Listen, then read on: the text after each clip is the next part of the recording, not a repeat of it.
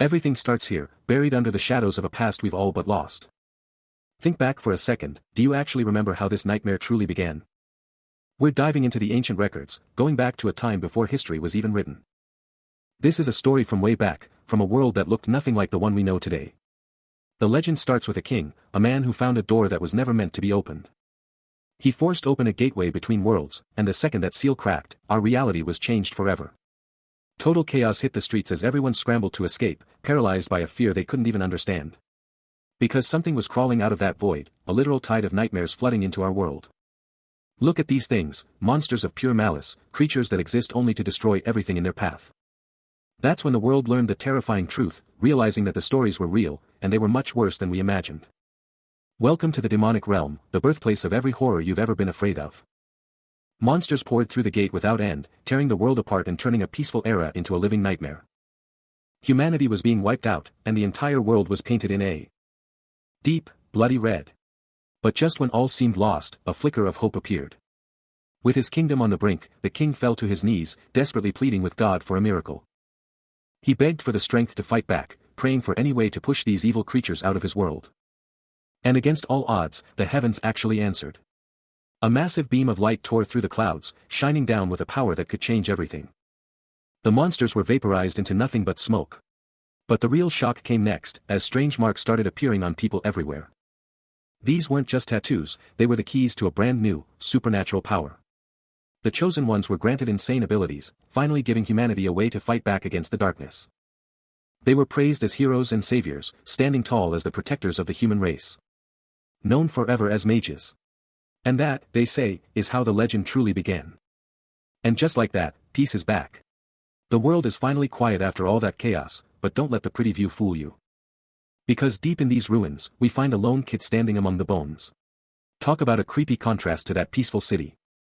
Wait, did you hear that? A footstep echoes through the hall. Someone else is here, and they're moving in close. The legends say God granted the king's wish, but looking at this place, you've gotta wonder, was it really a blessing or something much darker? Up on the ledge, there's a mysterious guy in a white cloak watching the whole thing. He looks like he knows exactly what's going down. Just look at those eyes. He's not buying the story for a second. He's skeptical, and honestly, I don't blame him. He's staring down at the kid, who looks so small and helpless in the middle of all that destruction. The tension is through the roof. The kid feels it. He looks up, and for a second, it's like he's staring right back through the screen. What is he thinking? He's got one question on his mind, God. Was it really him? Or are we all being lied to? And then, everything fades. The mist rolls in, hiding the ruins and the boy. We're left with more questions than answers. But the story is just getting started. Under the light of 2 moons, the real journey begins. Get ready, because things are about to get wild. The sun dips below the horizon, and as darkness swallows the mountains, a mysterious melody begins to echo through the trees. Emerging from the shadows, we find a massive, glowing opera house, where the elite are gathering for what promises to be a night of high-stakes intrigue. Inside, the ballroom is packed. Nobles are everywhere, draped in silk and jewels, but beneath the surface, something feels off. But look at her face. Saren is absolutely fuming. She was promised a gathering of powerful mages, but all she sees are these stuffy nobles. Her friend is terrified. She's begging her to keep it down. You can't just call the most powerful people in the kingdom despicable in the middle of a party. She's not here for the wine or the dancing. She was told a legend might show up. A man whose name alone commands respect and fear. She feels played. The rumors said he'd be here, but as the night goes on, it's looking more and more like a total lie. But wait, the rumors get darker. Word is spreading about the Lupin Forest. A monster is out there, a nightmare of shadows and eyes, and it's already started its slaughter. Monsters? She doesn't care about monsters. All Saren can think about is him. The Black Mage. She'd risk anything just to stand in his presence. The moment everyone has been waiting for is finally here. Saren takes her place on stage, the spotlight hitting her as she prepares to unleash that legendary voice. Look at that crowd. The hype is real as the guests whisper about finally seeing the singing Saren in person. They've heard the rumors of her heavenly voice, but something feels off, a strange energy is starting to ripple through the room. Suddenly, a massive shockwave hits. Her eyes snap open, glowing with a sudden, terrifying realization that something is very wrong. The atmosphere completely shifts, and the look on the guests' faces says it all, this isn't part of the show. She hasn't even started singing yet. She's completely baffled by the sudden terror gripping the audience. Then, the shadows themselves come to life. Massive monsters with glowing red eyes manifest out of nowhere, towering over the stage. It's absolute chaos. The nobility are losing their minds, trampling each other just to get away from the nightmare. But the real threat is right behind her. She slowly looks up, sensing something truly evil looming over her. And there it is. A massive beast lunges at her, and she can't do anything but scream in pure terror. Everything is falling apart.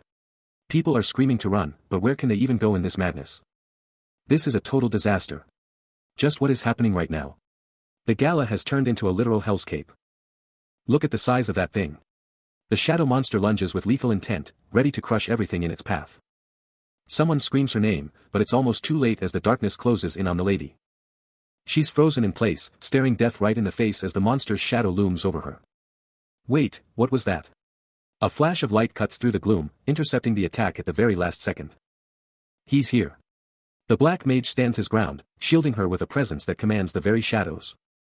The impact is insane, sending the monster reeling back as the mysterious savior flexes his power. The beast is screaming.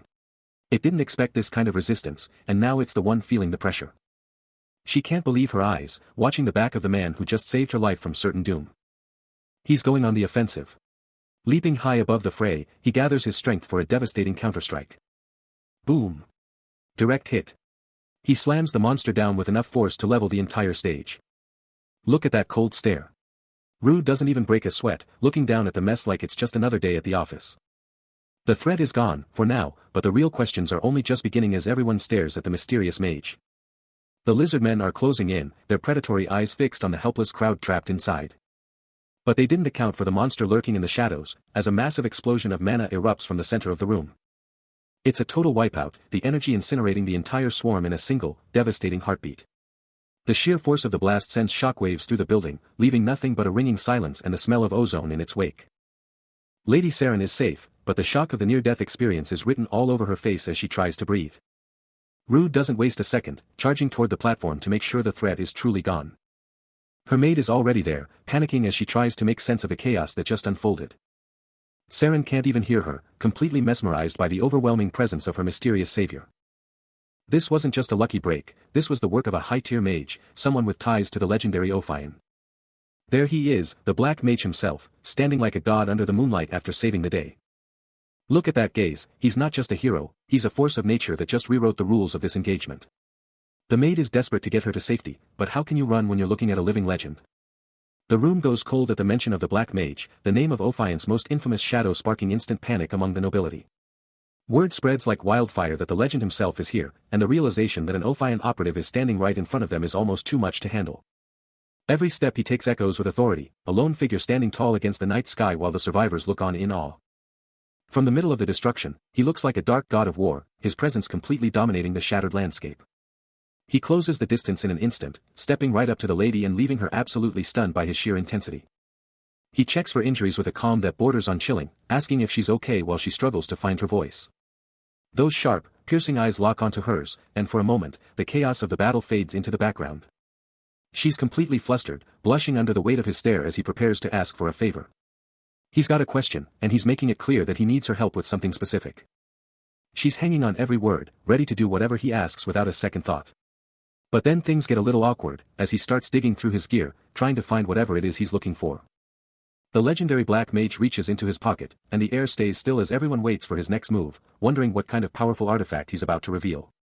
But instead of a spell or a threat, he pulls out a pen and paper. He's actually asking for an autograph right in the middle of a disaster zone. The shock on her face says it all, as she struggles to understand why a man of his power wants her signature, but he's already pointing out exactly where he wants her to sign her name. Behold the Academy, a bastion of power and secrets, standing tall as a legendary figure makes his long-awaited return to its hallowed halls. The atmosphere shifts instantly, the air thick with tension as the students can't believe their eyes. Is it really him? The Black Mage has actually appeared. Cloaked in mystery, he moves through the world with a heavy heart, his mind consumed by thoughts he can never quite escape. He walks with the aura of a conqueror, ignoring the gasps and the stares as he cuts a path through the masses, fresh from his latest assignment. But don't let the cool exterior fool you. Inside, he's absolutely hating the attention, regretting the choice to walk right through the front gates in this unmistakable attire. Every movement is calculated, a master of his craft who knows exactly how much power he projects, even when he's just trying to pass through unnoticed. Suddenly, the quiet is gone. A sharp exclamation cuts through the air, demanding to know why on earth he decided to walk right through the front door. And there she is. Ren is caught completely off guard, her books nearly slipping from her hands as she realizes who just strolled into the academy. She knows him too well, instantly blaming their master for this mess before getting straight to the point. Is he finally here to turn in that mission report? The mission is finally over, but the look on her face says it all. She's holding a mountain of paperwork, laughing off the sheer depression of the report she just finished. Rude plays it cool, acting like he had no choice but to get the job done. But then, his eyes lock onto that stack of papers. Something about them feels off. She freezes up instantly. One look from him and she's sweating bullets, clearly hiding something in that pile of papers. She tries to play it off, claiming it's just nothing, just boring old documents. She's in a massive hurry to get to the master's office, and it's obvious why. Walking away as fast as she can, she throws out a lunch invite to distract him. Classic move, but is it going to work? And there it goes. A single sheet slips right out of her hands. She doesn't even notice it falling, but you know who does. Rude picks it up, trying to be helpful. He calls out to her, but as he looks down at the paper, his whole vibe changes. Look at that eye. His gaze sharpens instantly.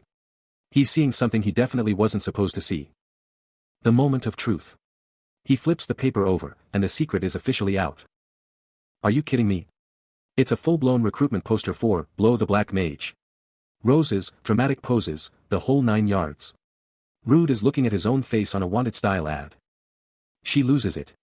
A total meltdown. She screams his name so loud the whole academy probably heard it. She's absolutely mortified that he caught her with those posters. The embarrassment is real. She's holding her head, wishing she could just disappear. She's blaming the master for this mess, but it's too late, the secret's out, and Rude knows everything.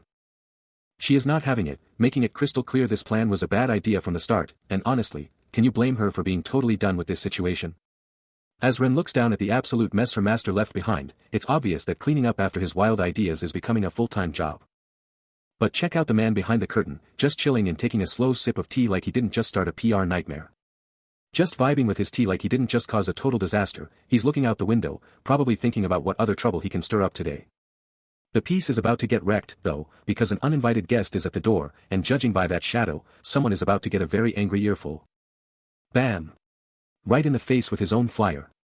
Talk about a delivery service, he didn't even see it coming as that crumpled paper hits him square in the jaw. Rude is absolutely fuming under that hood, radiating pure, done with this energy. He's not saying a word, but that silence is louder than any shout could ever be. But the master just keeps on smiling, acting like he's been waiting for this exact moment. He's got that, who, me, look on his face while holding the very evidence of his crimes. He's got the audacity to ask if the walkover was okay. The level of trolling here is legendary as he acts like he has no idea why his guest is so mad. The disrespect is off the charts as he stares down the very poster that's ruining everything. He's really trying to play it off like he's the victim here. Can you believe this guy? And just like that, poof. It's gone, along with any chance of a straight answer. He's laughing it off while the evidence literally disappears into the ether. You can practically feel the "are you kidding me" vibes coming off the young mage right now. He's completely stunned, left standing there wondering how things went from bad to absolutely ridiculous. The hype is real, but for our hero, it's a total nightmare. He's absolutely losing it. Everywhere he goes, people are screaming for the Black Mage. He was supposed to be undercover, but these posters are blowing his cover and he is not happy about it. And check out the master's reaction.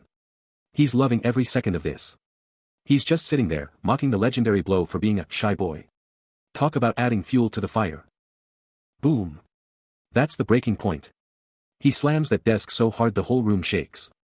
You can practically feel the rage radiating off him. He's done playing games. Whoa, even the master jumped a bit there. He's acting all scared, but we know he's just trolling. He's got everything under control, even when things get heated. But wait, look at what he's holding. He actually did it. The mission is a success. He's got Saren's autograph right there in his hands. Unbelievable. Our boy is dead serious now. He's laying down the law. This is the last time he's doing these ridiculous chores. He's a mage, not a delivery boy. The master is just sighing like he's the one suffering. He's already moving on to the next thing. He's got a whole list of crazy missions lined up, and he's not letting our hero off the hook that easily. Shut it down. He's not hearing any of it. He shuts the master down mid-sentence. No more puppies, no more love letters, just stop. He's still impressed by that autograph, though. He knows Saren is a tough nut to crack. She doesn't talk to anyone. So how did our guy pull it off? The master is definitely curious. Wait, things just got serious. The master's vibe totally changes. He's talking about an attack. Something happened to Saren, and it's got him actually looking worried for once. An attack? In a safe zone? Rude is completely blindsided. Ravi is supposed to be 100% safe. If someone could strike there, then no one is safe. What is going on? Setting the record straight, he confirms the unthinkable. It wasn't people behind the attack, but monsters. As the memory of the fight flashes back, he notes they weren't even that strong, which makes their appearance in the safe zone of Ravi even more terrifyingly strange. The master can't deny it, admitting that something is seriously wrong with the world's defenses. Investigation or not, the director is low-key impressed he actually got the signature. Meanwhile, our hero is just over here wondering why he gets the weirdest jobs. In the silence of the office, the mood takes a sudden, sharp turn. Then comes the real question: how much longer is he going to keep hiding behind that face? The master calls him out, using the name Rude as he waits for the mask to finally drop. He's clearly fed up, complaining that these ridiculous missions are wasting all the mana he's got left in the tank. The master just laughs it off, even as dark energy starts swirling around the floor like a rising storm. The transformation is starting, and you can feel the pressure in the room rising as his real power comes out to play. Look at those eyes. That piercing blue glow means the legendary mage is officially back in the building. With one final surge of power, the transformation is complete. Say hello to the one and only. Blow. The awakening is released. Dark mana explodes in a violent surge, forging a new form that catches even his mentor off guard. Staring up from his desk, the man is stunned by the transformation, noting that the kid has somehow gotten taller in the blink of an eye.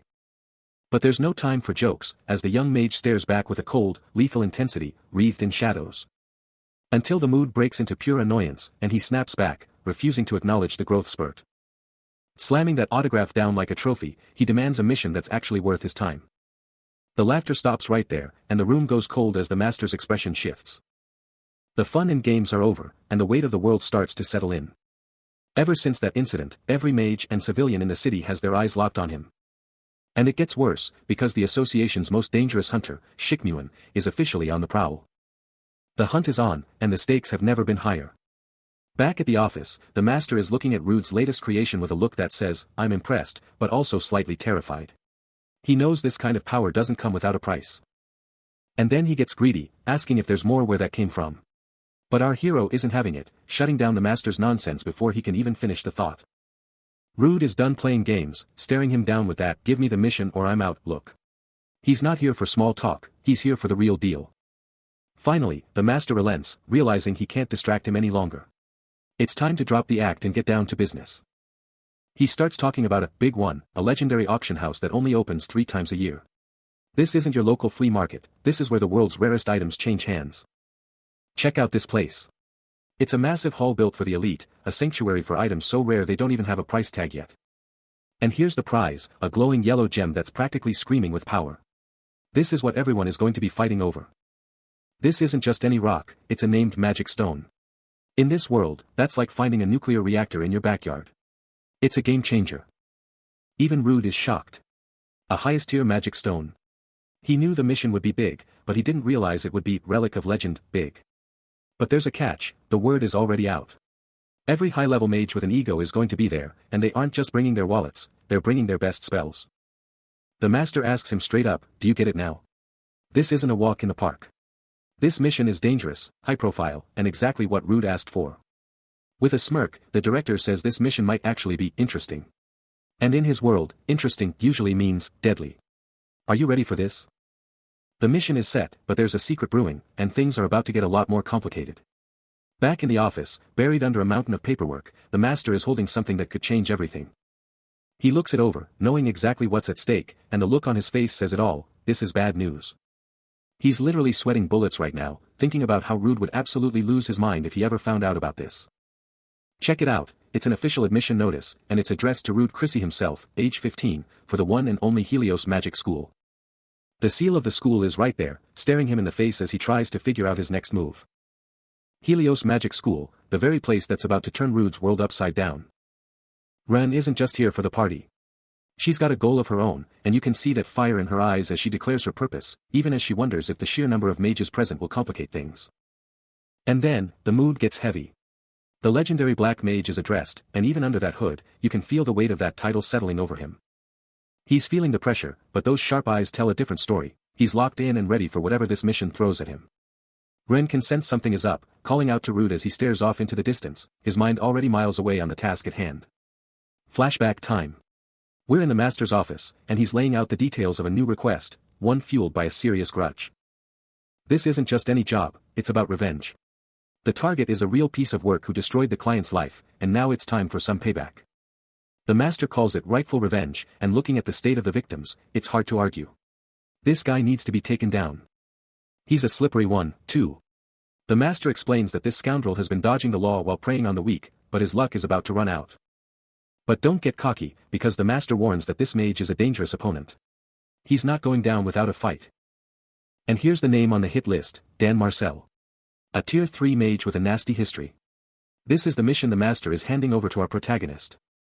Hold on, we're not catching bodies today. The director makes it clear, killing this guy is way too easy. He wants something much more creative for a scumbag like Dan Marcel. Think about the venue. With the highest tier magic stones up for grabs, the place is going to be packed with witnesses, and that's exactly what they need. The plan sounds simple, right? Just find the guy and hold on to him. But Rude can tell there's a massive but coming, and he's already sweating the details. His imagination is going wild. Is it torture? Broken bones? Nope. The actual plan is so weird it catches him completely off guard. He has to take the guy's pants off. The boss doesn't even blink. He's dead serious about this. No jokes, no hesitation, just a cold, calculated move that sounds like a prank. He says it again, plain as day. Just take his pants off. Rude is losing his mind, screaming, "No way," while the director just stares him down. He's had enough of the riddles. Rude literally grabs the man, demanding an explanation. Why on earth would he need to pull a grown man's pants down in public? Calm down and listen. The director isn't just being a creep, he's following the client's orders to the letter. There's a method to this madness, and it's all about the intel. Here's the real tea. Word on the street is that Dan Marcel was part of Codal. You know, that nasty criminal group everyone thought was wiped out. Yeah, that one. They have a nasty little tradition.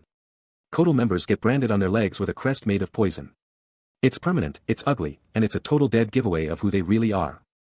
Now you see the vision. If that mark gets exposed in front of all those high society people at the auction, his life is over. It's the ultimate public execution of his reputation. Pretty satisfying, don't you think? The director looks almost proud of the plan. Rude is just standing there, finally realizing that sometimes, a pair of pants is the most dangerous weapon in the room. Doubt starts to creep in, as he questions if this whole plan is based on nothing but a rumor. If that crest isn't there, this is going to be one massive disaster.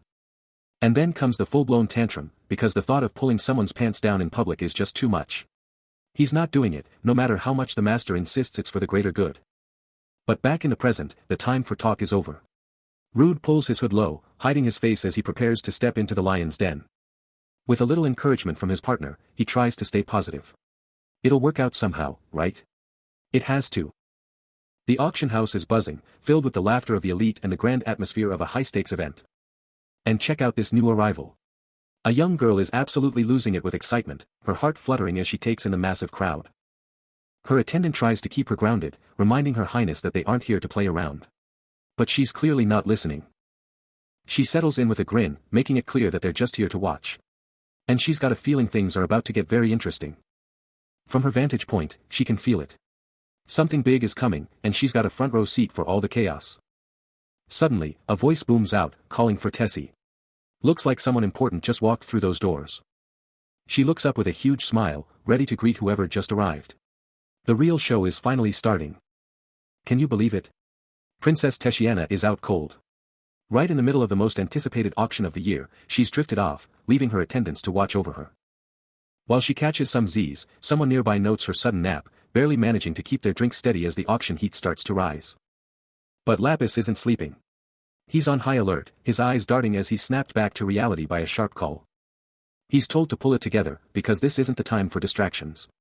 He needs to watch that stage like a hawk. Look at this crowd. With so many powerful mages gathered in one place, you know something massive is about to go down. The tension is real, and that grip on the chair says it all. Everyone is on edge, waiting for the first move. He's locked in now, giving a quick nod as he prepares himself for whatever madness is about to unfold. Meanwhile, away from the crowd, the vibe completely changes.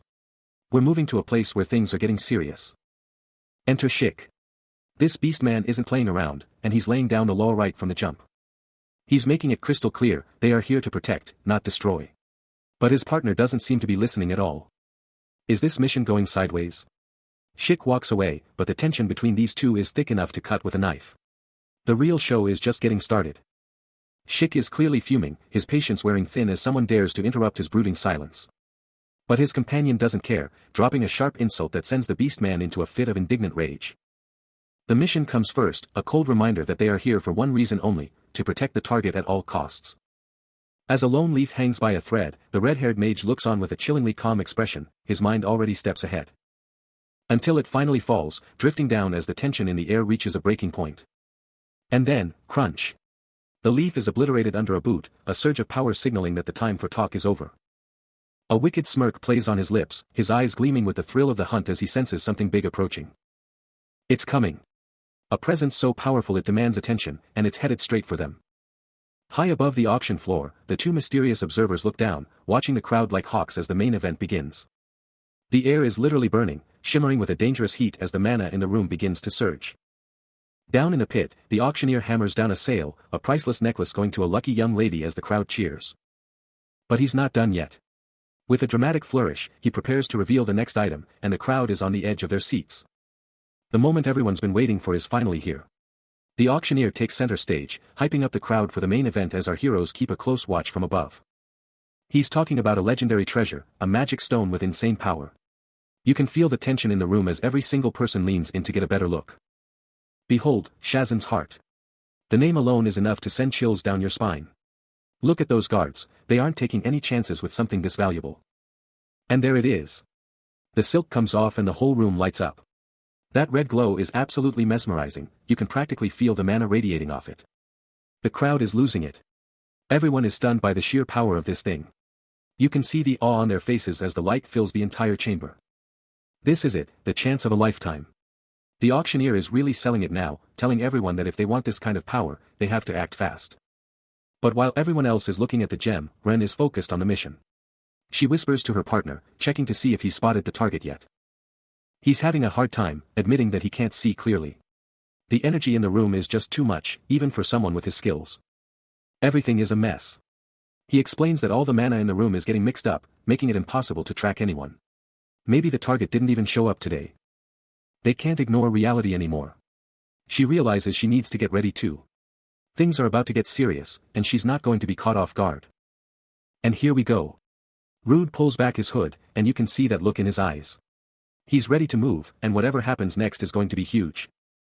The moment of awakening is finally here, and as the shadows erupt, he embraces the transformation, ready to unleash the true power of the mage known as Blow. From the sidelines, Ren can't help but be mesmerized by the display, watching the impossible unfold with a familiar sense of awe. She knows just how rare this kind of magic is, marveling at the fact that a little kid can just rewrite his entire existence into something completely different. And just like that, the transformation is complete, leaving behind the boy and revealing a powerful, handsome young man ready for whatever comes next. The tension is through the roof as the guards scream that the prize is theirs, surrounding their targets with cold, calculated precision. Hidden in the periphery, Ren and Rude watch the madness unfold, questioning the identity of the mysterious figures below. Right in the middle of the storm, the guards are screaming at Shik to drop his knife and back off, but they have no idea who they're dealing with. Completely unbothered, he just smiles and tells them they're the ones who need to back up. The disrespect is real.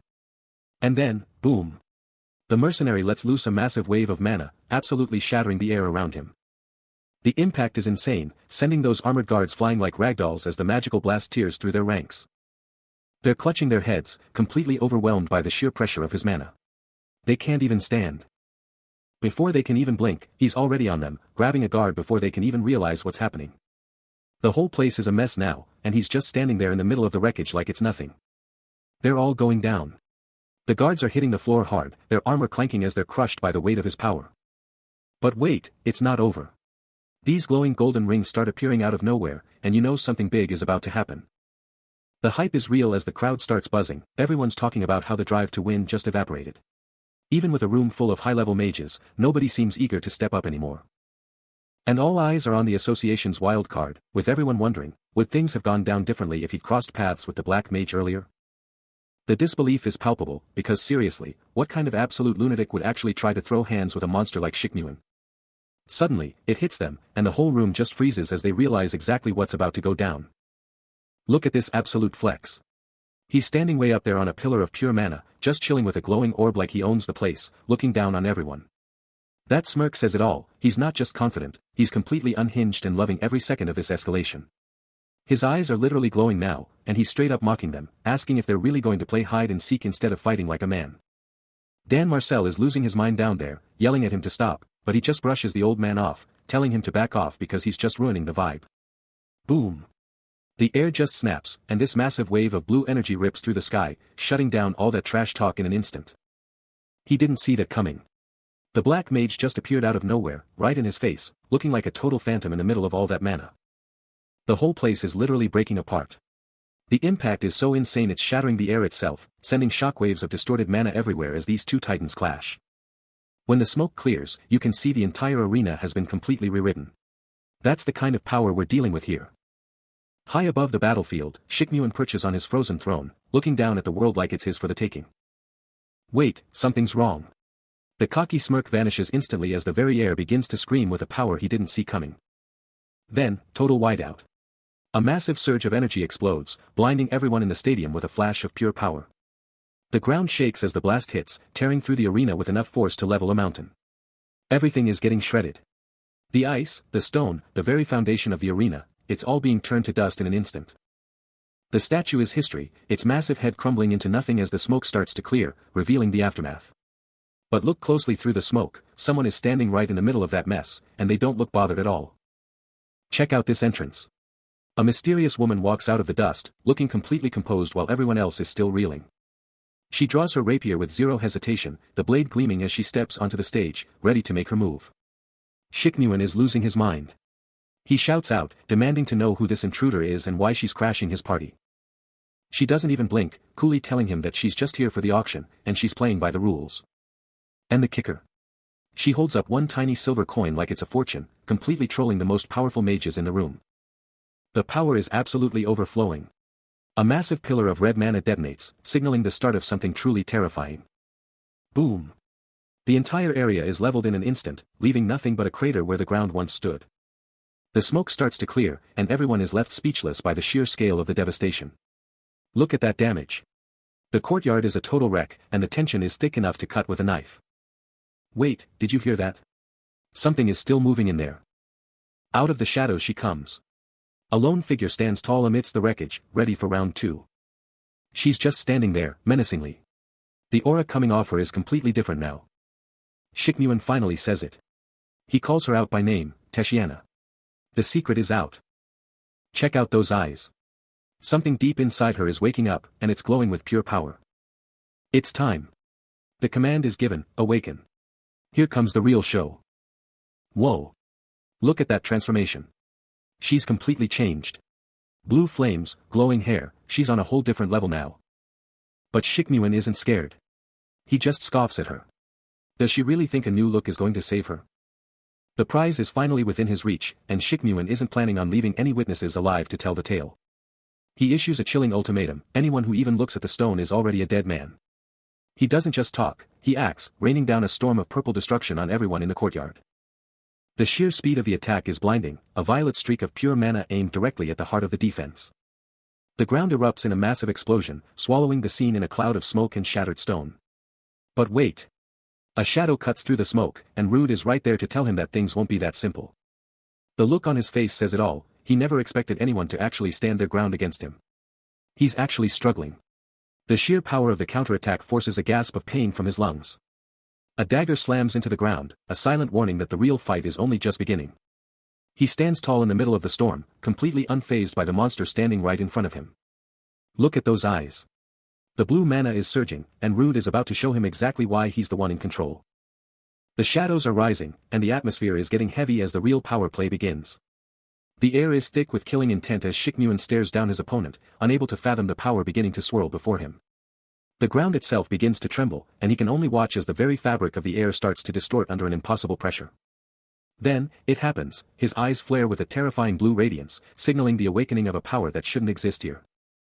Unleashing a literal ocean of energy, the blue mana explodes outward, a visual testament to the monster standing before them. The shockwave is absolute, a swirling vortex of pure magical pressure that threatens to grind the very stones to dust. Ren can't even stay on his feet, collapsing as the weight of that blue aura crushes his spirit and his strength alike. The onlookers are paralyzed with fear, realizing that the legend they've only heard of in hushed tones is manifesting right before their eyes. Even Shikmuin is shaken to his core, his predatory instincts finally meeting something that makes him feel like the prey. The truth is out, this isn't just some talented kid. This is the Black Mage, the living nightmare of the magical world. He stands there like a god of destruction, unfazed by the chaos he's unleashed, his very silhouette commanding absolute submission. Shikmuin tries to act tough, clutching that stone and shouting that it's his, but his voice wavers in the face of that blue glare. But the Black Mage just shuts him down, stating coldly that the stone isn't even his target. He's here for something much, much bigger. The ground literally shatters as the power levels go off the charts, unleashing a massive explosion of mana that leaves everyone reeling. Shikmuin can't even believe what he's seeing right now, realizing too late that he's standing in the presence of a monster. Look at that gaze. Those eyes are glowing with pure, unadulterated power, proving that the Black Mage is finally playing for keeps. The mana is spiraling out of control, forming a massive vortex, a literal hurricane of destruction that's swallowing everything in its path. Ren and the others are absolutely stunned, just watching in awe as he stands there, completely unfazed by his own chaotic power. And then, out of nowhere, a sword comes crashing down. He's not just using magic anymore, he's bringing out the heavy artillery. The pressure in the room is insane right now, and he's just standing there with that cold, calculated look, ready to end this. He's moving so fast the camera can barely keep up. In a split second, he's already closed the distance. He's got him in his sights, and there's absolutely nowhere left for his opponent to run. Boom! He strikes with lightning speed, grabbing hold of the situation before anyone can even blink. And then he just drops a casual, "Hi," like he didn't just blow up the whole room. The disrespect is absolutely legendary. The aura is just suffocating at this point, leaving no doubt that the Black Mage is the one calling the shots here. The Black Mage isn't backing down, closing the distance until they're inches apart, dropping a final, provocative taunt by addressing his rival simply as Blackie. Just when things were settling, a hand strikes like a viper, surging with a terrifying red aura that screams danger. And then, that voice, he leans in with a smirk, dropping a casual, "Hi," that feels more like a death sentence. The air itself begins to scream, as that red mana starts to spiral out of control, charging up for something massive. Look at those eyes. Blackie is locked in, and you can tell he's absolutely enjoying the look of shock on his opponent's face. The realization is instant, it's Shikmuin. The one person you never want to run into when you're already on the edge. Boom! The whole place just goes up in a massive explosion of red mana, leveling everything in sight. Look at the scale of that destruction. Buildings are shaking and the ground is literally being ripped apart by the sheer pressure. The bystanders don't stand a chance, getting caught right in the middle of this monster's rampage as they scream in pure terror. When the smoke starts to clear, the silence that follows is almost more terrifying than the blast itself. But wait, someone's still standing in the crater, and they don't look happy at all about what just went down. They're absolutely fuming. Slamming a fist into the ground because not only was their day ruined, but their sword is gone too. That look in their eyes says it all, this isn't over. Next time, there's going to be hell to pay. The smoke clears, but the tension is just getting started, leaving that blue-haired warrior seething in the middle of a massive crater. But look who's creeping out of the wreckage, the real mastermind behind this mess is finally showing his face, and he's got exactly what he came for. He's actually done it. Check out that smirk as he stares at the magic stone. This guy thinks he's just hit the ultimate jackpot. And he's off. He's making a break for it, shouting that the stone is his as he bolts through the rubble. The guards aren't just going to let him walk away, they're hot on his heels, screaming for him to stop, but this thief is way too fast for them. Oh, he's actually stopping. He turns around with the most arrogant look ever, calling them all nobodies while his purple mana starts to flare up. He's not playing around. With one massive swing, he sends a wave of pure destruction flying straight at the guards. And boom! The whole place erupts. Those soldiers don't stand a chance against that kind of raw power. He sticks the landing like a pro, completely unfazed by the carnage he just caused. He really thinks he's untouchable right now. Look at that face. He's literally telling them to back off because they're too weak. Talk about being overconfident. Wait, what's that behind him? A shadow just dropped in out of nowhere. This guy's about to find out he's not the biggest fish in the pond. And here comes the hero. Rude is back, and he's got a question for this thief. Did he really think there were only weak mages left? Game on. The air is thick with killing intent as Shikmyun stares him down, practically begging for a reason to cut loose. The challenge is issued with a single, mocking word. But Rude isn't backing down, demanding to see that overwhelming power again. He's calling the bluff, stepping right into the eye of the storm. Suddenly, the mood shifts as a haunting memory flashes back, a glimpse of something so dark, it threatens to consume everything. That silhouette on the horizon, it's the kind of nightmare that sends shivers down your spine even years later. A true omen of destruction. And then, total annihilation. The restraint snaps as a massive crimson explosion rips the room apart. There's no going back now. They're clashing in the chaos. Rocks are flying and mana is screaming as they trade blows in the middle of a collapsing fortress. Look at that face. Shikmyun has completely lost it, promising that this fight only ends one way, with Rude dead on the floor. The ground is literally giving way. Another massive shockwave hammers the area, turning the floor into nothing but dust and jagged glass. It's coming down. The ceiling is collapsing on everyone below. Civilians are screaming as tons of stones start raining from the sky. Total panic in the streets. People are running for their lives while the very roof over their heads turns into a death trap. He doesn't even care about the damage. A mana-charged fist rips through the falling rocks, locked onto Rude with terrifying precision. He's gone full beast mode. Shikmyun leaps through the air like a predator, his feral instincts taking over as he goes in for the kill. Shikmyun is absolutely losing it. He's tearing the place apart like it's made of paper, and Rude is just standing there wondering if this guy has any chill at all. The excitement in the air is practically electric. Look at those ears, he's gone full beast mode. Even amidst the wreckage, he knows the auction is a total disaster now, but he's not done yet. He's got a plan, sort of. He needs that magic stone as an excuse for all this collateral damage, or he's going to have some serious explaining to do. Meanwhile, things are getting weird on the other side of the room. This purple-eyed mage is caught right in the middle of the madness, and he has no idea what's hitting him. He's completely baffled. His eyes are glowing as he tries to make sense of the absolute insanity happening right in front of him. Everyone wants that stone. The guards are closing in, demanding answers, but the mage is just trying to survive the moment. Boom. Out of nowhere. A massive blast sends him flying, cutting his argument short as the whole scene explodes into even more chaos. Wait, did he just say what I think he said? Through all the smoke and noise, someone screams out the most ridiculous thing you've ever heard. He's pointing and shouting it for the whole world to hear. It's in his pants. That's the big reveal. Talk about an awkward place to hide a legendary artifact. The mage is absolutely floored. He can't believe his ears. Is this guy serious? The look on his face says it all, this is pure nonsense.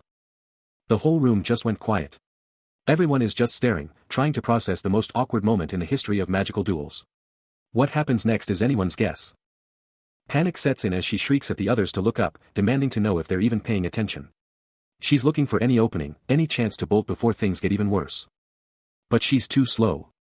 A massive bolt of dark power slams down, cutting through the chaos like a lightning strike. Boom. She's flattened instantly, smashed into the ground as the dust settles to reveal a terrifying figure standing right over her. And there he is. The black mage himself steps into view, telling everyone to back off right now. You can see the pure shock on their faces, nobody expected him to show up like this. He's not playing around, giving them a choice, keep your lives or keep the stone, but you can't have both. He's telling them to get out while they still can. He looks around, realizing something is seriously wrong, sensing that this whole place is about to go down. The ground starts glowing with massive magic circles, and he knows it, this place is going to collapse any second now. The tension is thick enough to cut with a blade as Rude drops a truth bomb about seeing only what we want to see, leaving his enemy completely rattled and screaming for answers. Look at that focus. His eyes glow with an icy blue light, proving that he's already 10 steps ahead of everyone in this room. The enemy is starting to sweat, recognizing that cloak and demanding to know if he's tied to the infamous Kotal organization. Down for the count. The mage hits the dirt, completely overwhelmed by the sheer pressure radiating off the young man standing before them. Talk about a high-stakes game.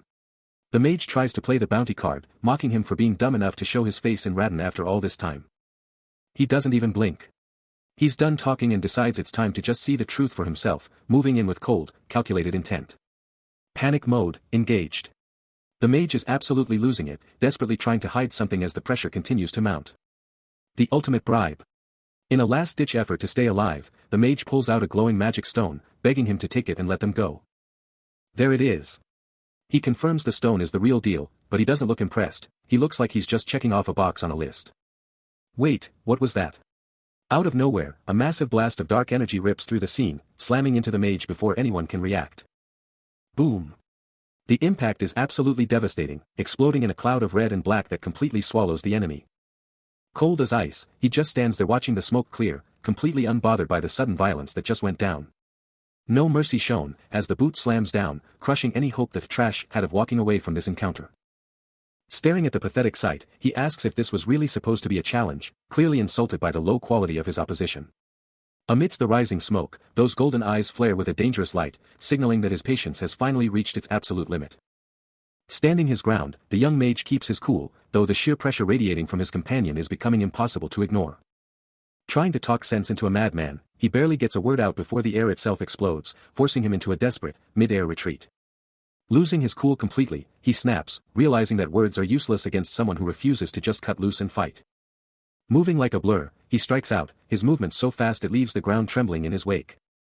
Staying right on his heels, he hunts his prey through the air, his aggression turning the entire area into a kill zone. Reaching out in vain, he tries to call for a timeout, but there's no stopping the freight train of mana heading straight for him. Boom! The entire battlefield goes up in a massive pillar of red energy, a terrifying display of what happens when he stops holding back. Walking through the fire, he looks completely unfazed, his aura still pulsing with the aftershocks of that devastating strike. With a wicked grin, he lays down the law, telling his rival to forget the small fry and give him the real fight he's been craving. Look at the sheer scale of this energy. Shikmuen isn't holding back anymore, gathering a massive storm of red mana that threatens to erase everything in his path. And then, the absolute explosion. The ground shatters as that red mana erupts, a total wipeout that leaves nothing but a crater where the battlefield used to be. Even our protagonist is stunned. Rude stares at the carnage, realizing that this guy is on a completely different level of insanity than he first thought. The dust starts to settle, but the tension is only getting higher as the true extent of the damage becomes clear. But Rude isn't done yet. He leaps straight into the heart of the smoke, determined to put a stop to this madness before it goes any further. Wait, did you see that? Just as they're about to clash again, something catches them both off guard. A third player has entered the game. Something is moving fast, too fast. A streak of light blurs across the scene, moving with a speed that even these two can't easily track. Talk about an entrance. A red-haired man literally snatches Shikmuen out of the air, shutting down his momentum like it was nothing. They hit the ground hard, and Rude lands just in time to see the most powerful intervention yet. This isn't just another fighter, this is someone with authority. Rude is losing his power. He looks at his hands in shock, realizing his mana has just been completely drained or blocked. What kind of monster just showed up? And there's the name drop. Someone is calling out Shikmuen, and they don't sound happy at all. The boss has arrived. He's got him by the throat. This red-haired legend is treating Shikmuen like a misbehaving kid, calling him a punk and ending the fight right then and there. With eyes like molten gold fixed on the horizon, he stands ready, sensing a shift in the very fabric of the atmosphere. But the peace is shattered in an instant, when the stone floor ignites with the terrifying glow of ancient magic. Mana surges from the earth, weaving into deadly glyphs, leaving everyone nearby frozen in shock as the ground begins to vibrate with raw power. Confusion is instantly replaced by pure dread, as seal after seal lights up the area, trapping the terrified crowd in a web of light. Looking down, the sheer scale of the disaster is clear, the entire plaza has been turned into a massive, glowing trap for a coordinated summoning. The realization hits like a freight train, these are high-level summoning circles, and whatever is coming through is going to be a nightmare. Violent sparks of mana arc through the air, screaming as the summoning reaches its breaking point. And then, out of the blinding light, a pair of demonic eyes stare back, marking the arrival of a true monster. With a roar that shakes the very foundations, the beast claws its way into reality, its jagged, rocky body tearing through the stone. The nightmare is finally here, a towering wall of eyes and teeth, sending the students into a blind panic as it looms over them like a god of destruction. The sheer pressure of its mana is suffocating, leaving the young master frozen in terror while his allies scream for help. They can't even process what they're seeing, staring in total disbelief at the circle, wondering how this nightmare was ever allowed to happen. The battlefield explodes in a surge of light, as Shikmuen unleashes a devastating wave of mana that threatens to consume everything in its path. With a single gesture, he commands the very elements, standing tall as the epicenter of a magical storm that defies logic. The blow lands with crushing force, shattering the creature's momentum and sending it spiraling into the debris as the mana burns through the air. His eyes narrow with lethal intent, tracking the target through the smoke, refusing to give the monster even a second to recover. Wait, what just happened? The target is gone. He stares at his hand in disbelief, realizing the creature has been snatched right out from under him. Scanning the area for the culprit, he knows this wasn't a simple escape. Someone else is playing a dangerous game on his turf. In the shadows of the conflict, a woman is already making her move, clutching a glowing scroll and shouting for Blow to get ready for extraction. Rude is caught off guard, but there's no time for questions. She's pulling him out of the fire before the situation gets even more out of control. The scroll ignites. A blinding flash of light wraps around them, tearing them away from the courtyard in a heartbeat. In a blur of pure speed, they're gone. The courtyard is left empty, the only trace of their presence being the fading glow of the teleportation spell. The tension is absolutely off the charts. Shikmuan and Rude are staring each other down, weapons drawn and ready to tear the place apart, neither one willing to back down an inch. But wait, someone's had enough. The princess is losing it, screaming at them to stop this madness. I mean, look at the situation, is now really the time for a grudge match? She's practically begging now, turning to Rude and pleading with him to get his colleague under control before things get even worse. But Rude notices something weird. The mana, it's not going away. It's just sitting there, thick and heavy, like the world itself is holding its breath. He locks eyes with his rival, calling out to Shikmuan. You can see the gears turning, he knows something is seriously wrong with the magic in this place. They both feel it now. That creepy, unnatural stillness. The mana is frozen, and they both realize they aren't the only ones playing with power here. Even Shikmuan looks rattled.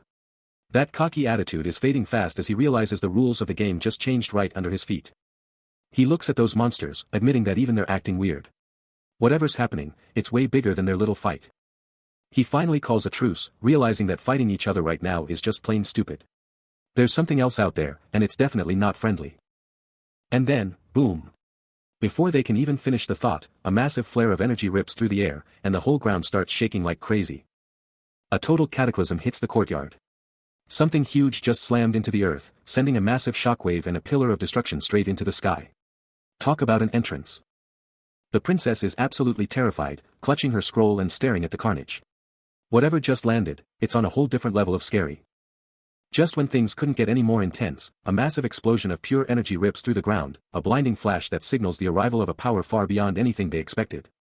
Caught right in the blast zone, the battle-hardened warrior is forced to brace himself, while the young mage looks on in absolute horror as the world around them begins to dissolve into white light. Look at that reaction. The lady in red is absolutely stunned, barely able to process the sheer power that just leveled the area. The energy is still humming, leaving a trail of sparks that signals just how high the stakes have become. The standoff begins. The beastfolk warrior stares down the kid, his aura practically screaming for a fight. He's feeling the pressure now, realizing that he's standing in front of a literal monster. Check out that smug look, he knows he's the strongest one here and he's not afraid to show it. He's literally glowing with power, telling the kid that being this stubborn is just a bad look. The clock is ticking. She's panicking because the tower is coming, and they really don't want to be here when the authorities show up. Wait, did he just tank that? The kid is losing it, realizing his opponent just used his bare body to stop a massive attack. His eyes are glowing red now, and he's giving the kid one last chance to get out of his way before things get ugly. That's a death threat if I ever heard one, making it clear that he's done playing games. He thinks the guy is crazy, but the lady screams out for Blow to snap him back into the moment. Time to go. She's begging them to move fast, because if the tower catches them, it's game over. Even with the tower closing in, Shikmuan isn't even breaking a sweat. He just looks down on the whole situation with total disdain, calling them all small-minded as he prepares for whatever comes next. The rumors are true. That rich family is absolutely unhinged, and everyone knows they've got a few screws loose.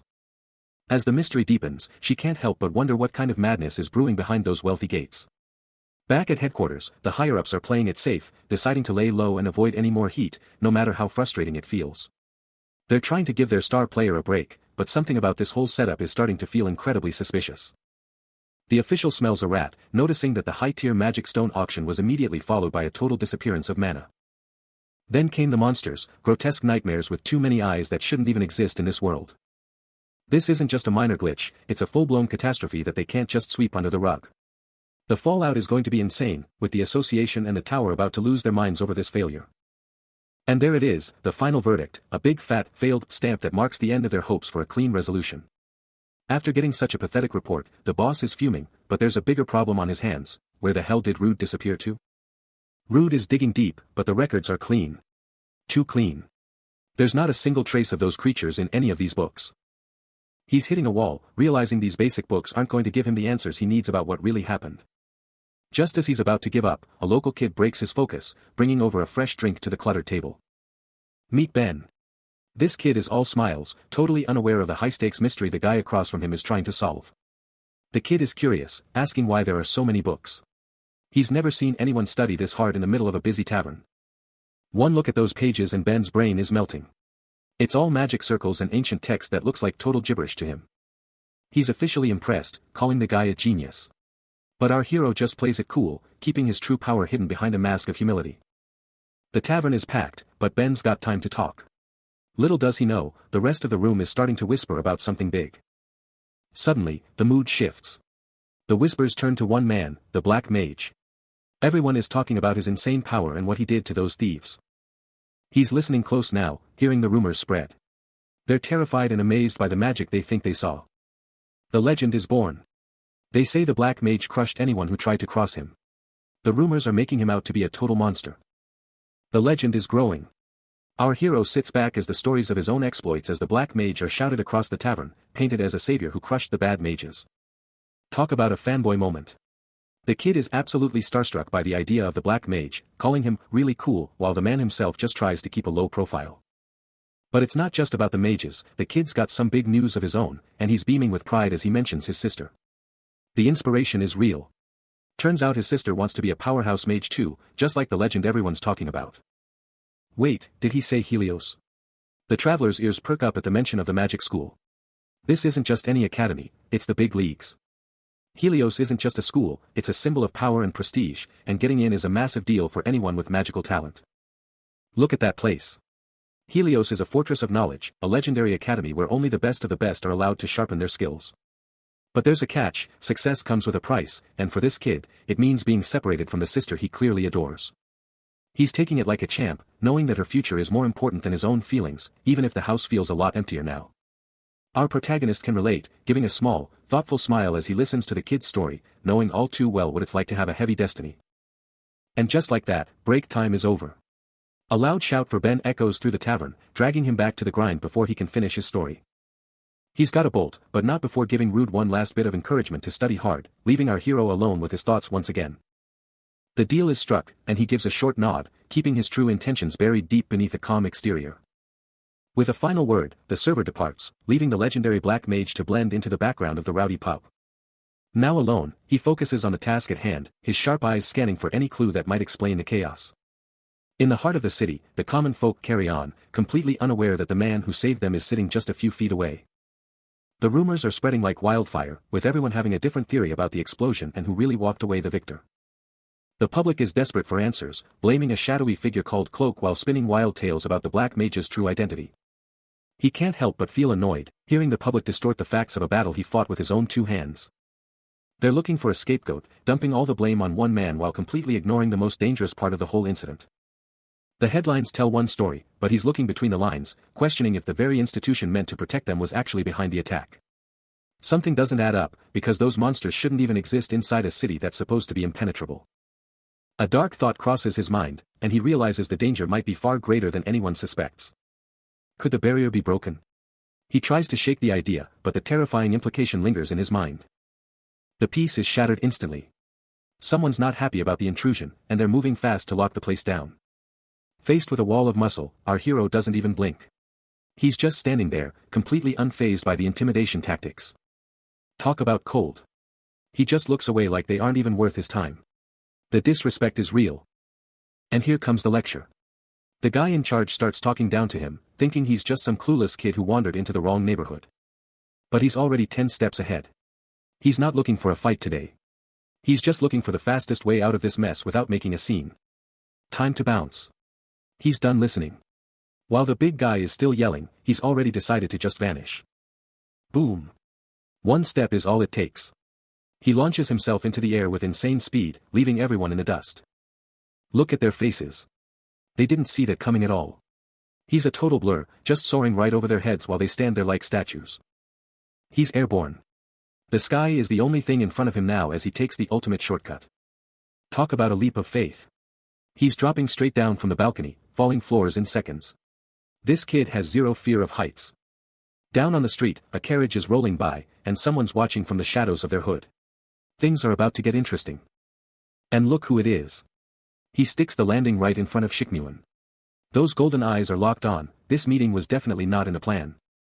Coming in hot. He slams into the pavement, the sheer momentum of his leap turning the world into a blur of white light. Talk about a wake-up call. The impact rocks the entire carriage, leaving the elegant passenger inside completely stunned by the sudden chaos outside her window. She's not just surprised, she's intrigued. Those piercing eyes lock onto the scene, her gaze sharpening as she tries to make sense of the boy who just dropped out of the sky. The mission is underway, and the atmosphere inside the carriage is ice cold as this mysterious noblewoman prepares for whatever lies ahead. Look at that focus. She isn't just traveling, she's planning, her eyes sharp with an intensity that demands respect. The escort is on high alert, and even Rude is playing his part, blending in with the guards to ensure the VIP's safety. They aren't taking any chances, constantly checking their surroundings as the procession moves deeper into the heart of the estate. But wait, check out the roof. This kid is literally standing on top of the carriage like it's a playground, totally ignoring the danger. The carriage keeps rolling, passing through the massive courtyard as the mission continues without a hitch. Talk about an entrance. This is a full-blown military escort, and they look ready for anything that comes their way. Ben is just vibing. While everyone else is serious, he's up there smiling like he's on a Sunday stroll. He's actually impressed. He's laughing about how solid the ride is, even though he's standing on the roof of a moving carriage. And they're off, heading toward their next destination with the Black Mage himself watching their backs. Boom. He hits the pavement hard, wasting no time as he prepares to bolt from the scene. And Ben is off like a shot, leaving the guards eating dust as he disappears into the shadows. Wait, what was that? Shikmuen's eyes go wide, completely caught off guard by the kid's sudden stunt. The guards are losing it, totally clueless about what just went down right under their noses. But Shikmuen doesn't hesitate for a second, moving with insane speed as he blurs past the guards to shut this down.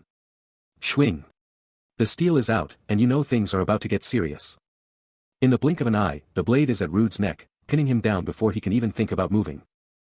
Rude's just standing there, thinking, man, this guy is fast. He didn't even see him coming. Shikmuen is fuming, asking Rude if he has any idea who he's messing with right now. Rude keeps his cool, though, telling him straight up that he doesn't know who's inside, but he's not looking for a fight. And then, the ultimate curveball. Rude just bows and says he's sorry, leaving Shikmuen totally stunned. He's being super respectful, explaining that he knows he messed up and that it shouldn't have happened, no matter what. Look at this kid go. Bowing like his life depends on it, Rude Krish puts on the performance of a lifetime, apologizing for the mess and promising to stay out of trouble. He's even got the puppy dog eyes down pat. The boy begs for a second chance, looking so innocent you'd almost forget he just jumped off a moving carriage. And just like that, the pressure snaps. Shikmuen actually buys it. He gives a short, sure, letting the kid off the hook for now. He's out of there. The child shouts a quick thanks and hits the bricks, moving way faster than any normal kid should. The alley goes quiet again, but the mage isn't moving. He's staring at that empty space like he's trying to solve a puzzle. Suddenly, a new player enters the scene. A woman walks up and claps a hand on his shoulder, looking like she's about to drop some truth bombs. She's not holding back. She starts teasing him immediately, asking why a big, tough guy like him is threatening kids with knives. But then, her tone shifts. She looks up at the heights and admits that the kid's landing was actually insane for someone his age. Shikmuen's eyes start glowing, that's never a good sign. He's not buying the act. He knows that kid is a monster in disguise, and he's not going to let it go. She just laughs it off, reminding him that he was a total beast at that age too, taking down mid-tier monsters like it was nothing. Then she drops a wild suggestion, why not train the kid? She thinks he's got a bright future and that Shikmuen should make him his apprentice. Shikmuen just goes dead silent. He's got that look in his eyes again. He's not looking for a student, he's looking for a target. The secrets of Helios are finally coming to light, and at the center of it all is a boy whose gaze holds a haunting, silent sorrow. 1 month in that place is enough to change anyone, and as the children sit in that cold, formal room, the tension is thick enough to cut with a blade. But the truth is darker than anyone imagined, whispers of abomination are spreading like a poison through the halls of the Artian lineage. Only one man knows the full extent of the boy's noble blood, and Shikmuen isn't about to let this disrespect slide. He's been alone since the very beginning, a lonely soul abandoned in the shadows while others basked in the light and affection he was denied. The realization hits like a ton of bricks, they failed him. They looked back too late to see the damage their neglect had already done. His heart is wounded beyond repair, and now he stands alone, unable to show the world the pain that's tearing him apart from the inside. Enough is enough, the matriarch is stepping in, and she's making it clear that no one will hurt this child ever again. They've crossed the line, and Shikmuen's resolve is absolute. Treating a member of his family like trash. That's a death sentence. And the drama award goes to Shikmuan. He's absolutely losing it, pulling the "I raised you" card with maximum intensity while poor Ben just stands there, completely over the theatrics. But check this out, the little guy isn't backing down for a second. He's standing his ground in this massive hall, ready to fire back. He's like, "School? Seriously?" Ben is not having it, straight up asking what he's even supposed to learn there. Look at that face. The elder is scrambling now, his eyes wide as he tries to find the right words to break through that stubbornness. He's literally begging now, calling it a request to make it sound better, but the kid just shuts him down instantly. Cold-blooded. He's desperate. He grabs the boy's hands, basically screaming, "Do you really not get it?" The man is at his wit's end. And then, the mood shifts. He's holding his head, looking totally drained, admitting that all he really wants is what's best for the kid. The kid is just lost, staring at him like, what is wrong with this guy? He's completely baffled by the emotional roller coaster. But wait, someone's watching. A new player enters the room, catching them right in the middle of their little drama. She's just standing there like, what are you two even doing? She's got that mom energy, hands on her hips, totally taking control of the room. The argument is officially over. He's so annoyed. Shikmuan just sighs, calling her Ren and complaining that she didn't knock. He was right in the middle of his big moment, too. The atmosphere shifts as a massive secret is dropped, revealing the tragic burden of the one called an abomination, the legendary Arshan's second lord. The sun sets over the horizon, casting a warm, golden glow across the clouds as the world prepares for evening. Illuminating the massive academy grounds, where the towering spires of Helios dominate the landscape, looking every bit the prestigious institution it claims to be. But inside the halls of power, Ben is hitting a brick wall, his shock evident as he learns that sending a simple letter isn't as easy as he thought. Staring at the letters he worked so hard on, the boy is told that Helios doesn't play around with security, and without a special certificate, those messages aren't going anywhere. The clerk offers a cold apology, leaving him scrambling for words as he desperately tries to find another way through the red tape. He looks tiny in front of that desk, asking how he's supposed to get this certificate when he's just a kid trying to talk to his sister. The clerk doesn't budge, telling him that if his sister is really a student here, he should just go home and ask his parents for help. But as soon as she mentions his parents, his expression shifts to pure heartbreak, making it clear that asking his parents isn't an option for him.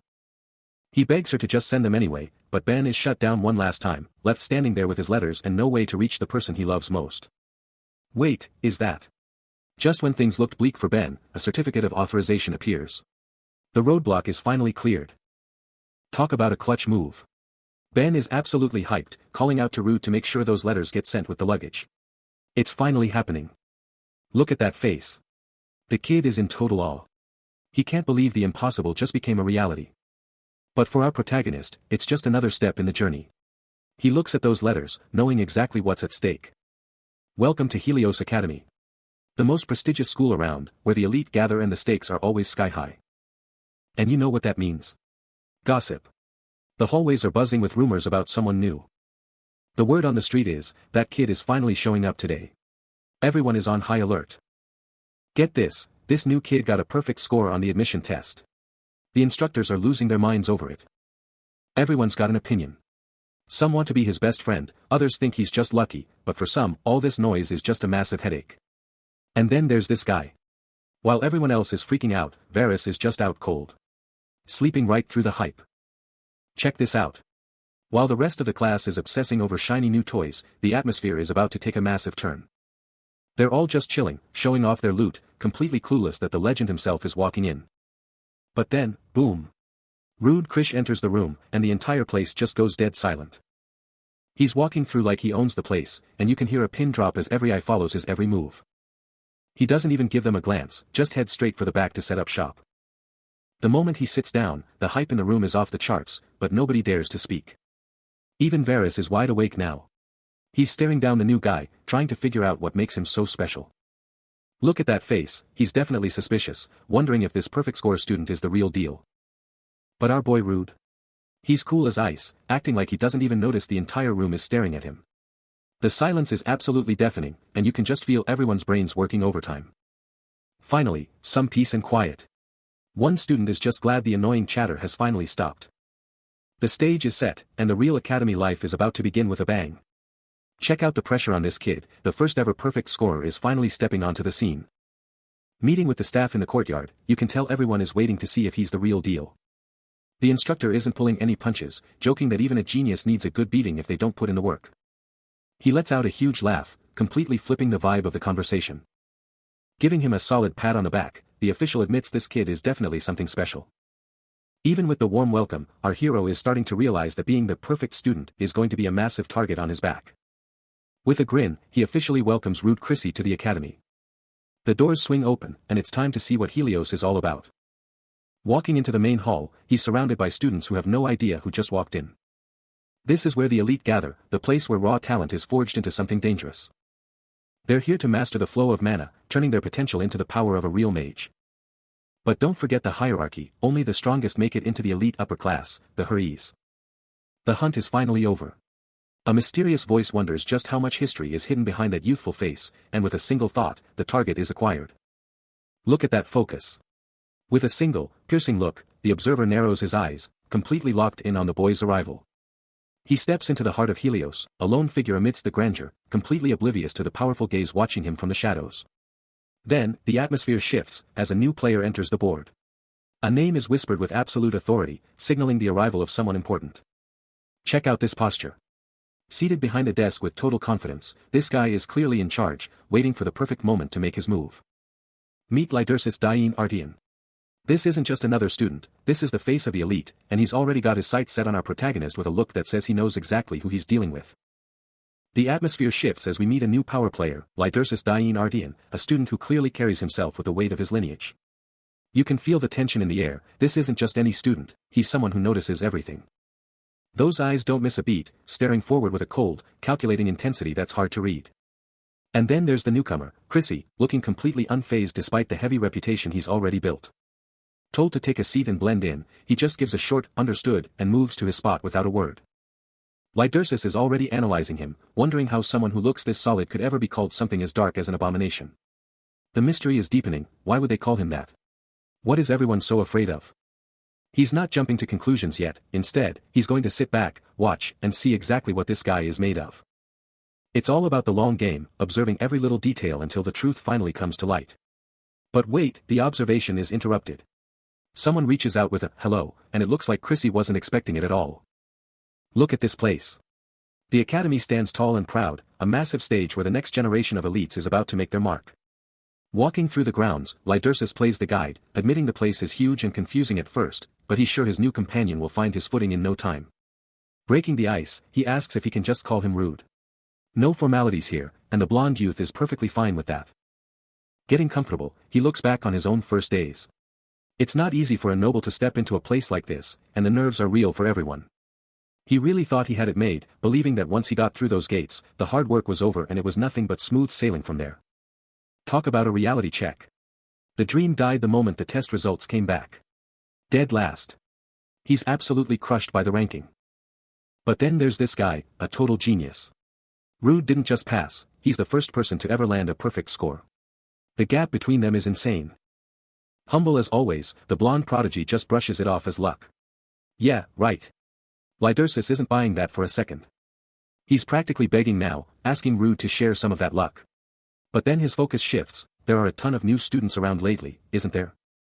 The crowd is growing, and with so many new students arriving, you can feel the energy in the school starting to change. Deep in thought, the blonde youth just watches. He's calm, but you have to wonder what's going through his head with all these new players on the field. Look at the scale of this place.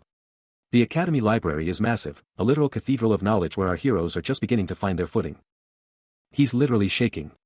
The pressure is getting to him, his heart hammering against his ribs like it's trying to escape. Is it the upperclassmen? His friend picks up on the vibe immediately, asking if it's the elite students that have him so rattled. Time for a reality check.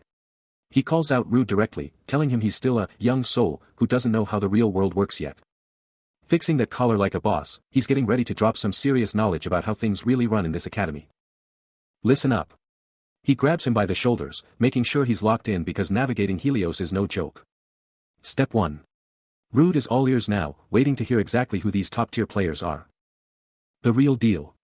We're talking about the ones with talent so massive the school itself had to acknowledge them. The top 1%. There's less than 20 of them in the whole school. A tiny group with massive influence. 1 versus 100.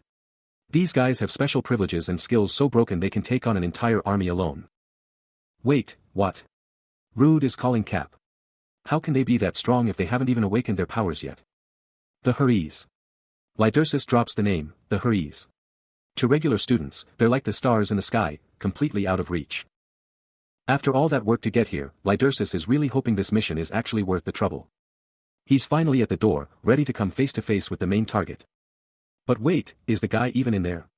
It's awfully quiet. The lock clicks, and the door is finally open. He grabs the handle, pushing his way inside to see what's waiting for him. The light hits him immediately, and man, this place is way fancier than he thought. Look at this place. It's pure luxury, from the gold trim to the massive windows.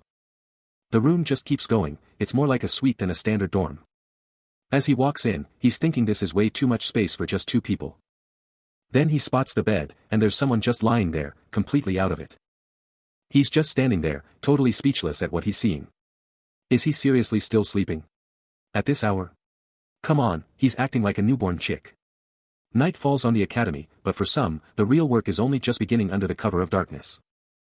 Deep inside the halls, the flickering light of the chandeliers casts long, dancing shadows that seem to hold a life of their own. He's losing his cool, whispering into the void about the trouble they'll both be in if this secret meeting continues. The pressure is mounting, and he's practically begging for more time to dodge the prying eyes of the tower's elite. He's trapped in a deal he can't escape, promising to follow through on the contract if only he's given a moment's peace. Wait, what was that? A dark shape flickers past the window, and his heart nearly stops in his chest. He doesn't hesitate, slamming the doors open and shouting for the professor as panic takes full control. The professor is completely oblivious, looking up with a confused expression as if nothing out of the ordinary has happened. Cool as a cucumber, he just fixes his glasses and wonders why his student is acting like he's seen a ghost. He's second-guessing himself now, looking around the empty room and wondering if his mind is finally starting to snap. He's not crazy.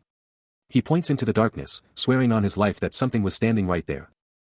But there's nothing there, just the cold, empty air and the feeling that he's being watched by something he can't even see. As the day begins, the atmosphere in the academy is thick with tension, and every eye is fixed on the boy walking through the corridor. The gossip is spreading like wildfire, leaving everyone stunned by the news that's just broken out. But high above the chaos, Rude Krish is taking it all in, his sharp eyes tracking every movement below. The rumors are insane. Word is out that the top student, a guy with a perfect score, actually chose to room with the most feared person in school, the Abomination. Rude can't believe it, the fact that he asked for this roommate is already common knowledge, and the whole school is losing their minds over it. This is getting serious, his plan to stay under the radar is totally blown, and things are spiraling way faster than he expected. Time to step up. Rude looks down at the crowd and knows he can't just sit back anymore, he's got to take control of this situation right now. Tension explodes in the academy corridor, where a pack of bullies has finally cornered their prey, barking out demands and making it clear that their patience has run out. Shoved down and humiliated, the student on the floor doesn't even try to fight back, absorbing the verbal blows as if he's already used to the dirt beneath him. A finger jabs into his head like a weapon, as the leader of the group calls him an abomination, telling him to hide away like a rat so they don't have to look at his pathetic face. The silence is deafening, and it's driving the bully crazy. He can't stand the sight of him, and the lack of a reaction is only making him more aggressive. Lydersis just takes it, staring at the floor while his hair hides the look in his eyes. He's not begging, he's not crying, he's just waiting for it to be over. That smirk says it all, the bully is just getting started, and he's about to go for the throat with his next set of insults. The whole group joins in now, laughing at his noble name. What's the point of being an Artian if your own family doesn't even want you? This is the ultimate betrayal, the rumor that his own brother, the one in line for the succession, tells everyone he doesn't even have a brother. Talk about cold-blooded. Abandoned, that's the word they use to break him. They're telling him he's nothing, a discarded piece of trash that his family threw away. They call him pitiful, but look at those eyes. A surge of purple mana flares up for just a second. They have no idea what they're messing with. The bully just keeps talking, completely blind to the power that just flickered right in front of him. He's too busy enjoying his own voice to notice the danger. One last kick while he's down, the bully says he's glad the family doesn't care about him. He walks away, leaving Lydersis alone in the shadows with that purple glow still fresh in our minds. Look at this cowardice. Lydersis is completely pinned down, his hand crushed under the boot of a bully who thinks he's untouchable. They're actually calling him an abomination, completely ignoring the fact that they're messing with a duke's family. These guys have no idea what's coming. This guy is actually enjoying this. He thinks he's found a perfect victim, someone high-ranking enough to make his bullying feel like a real achievement. But wait, a book comes flying out of nowhere. It catches the leader right in the head, shutting him up instantly. He's down. His friends are completely frozen, staring at the book like they've never seen one used as a weapon before. Where did that even come from? The whole vibe of the scene just shifted. Someone else is here, and they're watching from above. They're losing it. They can't believe a book just took out their boss. They're looking around like panicked animals. And there he is. Perched on the ledge like it's nothing, the owner of that book finally speaks up. He's so chill about it. He's just asking for his book back, completely unfazed by the three bullies staring up at him. He's making his move. He jumps right down into the middle of them. This is about to get very interesting. Landing with absolute grace, Rude doesn't even look like he's trying, just standing there like he owns the place. Look at those eyes, that violet glow means he's not playing around anymore, he's locked in and ready to dismantle these guys. And the disrespect is real, he literally tells them he thought they were the floor. He's treating these bullies like absolute trash. He's standing his ground, facing down the leader without blinking. You can see the bully's starting to lose his cool already. The bully is losing it, he can't believe Eden is talking back to him. His ego is absolutely shattered. He goes for the collar, trying to intimidate Rude by getting physical, but he has no idea what he's just stepped into. Here comes the punch, a full-force swing aimed right at Rude's face. This guy is swinging for the fences. But wait, he caught it. Rude just stopped that massive punch with one hand like it was a fly. The speed and power here are insane. He's got him in a vice grip, the bully is stuck. He's pushing with everything he's got, but Rude isn't moving a muscle. Look at his face, that's the look of a man who just realized he messed with the wrong person. Pure, unadulterated terror. And there's that smirk, Rude is about to show him exactly why you don't pick a fight with a black mage. The vibe just got real dark. It's over for him, Rude says, me first, and you know what that means. The counterattack is going to be legendary. What are you? The bully stammers, but the realization comes far too late. Before he can even blink, one clean strike echoes through the courtyard like a thunderclap. The sheer power erupts in a flash of white light, sending debris flying everywhere. When the smoke clears, our protagonist is the only one left standing as the bully hits the deck. With a satisfying thud, the trash is officially taken out, hitting the ground with zero resistance.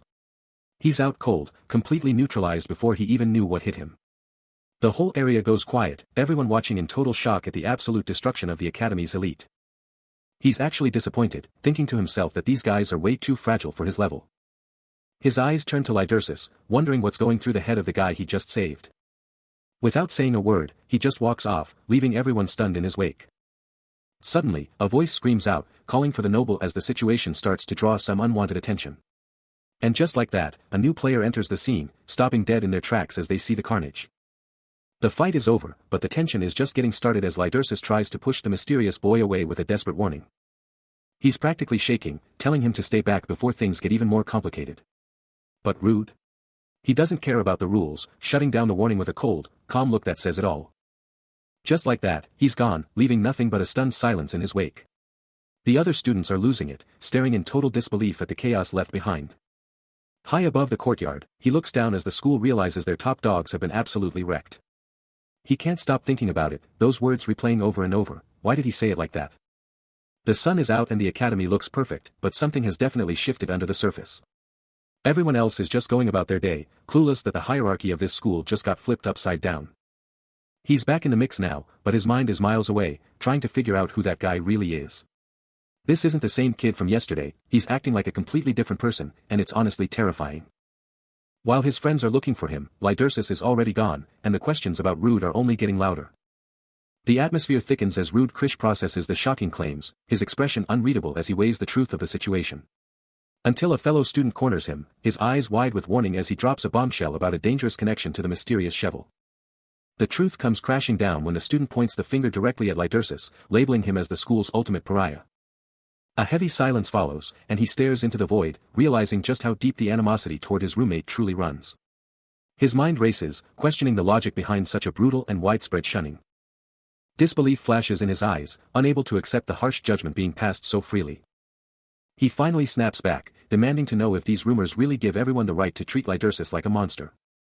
Left alone in the shadows, the weight of the school's judgment feels like a physical force against him. A sudden jolt of realization hits him, as he realizes the rumors are moving faster than he ever anticipated. He can't help but wonder, is all this hate coming his way just because he shares a room with the school's most hated student?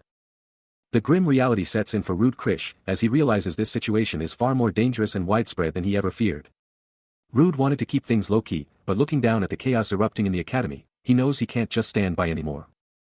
The rumors are spreading like wildfire, and the students are practically tripping over themselves to get a front row seat to the disaster.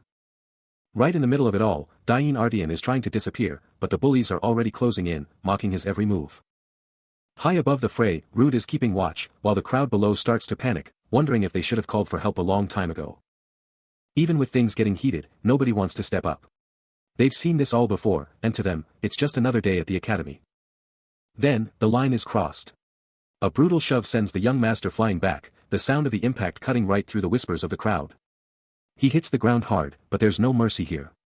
The bullies just loom over him, acting like he's the one causing all the trouble. Scraping his hands against the pavement, he's completely alone. This is the reality of being an outcast in a place that's supposed to be safe. And then comes the final blow. They point at him like he's trash, telling him to crawl back into the shadows where he belongs. They don't even want to look at him. The harassment kicks into high gear, as these guys start laying into him just for existing in their line of sight. The disrespect is immediate. He's just taking it, staring at the floor while the pressure starts to mount. You can practically feel the tension radiating off him. Look at that smug grin. This bully is loving every second of this, completely unfazed by the lack of a response. They're surrounding him now, throwing his own noble bloodline in his face. They know the Ardian family has basically checked out on him. This is brutal. They're bringing up his own brother, the successor, who won't even admit they're related. Talk about a knife to the heart. The truth is out there now. He's been abandoned, left to rot by the very people who were supposed to protect him. Wait, did you see that? His eyes just flashed purple. The pitiful comments are clearly pushing him toward a breaking point. The bully doesn't care about the glow. He just keeps going, doubling down on the insults like he's got nothing to fear. He's actually happy about this. Knowing that Lydersis is completely alone gives this guy a sick kind of power trip. And there it is. He just stomped right on his hand. The verbal abuse just turned into straight-up physical assault. One of the others is getting nervous, mentioning someone named Manon, but the leader isn't hearing it. To him, Lydersis is just trash. He's loving the power. When else is he going to get the chance to step on a duke's son? He's going to milk this for all it's worth. Lydersis isn't backing down anymore. He stares right back at his tormentor, his voice steady as he flips the script on who's actually in charge here. That definitely hit a nerve. The bully loses it, absolutely fuming that someone he looks down on would even dare to speak back to him like that. He's swinging. Blinded by pure ego, the bully winds up a massive punch, desperate to shut Lydersis up once and for all. That's a heavy hit coming in, thrown with enough force to do some serious damage if it actually connects. Wait, he caught it. Lydersis stops the punch dead in its tracks with just one hand, leaving the bully absolutely stunned by this insane display of power. Look at that grip. He's holding on like a vice, making it crystal clear that the tables have officially turned. The bully is starting to panic, realizing way too late that he's messed with the wrong person. Oh, that smile says it all. Lydersis is done playing around, and things are about to get very painful for this guy. Me first, he says, and you can just feel the chill in the air as he locks onto his target. The bully is begging for mercy now, but there's no escape from that grip as Lydersis prepares to end this. Boom. One massive hit is all it takes, packing all that built-up rage into a single, crushing blow. He gets sent flying. The bully hits the wall so hard the whole place shakes, leaving him crumpled on the floor in a cloud of dust. The dust is barely settling, but the atmosphere has already shifted completely as the sound of footsteps marks the end of the one-sided beatdown. Look at those faces. The onlookers are absolutely stunned, unable to process the sheer power they just witnessed from someone they used to look down on. From his vantage point, the young master looks down at the trash he just took out. The whispers are starting, and they're all asking the same thing: is he actually okay? He's cold as ice. Even with the professor's voice in his head telling him to stay low, he couldn't just stand there and take it anymore. The whole campus is buzzing. That one moment of defiance has sent shockwaves through the entire academy, and nothing is going to be the same. Word is spreading fast. From the gardens to the fountains, everyone is talking about the abomination and the terrifying power he just showed off. They can't stop staring. The students are huddling up, whispering that he's definitely changed. The weakling they knew is gone. He knows what they're saying, but he doesn't care. He's reacting differently now, walking with a purpose that's scaring the hell out of everyone around him. Rude is on the move. He's looking everywhere, wondering where the hell Lydersis went. He knows things are about to get complicated. Regret is hitting hard. Should he have chased after him earlier? Now the trail is going cold, and the tension is only rising. Wait, there he goes. A sudden burst of speed catches everyone off guard as he bolts for the exit, leaving nothing but a blur behind. And just like that, slam. The door shuts tight, cutting off the world and leaving everyone wondering what's going to happen next. The peace of the hallway is shattered when a panicked student rushes up to Rude. He's heard something impossible, and he needs to know if the rumors are true. His heart is practically pounding out of his chest as he drops the bombshell question: is he really rooming with the Academy's most feared student, the Abomination? While his friend is losing his mind, he just gives a cold, one-word answer. Yes. He's not even flinching. That confirmation hits like a truck, sending his companion into a total tailspin of regret. He should have warned him yesterday before it was too late. He's practically begging now, telling him he needs to get out of there immediately. Transfer rooms, run away, do anything to get away from that guy. He doesn't care if it sounds crazy, this is about survival. If he wants a peaceful life at this academy, he needs to listen to the warning right now. The mood gets heavy as he doubles down. He told him before, didn't he? This isn't a joke. He looks him dead in the eye and drops the ultimate warning: getting involved with that monster will turn his entire school life into a nightmare. Now we're getting to the real dirt, the dark history of the Artian family. That name alone is enough to make anyone's blood run cold. The realization starts to sink in, and he can finally see the bigger picture. This is way deeper than just a bad roommate. But here's the kicker, he's involved with Cheval. That's the final straw, the reason why everyone stays as far away as possible. And there it is, the truth revealed. The one they call the Abomination, the one the whole school shuns, is young Master Artian himself. The truth is out, and it's brutal. He just stands there, taking it all in, while the shadow of his family's legacy looms larger than ever. He finally speaks, but it's barely a whisper. Lydersis is searching for answers in a place that only offers scorn, leaving everyone wondering how things ever got this bad. Look at him, just standing there in the dark. It's sickening to think that an entire academy could just ignore someone like this, labeling the young master an abomination just to make their own cruelty feel justified. The air in this warehouse is thick with tension, and Lydersis is right at the center of it as the questions start getting way too personal. Rude isn't holding anything back, straight up calling out the fact that everyone treats the guy like some kind of freak or abomination. Hidden away in this dusty storage room, the three of them are locked in a confrontation that feels like it's been building for a long time. The other student is clearly shaken, stuttering as he tries to find a way to say that's not how things are, but he can't even finish the sentence. But then, the blonde guy just agrees with him. He's totally chill about being called an abomination, like it's just another Tuesday for him. Look at that face, he's not even mad. He's just accepting this messed up label like it's a simple fact of life. Rude is leaning in now, really putting the pressure on. He wants to know what Lydersis actually thinks about being the academy's biggest outcast. The blue-haired kid is absolutely floored. He can't believe Rude is just coming out and saying it like that. The tension is through the roof. The quiet is shattered in an instant, as someone makes a move. With zero hesitation, a hand reaches out and snags the sleeve. The blonde student stops him dead in his tracks, forcing a face-to-face right then and there. Flashing a smile that doesn't quite reach his eyes, he insists they need to talk, while the blue-haired student looks on in shock. Silence is the only answer he gets, as the tension in the room reaches a breaking point. He swats the hand away like a fly. He's not interested in anything this guy has to say. He just turns and walks off, leaving them standing there in the dust. The blue-haired kid screams out his name, but Rude doesn't even flinch, leaving the blonde student stunned. His friend is losing it, asking why he'd even try to talk to that guy, shouting that he should just transfer out already. He tunes out the noise, lost in his own thoughts about what just happened. Something doesn't sit right, as he questions why they call him an abomination of all things. Just 1 month. That's all it took, for the entire world to brand him an abomination. Walking through these halls is like walking through a gauntlet, with every whisper feeling like a dagger in his back. They pull away as if he's a plague, leaving him isolated in a sea of people. The hate is palpable. They want him gone, calling him unsettling and wondering why he hasn't just dropped out yet. That word, it's all he hears now. Abomination. It's a brand that's burning into his very soul. It's screaming at him from the shadows, louder and louder until he can't think of anything else. The trauma is breaking through. He's back there, seeing the tears, the blood, and the end of everything he knew. Look at that isolation. Even in a place that should be home, he was always just a ghost sitting on a bench. The darkness is closing in, and there's no way to run from what's already happened. A whisper from the grave. Calling him Vlies.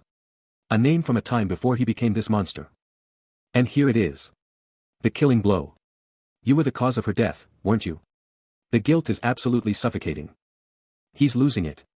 The power is surging, his eyes glowing purple as he gasps for air, his body buckling under the sheer weight of the past. As the echoes of the hallway fade, Lydersis is left alone with his demons, the crushing weight of his past finally starting to take its toll. But the academy is a nest of rumors, and one student is more than happy to spill the tea on why the young master is actually called an abomination. He plays it off at first with a laugh, acting like he doesn't know a thing, but the look in his eyes says otherwise. Just as Rude tries to walk away, the student grabs him. He's got a story to tell, and it's not one you just walk away from. He admits the details are a bit fuzzy, but it all started back at Cheval. Things weren't always this bad, but everything changed after one specific moment. The incident. That's the word that changes everything. Rude can't help but ask, what kind of incident could make everyone turn on him like this? It's all rumors, of course, but the story goes like this. Right after he started at Helios, a huge group gathered in the library. And that's when the young master did something unthinkable. The tension is building, and Rude is hanging on every word. What could have possibly happened in that library? And then, the bombshell drops. The rumor says he didn't just snap, he literally turned into a terrifying monster right then and there. The rumors are getting absolutely wild, with students claiming the abomination had 3 eyes, thick fur, and 8 terrifying arms. It sounds like something out of a nightmare, doesn't it? But he isn't buying any of it. With a look that could kill, he warns his companion that if this is all just a sick joke, there will be hell to pay. A monster? Seriously? He can't help but think how pathetic these rumors are. The idea of someone just turning into a beast like that is pure nonsense. Still, there's one detail that doesn't fit. The library was actually shut down for days after the incident. If nothing happened, why close the whole place up? Looking at his friend's face, it's clear that the fear is real. The poor guy is sweating bullets just talking about it. He decides to dial it back a bit, telling Dio that even though they've only known each other for 2 days, he knows he's not the type to spread lies. Dio can barely get the words out, just nodding along and hoping he doesn't get on the wrong side of this guy again. Walking into the hallway is like walking into a spotlight. Every single person is staring, whispering, and judging as they pass by. It's the same old story for him. Whether it's yesterday or today, he's always the center of attention, but the vibe in the room is definitely different this time. Dio is losing his mind over all the eyes on them, wondering what on earth Rude is actually planning to do in the middle of all this drama. Then comes the big question. Is he really going to go up against the Haris? He just plays it cool, saying, of course not, but we all know there's more to it. The silence is shattered. A single name echoes through the hall, bringing Dio to a sudden halt. He stops right there, hesitating at the door. You can feel the weight of the secrets he's carrying just by the way he stands. They move as one, Lydersis stepping in right behind him. These two are locked into something big, and there's no turning back now. No more running. Lydersis lays it out plain and simple, they're all in this together, for better or for worse. Bam! The frustration boils over. A hand slams down, echoing the anger they're all trying to suppress. A ghost from the past. That piercing gaze says it all. She's judging them, demanding to know why they're just standing by. The past is calling them out. They can't escape the memories of what happened, or the crushing weight of the things they left unsaid. The tension is real, and you can see it in the way that hand just stays there, trembling with the pressure of everything they're hiding. He finally takes a seat, but there's no comfort in it. Every movement feels like it's dragging through lead. Look at that focus. The doubt is fading, replaced by a cold, hard determination that's starting to take over. The trio is assembled, sitting in that massive hall like everything is fine. But we know better. The distance between them is more than just physical. The mystery deepens. Rude is playing the long game, keeping his cards close to his chest until the perfect moment to strike. The tension is thick enough to cut with a blade as Lydersis Diane Artian stares into the void, clearly haunted by the impossible circumstances they've been thrust into. Everything has changed in the blink of an eye, and he's left grappling with the mystery of his own downfall. How did he go from a respected noble to being called an abomination by everyone he knows? The atmosphere in the hallway turns ice cold the moment he appears, as the entire student body pulls away, their eyes filled with a mixture of fear and pure disgust. You can feel the malice radiating from the crowd, watching as they treat him like a plague-bearer, their faces twisted in judgment as he moves through their midst. The insults aren't even hidden anymore, with students openly mocking his persistence, claiming they would have crawled away in shame if they carried the same dark stain on their name. The pressure is becoming unbearable, and as that hateful word rings in his ears, his composure begins to fracture under the sheer weight of the school's collective hatred. The trauma is resurfacing with a vengeance, dragging him back into a nightmare where the shadows themselves seem to scream that cursed title over and over again. We're getting a glimpse into the horror that broke him, seeing the flashes of a tragedy that left him standing over a body, his young face streaked with tears as his world crumbled. The scale of the disaster is finally coming into focus, showing him isolated against the towering spires of the school, a small, broken figure at the center of a nightmare he can't wake up from. He's back in the hallway, but the darkness hasn't left him, shrouding him in a visible gloom that marks him as an outsider, a boy walking a path that no one else dares to follow. But he's not as alone as he thinks, because Rude Krish is right there, watching the whole thing unfold with a look of grim understanding as he whispers the name of the boy the world has abandoned. The shadows themselves seem to speak, hurling a devastating accusation that cuts straight to the bone. You were the cause of her death, weren't you? Reeling from the mental assault, he staggers forward, his eyes wide with a pain that physical wounds could never match. In the middle of the prestigious academy, he is a ghost among the living, forced to support himself against the walls while the world moves on without him. But the truth is never simple, and as the questions begin to pile up, the mystery only deepens. The blue-haired student doesn't hold back, diving right into the dark rumors that have branded the young master as a monster in the eyes of his peers. He plays it off with a grin, confessing that the full truth is elusive even to those who have been here the longest.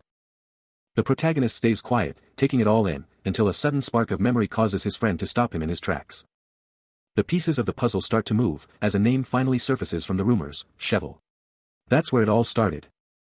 It wasn't always like this, he explains, looking back to a time before the hatred for the young master had fully poisoned the academy.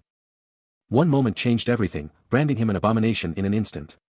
That incident, the white-haired boy repeats, the mystery finally taking shape.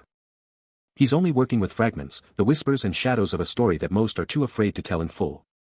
The scene is set at the heart of the academy, where a gathering of powerful Edens in the library marked the beginning of the end for Lydercis's reputation. The rumors are spiraling out of control. Lydercis can't believe what he's hearing as the whispers about his supposed transformation take a dark and twisted turn. Check out this nightmare fuel. The stories say he turned into a literal beast, a terrifying silhouette that's got everyone in the academy shaking in their boots. It gets even weirder, with talk of 3 eyes, fur, and 8 arms. It's like something straight out of a horror movie, and the rumors are spreading like wildfire. Dio is starting to sweat, realizing how crazy this sounds. He's just the messenger, trying to make sense of the madness that's taken over the school. Lydercis is just done with this, thinking about how much of a joke these rumors are. A monster? Really? The sheer absurdity of it all is almost too much to handle. The library being shut down is the smoking gun. Everyone is using it as proof that something went down, and the mystery is only getting deeper. Time to pack up and move. Dio is looking out for his buddy, telling him to switch rooms before the abomination label sticks to him too. The Eden and the Haris are already talking, and you can feel the vibe shifting. Yesterday was fine, but today? Everyone is looking at them like they're infected. The tension is thick enough to cut with a knife, as Lydercis goes quiet, weighing his next words carefully while he stares down his only ally. He drops the big question, asking if Dio is going to bail on him too. It's a moment of truth that could change everything between them. Dio is absolutely stunned. He didn't see that coming, and the look on his face says it all. The reality of Lydercis's pain is finally hitting home. But Lydercis knows his friend, flashing a smile and telling Dio he's not that kind of guy. Even after just 2 days, he's putting his faith in the one person who's still standing by him. The tension is thick enough to cut with a blade as Dio looks over at his friend, realizing that the world is turning against the one person who needs an ally the most. He's done staying quiet, because staying silent is the same as siding with the bullies. He knows the truth, behind that monster everyone fears is just a kid who's been left all alone. The vision is heartbreaking, a solitary figure standing in the dark, already condemned by a society that calls him a freak before even knowing his name. That word, abomination, it's like a curse, freezing the very air and building a wall that no one seems brave enough to climb. But then, the silence snaps. A single name is spoken, cutting through the gloom and bringing everything back into focus. It's time to move. He reaches for the handle, not hiding anymore, ready to walk right into the lion's den. They're walking in as a team, 2 figures against the world, their stride steady as they head straight into the heart of the academy. There's no turning back now, and honestly, he's okay with that. They're in this together, sink or swim. Thwack, that sound just put everyone on notice. He's not just taking a seat, he's taking command. The room goes dead silent. He looks them right in the eye and tells them to move. He's finally playing the Artian card, and you can bet nobody's going to argue with that name. The room is buzzing with tension. Everyone is losing their minds as Lydercis makes his move, leaving the other students completely stunned by his sudden change in attitude. He doesn't even blink under their stares, staring them down with those piercing eyes. He's practically daring them to say something, but they're all too frozen to move. Flashback time. He remembers exactly what it was like to be the one on the ground, bullied and broken. That's clearly not the person he is anymore. Snapping back to reality, he slams his hand down. This isn't just a seat, it's a statement. He's taking what he wants, and no one is going to stop him. Boom. He sits down, and the sound of him hitting that chair is like a thunderclap in the quiet room. The message is loud and clear. Look at that focus. There's a fire in his eyes now. This isn't just about a seat change, Lydersis is playing a much bigger game than anyone realizes. The class finally settles down, but the vibe has completely changed. He's flipped the script on everyone, and now they're all just living in his world. In the quiet of the study hall, the atmosphere is thick with unspoken tension as the weight of recent events lingers. A voice cuts through the quiet, urging Rude to think things over once more, the gravity of their situation clear in every syllable. But even with the warning, it feels as though they're just spinning their wheels, trapped in a situation that refuses to budge. Dio can't help but wonder, why are they even trying so hard when the guy involved isn't doing a single thing about it? He just stares back, his expression unreadable as he brushes off the concern with a cold, uncertain reply. A yawn breaks his composure, showing the world exactly how little he cares about the drama unfolding around them. They dive back into their studies, but the silence between them is louder than any shout could ever be. Looking at him now, it's obvious that his mind is miles away from the words on the page. And then you see it, Rude is actually reading the book upside down. He's not even trying to hide how distracted he is. There's no doubt about it, his head is in a completely different place, far removed from the academy and its rules. He flashes a smirk, mocking the idea that anyone should be concerned about them. To him, it's all just a game. The reality hits hard, their friends from yesterday won't even look them in the face anymore. They're completely on their own. The pressure is mounting, and he's practically begging for some kind of reaction, but the silence between them is deafening. Talk about cold. He barely even blinks, giving a half-hearted response that shows his mind is miles away from this academy drama. But the peace doesn't last long. A squad of students is moving in with serious intent, and you just know this isn't going to be a friendly chat. Finally, he's paying attention. He looks up just as the shadows fall over the table, his eyes sharp and ready for whatever's coming next. No more running. He knows exactly where this is headed. The point of no return is behind him, and it's time to face the music. They're completely boxed in. This group isn't just passing by, they've surrounded the table like a pack of wolves closing in on their prey. The big boss makes his move. He steps up with all the authority in the world, calling out the name that's been on everyone's lips lately. He doesn't even flinch. A simple, yes, and a, so what? He's basically telling this guy to get to the point or get out of his face. Oh, they didn't like that. One of the lackeys is already losing his cool, fuming at the sheer disrespect being shown to his leader. This is Manon we're talking about. He's from Eden, and he's not here to play games. His eyes are like ice, completely ignoring the noise around him. It's not a request, it's an order. He tells him to move, and the way he says it makes it clear that saying, no, isn't an option on the table. The stage is set. Everyone is holding their breath. Is he going to go quietly, or is the cafeteria about to become a battlefield? With every step echoing through the hall, Rude and Dain move forward, unaware of the storm brewing just around the corner. But then, a voice cuts through the silence like a blade, a warning that can't be ignored, signaling that things are about to get serious. Manon isn't playing games. He steps into their path, eyes burning with authority as he lays down the law and demands their compliance. The stakes are set right from the start, with a cold reminder that no one can save you if you aren't willing to fight for yourself first. Facing the music, the young master stands tall, but the silence in the room is deafening as he realizes he's truly on his own. And then, the hammer drops. The school is washing its hands of him. The protection he once relied on is officially gone. Meanwhile, out in the halls, the academy is buzzing, but there's a dark energy beneath the surface that's about to boil over. Suddenly, the crowd parts, as a hand reaches out. Someone is looking for answers, but they're about to find out just how unwelcome they really are. A simple question, but the moment he mentions Lydersis, the vibe completely shifts. Pure terror hits the other student's face. He bolts. The kid runs away like he's seen a ghost, leaving our hero standing there in total silence. What is everyone so afraid of? The whispers start up again, and they're nasty. Abomination. Don't look him in the eye. The social pressure is off the charts. Every step he takes, the gap just gets wider. He's a ghost in these halls, an outsider that nobody wants to touch. But finally, a break. Someone actually talks. The Western storage, that's where the abomination is hiding out. He tracks the lead down, and finds a girl who isn't running away. She's calm, collected, and she's got the info he needs. She drops the final clue. A magic box. If she's right, then Lydersis is definitely up to something big in that storage room.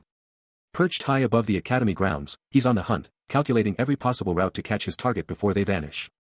The courtyard below is absolutely packed, a chaotic swarm of students that makes finding a single face nearly impossible. Doubt starts to set in as he scans the faces, wondering if he's already missed his chance and the target has slipped away. He locks in, sharpening his focus, refusing to let the frustration of the hunt slow him down for even a second. Boom! There he is. A sudden spark of recognition hits him as he finally locks onto his target in the crowd. Moving with total purpose, Lydersis is right there, clutching that mysterious box as he weaves through the students. Watching from above, he's ready to make his move, his heart racing as he prepares to call out.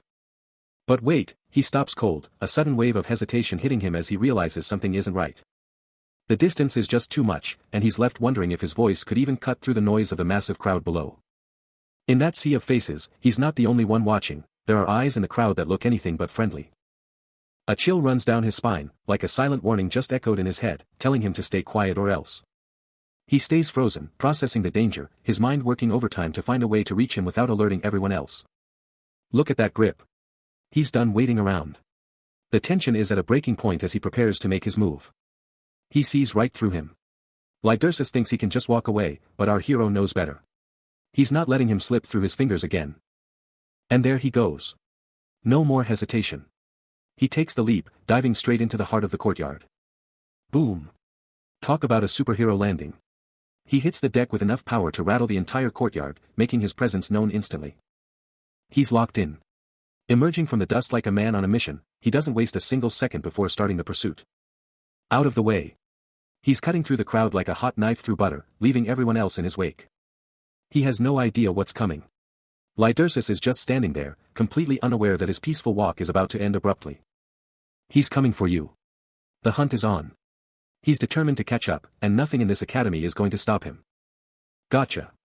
He shouts the name, and you can see the instant Lydersis realizes he's been spotted. The look on his face says it all. Wait, who's that? Just as he's about to close the distance, someone barks in order to halt. The whole vibe just shifted in a major way. Total shock. He's completely blindsided. Whatever just happened, it's thrown a massive wrench into his plans.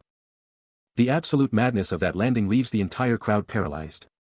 No one moves, no one speaks, the air is thick with the collective shock of every student who just watched a legend in the making. Breaking the silence with a shaky whisper, a girl turns to Rin, her voice barely a thread as she asks if her friends saw the same insane feat. They're looking for any explanation, but there's no denying the reality of what just happened. Looking all the way up to those towering balconies, the scale of the jump is finally hitting home. That guy didn't just drop down, he defied every law of physics and academy logic just to make his entrance, leaving everyone questioning everything they knew about strength. The sun is setting on the academy, but things are just starting to heat up as the golden hour hits the campus. And suddenly, we've got a chase. Two figures are absolutely tearing through the gardens, blurring past everything in a high-speed sprint. The students can't believe their eyes, stopping dead in their tracks to wonder what on earth is going on with this sudden pursuit. Lydersis is not happy about this, gritting his teeth as he locks onto his target, determined not to let him get away. He knows everyone is watching, and it's driving him crazy that he can't catch up to this brat who's running way faster than expected. It's a weird situation for sure, but he's doubling down. He's going to catch him first and worry about the rest later. He's reaching out, straining every muscle to just get a hand on him as the gap stays just out of reach. But look at Rude. He glances back with that sharp look in his eyes, and you know he's got a plan. He's going for it, reaching into the box and grabbing one of those stones. What's he about to do? And there it is. The stone ignites with a massive surge of mana, glowing with a brilliant light that's about to change everything. Just when you think he's cornered, Rude flips the script, detonating a burst of magic right under his feet. The walkway explodes in a cloud of dust, giving him the perfect cover to keep pushing forward. Lydersis can't believe his eyes, stunned that the fugitive actually had the guts to use magic here. But he doesn't have time to think, as a chunk of flying debris smacks him right in the head. Talk about adding insult to injury. That was the final straw, and his eyes flare with pure, unadulterated rage. The runner shouts back a half-hearted sorry, but he's definitely not stopping to check on him. Rubbing his head, the pursuer snaps back, wondering why they're even wasting their breath on this meaningless game of tag. The boy stops and looks back with the ultimate comeback, pointing out that he's only running because he's being chased. Can't argue with that logic. Lydersis isn't having it, screaming back that the runner was the one who bolted first. Rude mumbles something low, leaving his rival completely in the dark about what he just said. His face goes dark, and you can tell things are about to get serious. But the party's over, because the rest of the crew just showed up to see what all the noise is about. Picking up right where we left off, a hand reaches out, fingers grazing a small sphere as the tension reaches a boiling point. With a sudden snap, the object is sent flying as a voice barks out a sharp, defensive retort. But before Rude can even blink, Lydersis is already there, looming over him like a shadow. Pure confusion hits him, his brain scrambling to keep up with the sudden shift in the air. And then, bam! A hand snaps shut around his collar, pinning him right where he stands. The challenge is thrown down, a cold question that cuts through the silence as the gap between them disappears. Trapped in that intense gaze, he's forced to look his pursuer right in the eye. Those eyes are cold and calculating, demanding an answer that he might not be ready to give. The silence is deafening, the seconds ticking by as they stand frozen in this high-stakes standoff. But then, the pressure drops, the aggression fading as a surprising request for a simple talk is made. Talk. Really? The word feels completely out of place after that display of force. But the moment is broken, as Ren steps onto the scene, bringing their private confrontation to a sudden halt. Lydersis thinks he's in control, trying to drag our hero off to some quiet spot, but he has no idea who's about to crash this party. And just like that, the vibe shifts, as Ren drops in from above, looking down on the group like they're nothing more than insects. She isn't here to talk, asking if they have a death wish with a look that says she's more than ready to grant it. Talk about a power move, she leans in close, eyes glowing as she takes over, making it clear that she's the one calling the shots now. The look on their faces says it all, especially Manon, who's completely frozen now that he's been called out by someone this terrifying.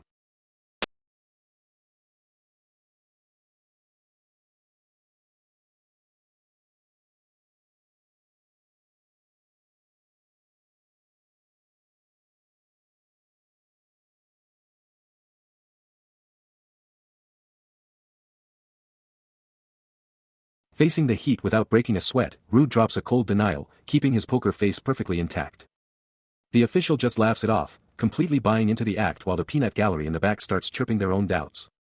Pushing up his glasses, the man points out the obvious, there's no way a kid with a supposed chronic disease could pull off anything crazy. He's dead certain about it, claiming the kid's health is just too fragile for him to be the one they're looking for. Sitting there in the quiet room, it's clear this guy has totally forgotten the one thing that actually matters. Giving him a friendly heads up, the official warns him to play it safe, because getting caught up in trouble with his health would be a disaster for his school life. That warning really sticks, leaving him speechless as he thinks about what this means for his time at Eden. Walking away from the meeting, his boots click against the floor while he mulls over how things just didn't go as planned. Cutting through the halls, he doesn't give a damn about the students whispering and staring as he walks by. Bummed out that he couldn't talk to Lydersis, he's caught off guard when someone suddenly rushes up on him. A panicked classmate lunges out, grabbing him tight with a look that says something has gone seriously wrong. Shouting his name at the top of his lungs, Dio is losing it, demanding to know what the hell happened to him. The tension in the air is thick enough to cut with a blade as he sits defeated on the cold floor. Lydersis isn't here for the schoolyard gossip, he's looking for something much deeper than rumors of a monster. Dropping a name that carries weight, the noble mentions Cheval von Hedelio, his sharp gaze locked onto the boy below him, waiting for the slightest flinch.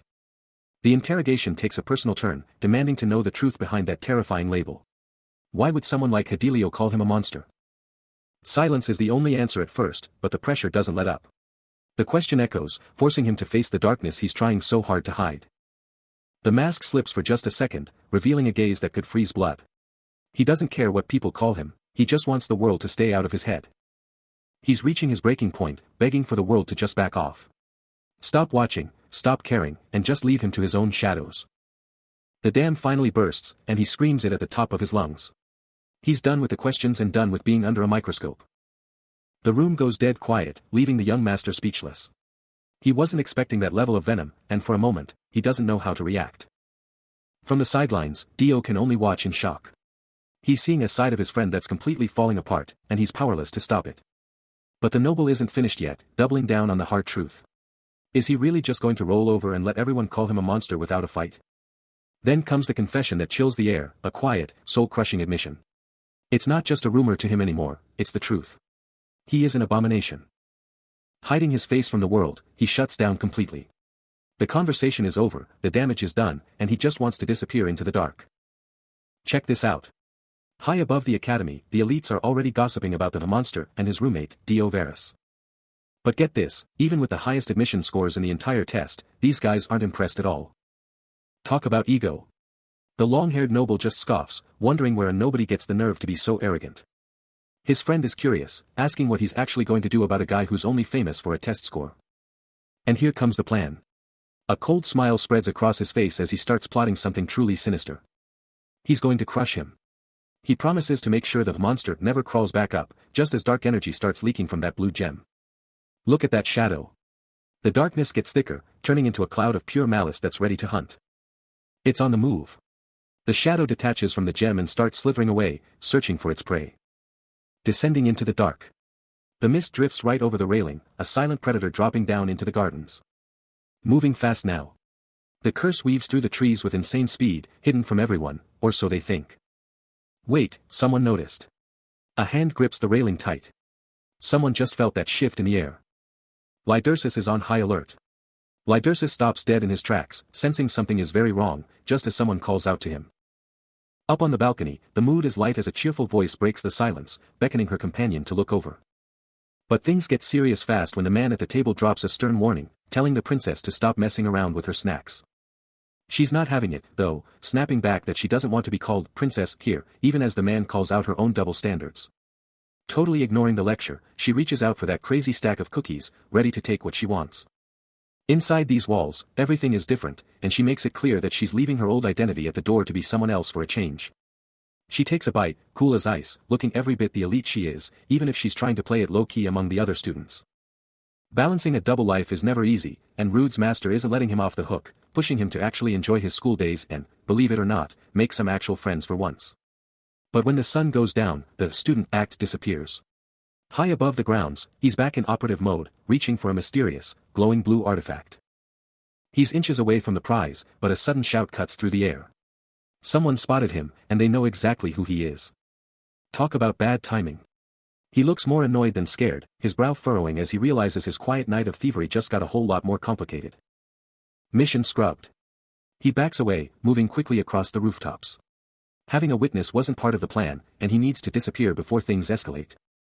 He stops for just a second, glancing back with those sharp eyes. You can practically see the gears turning as he wonders just how much trouble this little interruption is going to cause. Things definitely didn't end well here. The thought of being on bad terms sticks with him.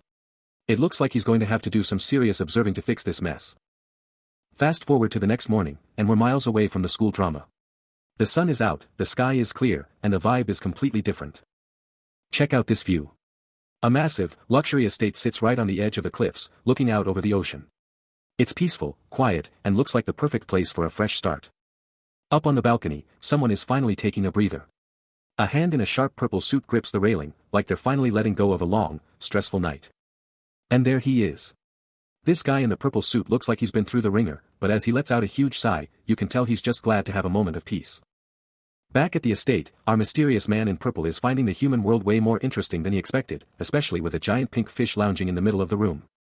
Holding his book, he can't believe this thing actually swam the whole way, but the fish just shrugs it off like it's nothing. The fish isn't having it, snapping back that it hates his attitude and, get this, it thinks he's the one who smells like fish. Talk about irony. He's absolutely floored that a literal fish is calling him out for smelling fishy. Taking a seat, he gets serious, asking why it's not in human form like Miss Ruby ordered. Is it really that hard to stay disguised? You can see the annoyance in his eyes, because having a giant fish just barge into your room is definitely not how he wanted his day to go. The fish tells him to relax and enjoy the human world, but he's not here for games. This is strictly business for him. That smirk says it all. He's officially done playing nice with this overgrown goldfish. And just like that, the gloves are off. He lunges forward and grabs the fish by the fin, and you can tell this is gonna hurt. He looms over it with a wicked grin, claiming that as a good colleague, he's gonna help it clear all that frustration. Yeah, right. He starts spinning like a whirlwind, hoisting that massive fish into the air like it weighs nothing at all. The fish is screaming for its life, but he just lets go, launching his colleague straight across the room. Talk about a rough landing. And just like that, he actually does it. He tosses that creature like it's nothing but trash, calling out a sarcastic goodbye as it falls toward the ocean. Look at that drop. The creature is plummeting fast, completely helpless against the sheer force of the throw. Boom. A massive splash erupts as it hits the water. That had to hurt, even for a fish. He's actually laughing. The man in the purple suit is loving every second of this, leaning over the edge to taunt his victim with a grin. The water goes quiet for a second, sparkling like nothing even happened. But we know better than that. Wait, there he is. That pink hair is impossible to miss as he breaks the surface, looking absolutely livid. Look at those glowing eyes. He's staring straight up at Elzebul, and if looks could kill, this fight would be over already. Elzebul isn't even fazed. He just doubles down, calling him annoying and rude like they're just having a casual chat. The disrespect is real. He's calling him boring now, but the guy in the water isn't taking it, telling him to shut up if he wants to keep living. Oh, he's so scared. Not really, though. He's just mocking him even more, acting like that threat was the funniest thing he's heard all day. He's really pushing his luck now.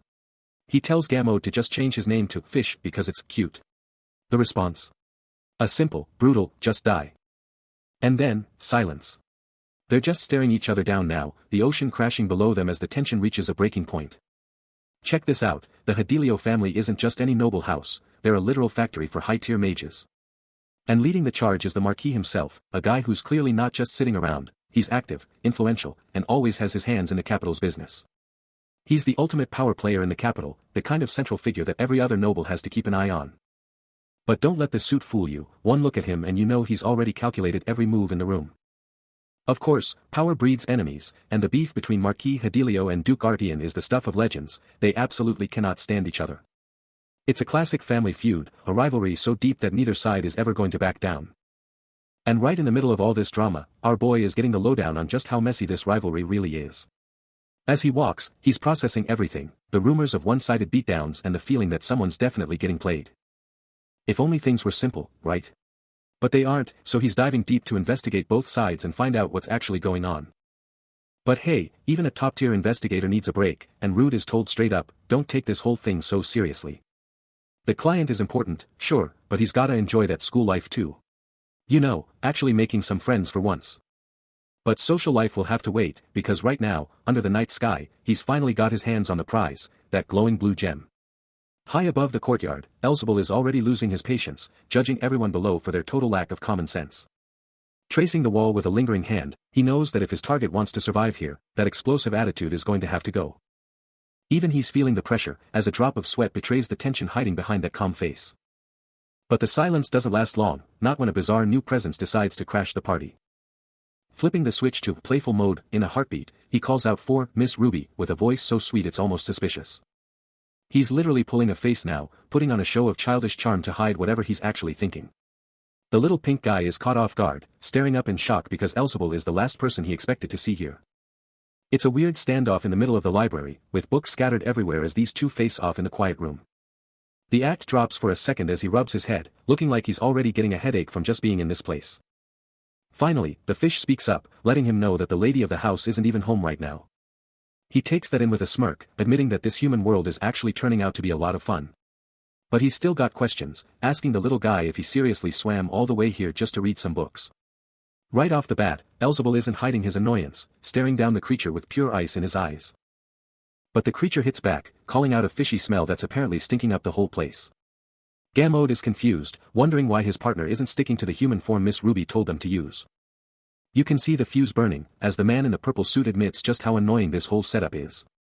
He tells the fish to enjoy the human world, but Gamode isn't here to play around, and he makes that very clear. That smirk says it all, as he gives a chilling little, "Is that so?" that spells trouble. Boom. No more talking, as he lunges forward and grabs the creature right by the skin. He plays the good colleague card, saying he can't just leave his buddy feeling so annoyed. He lifts the whole creature like it's nothing, while Gamode can only stare in absolute shock as he's hauled into the air.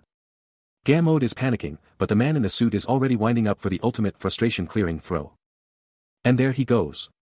Yeeted right out the window, with a final taunt calling him a big fish as he flies through the air. Splashdown.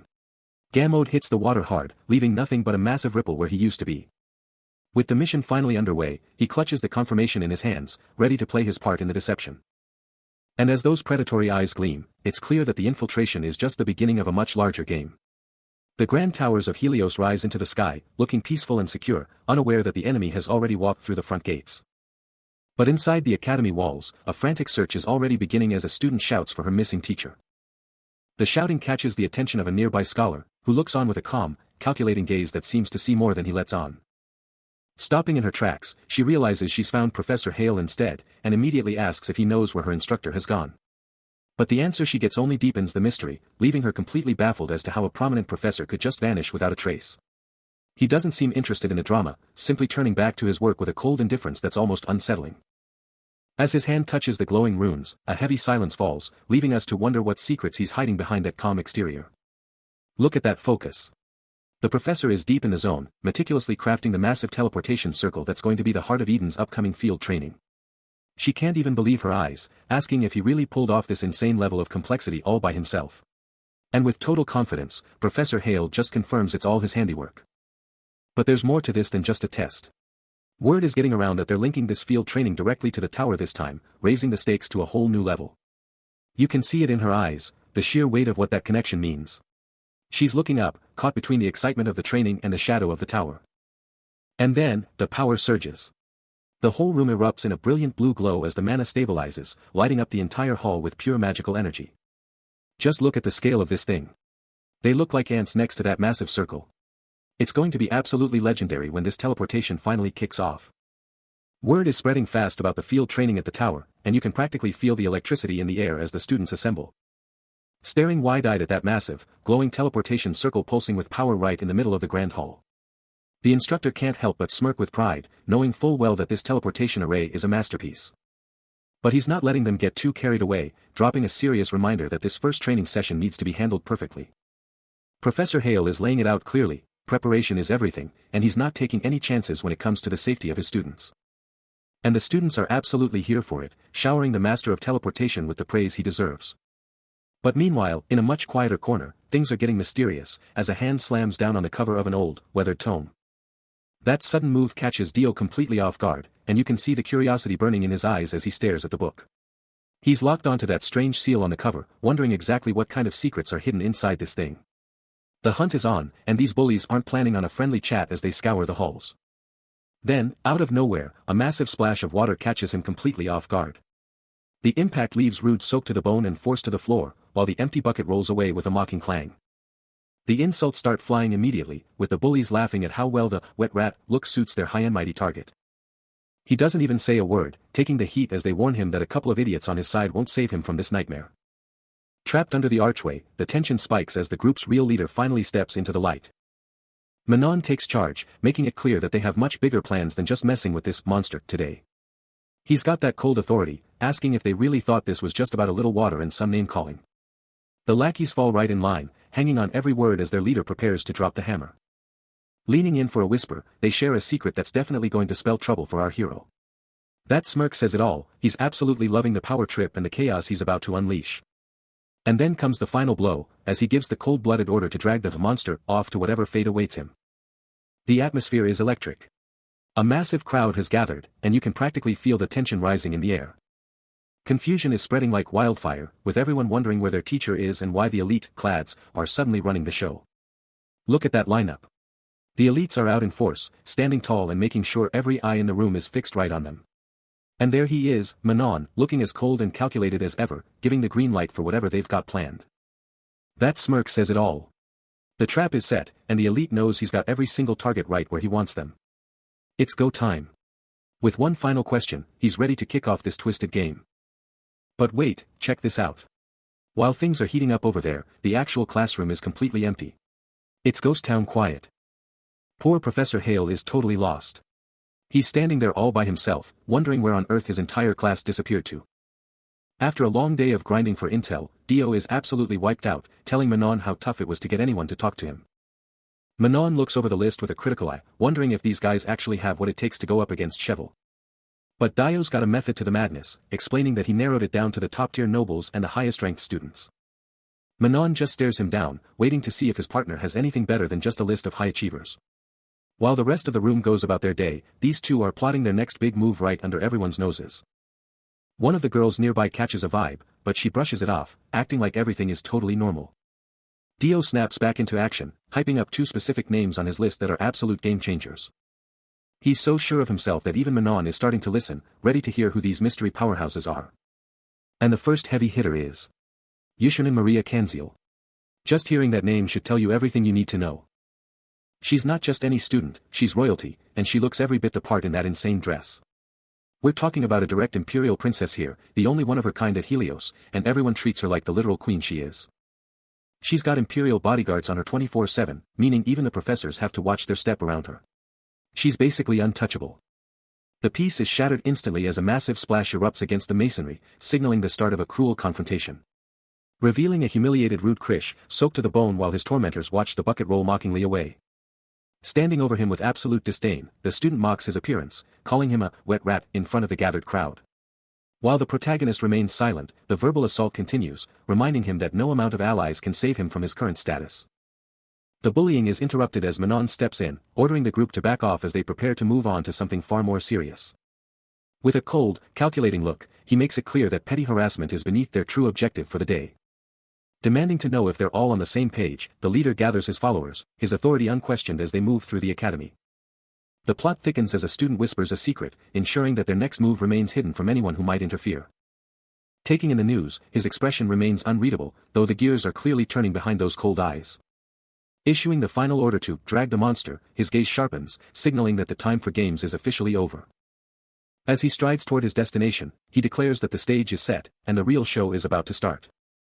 As we cut to the academy grounds, Dio is making his way through the brush, clearly on a mission as he heads toward his next class. But wait, something's not right. Manon stops dead in his tracks, realizing the door is locked. In a place like this, that's definitely suspicious. You can see the gears turning in his head. He knows something is up, and that look of unease says it all. This isn't just a simple mistake. Dio tries to play it cool, though, laughing it off as they finally reach the spot, but you can bet they're both on high alert now. Switching gears to the main hall, the class is in full swing. This is where the real work happens, and every student is locked in for this lecture. Check out this orb. This little thing is the key to everything for a trainee. Without it, they're basically just normal people. Professor Hale isn't pulling any punches. He makes it clear, no orb, no magic. For these trainees, this is the absolute baseline of their power. And that's the first lesson of the day. Step 1 on the path to becoming a legend is mastering how to pull power from these mana orbs. It's the foundation of everything to come. Class is in session, and the professor is getting right to business with a crate full of mana orbs for the upcoming training.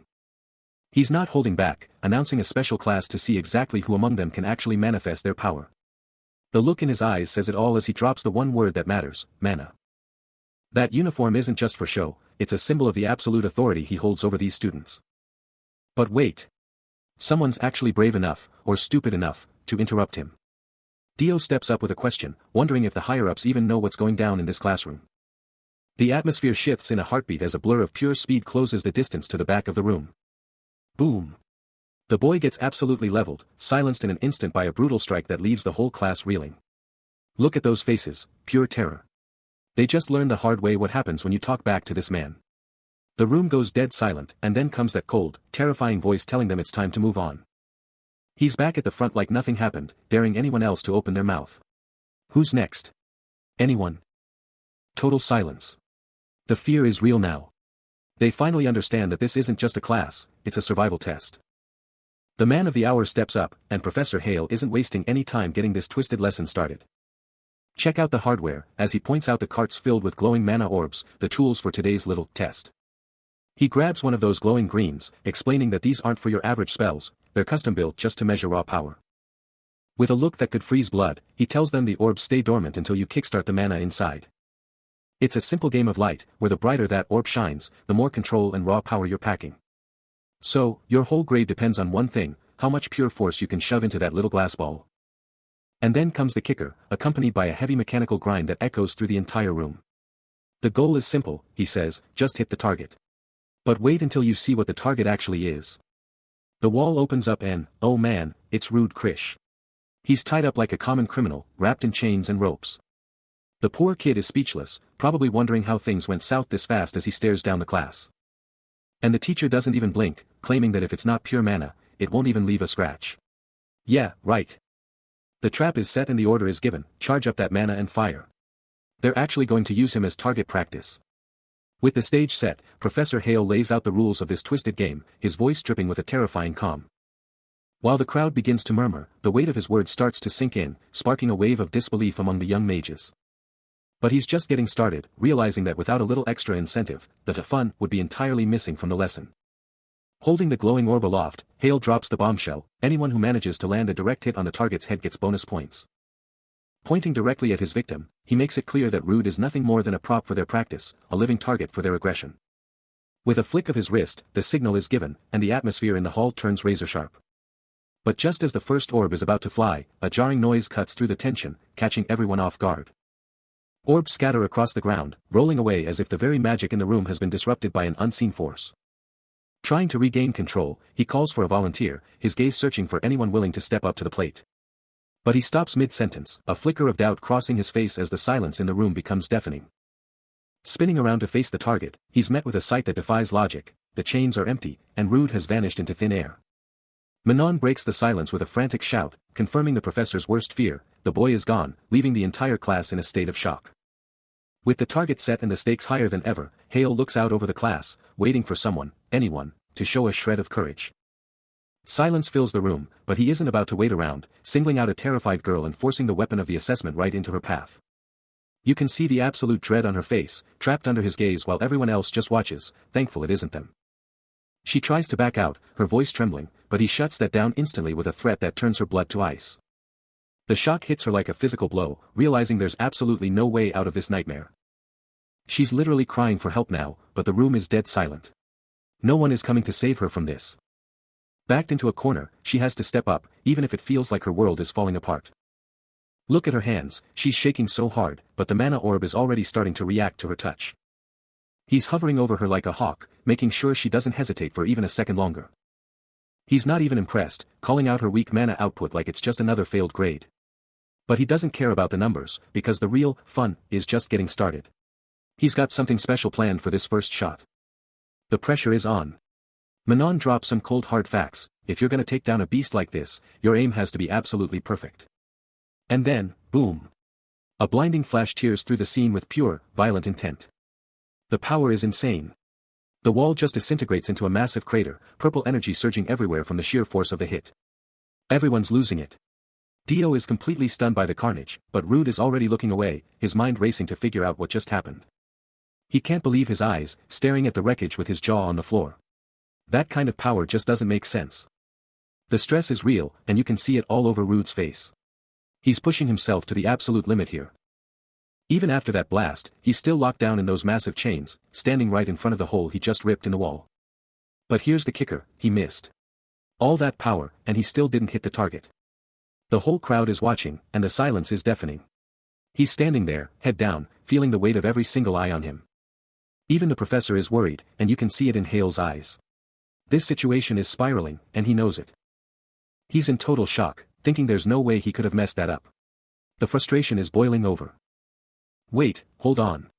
The chains are actually loosening. That massive impact might have missed the target, but it's giving him the opening he needs to break free. Look at that grip. The moment he picks up that orb, you know things are about to get intense. Manon isn't even breaking a sweat, just standing there with that arrogant look, calling the whole situation too bad like it's nothing. He's doubling down. He's not missing this time, manifesting two massive orbs of pure energy right in his palms. And then, crack. He starts crushing the magic itself, showing off just how much raw power he's packing. He shatters it right in Dio's face. The absolute disrespect.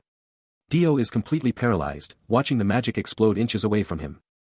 The whole room is stunned, just staring at the green shards as they fade away. Nobody expected him to just blow it up like that. Then he just laughs it off. He calls it defective like it was an accident, but we all know he's just playing mind games now. Dio is spiraling, thinking that if he actually gets hit by one of those, it's game over. He's literally staring death in the face. Someone else tries to step in, but you can feel the weight in the air. This isn't just a practice session anymore. He's frozen solid, just watching the predator in front of him. His body won't even let him run. He's got another one ready. He's dead serious now, telling everyone to get out of the way if they don't want to get blasted. Just look at those eyes. The absolute terror is real. He's just praying for this nightmare to be over. He actually did it. Manon lets fly with that lethal energy, shouting a warning that's more of a taunt as the green light blurs toward the group. Look at the speed on that thing, the magic is absolutely unstable, screaming across the distance in a flash of emerald light. Rude is completely caught off guard, his eyes go wide as he realizes just how fast this attack is moving, he doesn't even have time to move. The whole crowd is paralyzed, but look at that face, he isn't holding back at all, he's dead serious about this hit. The pressure is insane, he's sweating bullets as the mana literally crushes the air around him. Direct hit. The orb smashes right into Dio's jaw, and man, that's a lot of blood, he took the full force of that blast. He can't believe what he's seeing, the kid is just frozen, watching his friend get absolutely leveled in front of everyone. He's out cold, his head snaps back and his eyes roll, there's no way he's getting up from that. And he just stands there. He actually has the nerve to say, "My bad," after nearly taking the guy's head off. Talk about cold-blooded. Just look at the distance between them, one guy is down for the count and the other is just standing there like nothing happened.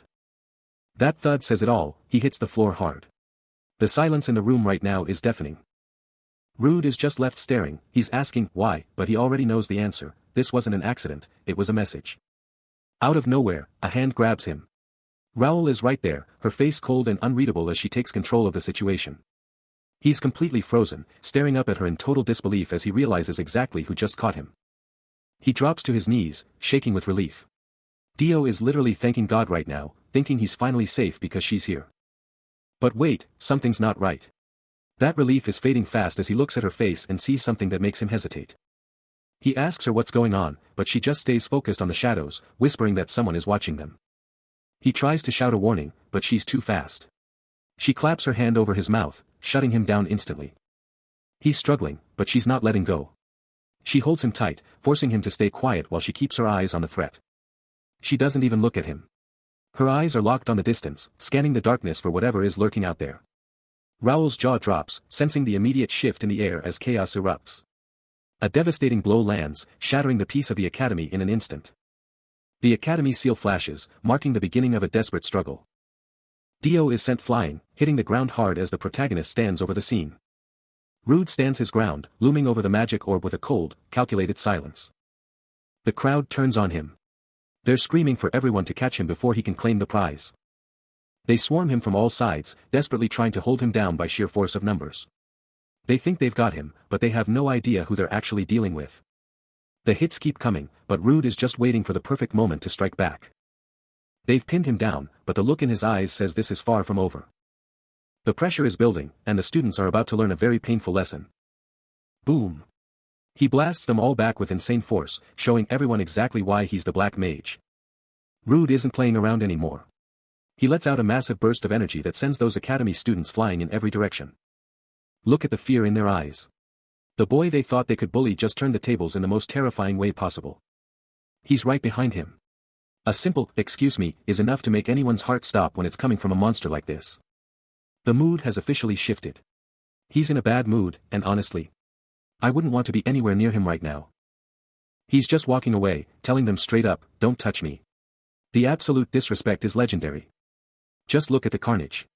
A dozen students down, and he didn't even break a sweat. This is the power of the Black Mage. Even Raoul is stunned. She's seen a lot, but this level of raw, unfiltered power is something else entirely. The whole room is paralyzed. Nobody wants to be the next one to step up. They finally realize they're out of their league. Manon is absolutely fuming. He can't believe he just got handled like that. The pride of the elite is taking a massive hit. Someone finally speaks up, pointing out the very things that started this whole mess in the first place. They're picking up the pieces now, but the damage is already done. The atmosphere is thick with regret. And here's the kicker. All that fighting, all that fear, and it was for nothing. Those aren't even the real orbs. Clutching the orb with white-knuckled intensity, he can't believe this is all they've got to show for their efforts. Setting his sights on a new prize, Manon makes it clear, Rude is the next target, and he's definitely not your average student. Bellowing out to the entire group, he demands their absolute attention for the challenge ahead. Singling out the lone wolf, he puts a price on Rude's head, declaring that anyone who lands a blow will be handsomely rewarded. Laughing off any chance of a comeback, he points out that the kid is all by himself, with nowhere left to run. With mana literally overflowing from his palm, the energy starts to peak, showing just how serious this hunt has become. Screaming at the top of his lungs, he reminds them all that there's a massive prize waiting for the winner. Locked in on total destruction, he's determined to wipe that smug look off the target's face. Staring down the mob with ice in his veins, he doesn't say a word, letting his silence do all the talking. Stepping right into the line of fire, his eyes lock on, ready for whatever they're about to throw at him. The orb comes flying in like a bullet, but he doesn't even flinch, just standing there like a statue. Boom! Direct hit. The orb smashes right into his chest, but will it be enough to take him down? The hit lands, but the reaction isn't what anyone expected. Dio is absolutely losing it, asking if getting bullied is some kind of twisted hobby for the guy who just stood there and took a magic orb to the chest. But look at that face, not a single flinch. He just sighs and says it's a relief, leaving everyone around him completely baffled by his lack of a reaction. The blonde kid is still reeling, demanding to know why on earth someone would jump in and block a magic orb for him like that. And here comes the cold hard logic. He throws the kid's own words right back at him, "If you told me to stop caring about you, then you'd better stop caring about what happens to me, too." The tension in the air is thick enough to cut with a knife, as they stand there in the middle of the arena, a weird new understanding forming between the two of them. You can see the guilt eating him alive. He's convinced this is all his fault, that his companion is only suffering because of him. But the bullies aren't done yet. Another orb comes flying in, aimed straight for them while they're distracted by their conversation. Wait, did he just? He moves like a blur, reaching out and snatching that magic orb right out of the air with his bare hand. He doesn't even look impressed with himself. He just turns back around, holding that glowing ball of mana like it's absolutely nothing. The crowd is losing their minds. Rude just tells the kid to stop blaming himself, while everyone else is screaming because he actually caught the damn thing. He's not doing this to be a hero. There's something else driving him, a reason much simpler and much darker than just saving a classmate. And there it is. He looks at the orb glowing in his hand and admits the truth, he just absolutely hates people like them. The crowd is absolutely stunned. They can't believe their eyes as the impossible happens right in front of them. Rude Krish just snatched that orb out of the air. Look at that cold stare, he's got zero respect for these weaklings and their pathetic games. But the mob isn't backing down. They're losing their minds, screaming at each other to keep the pressure on and keep throwing. Here comes another one. A green streak of mana whistles through the air, aimed right for his head. And he catches it again. It's like he's playing catch with toddlers, his speed is on a completely different level. That's one. He's literally counting their failures to their faces, calling their attacks sloppy and weak. Now he's on the offensive. He lunges forward and, bam. Number 2 goes down before he even knows what hit him. Manon is starting to get heated. He can't believe this punk is making a mockery of the entire class right in front of him. Make that 3. Rude isn't slowing down for anyone, he's just tearing through them like they're made of paper. 4 down, and he's barely breaking a sweat. He's standing in the middle of the wreckage, asking who's next. Is Lydersis finally going to step up? Look at the absolute shock on his face. Dio is completely floored, unable to wrap his head around the sheer power being displayed right in front of him. The battlefield is a mess of mana orbs, and yet, he just keeps walking. What is he even thinking right now? The crowd is losing it.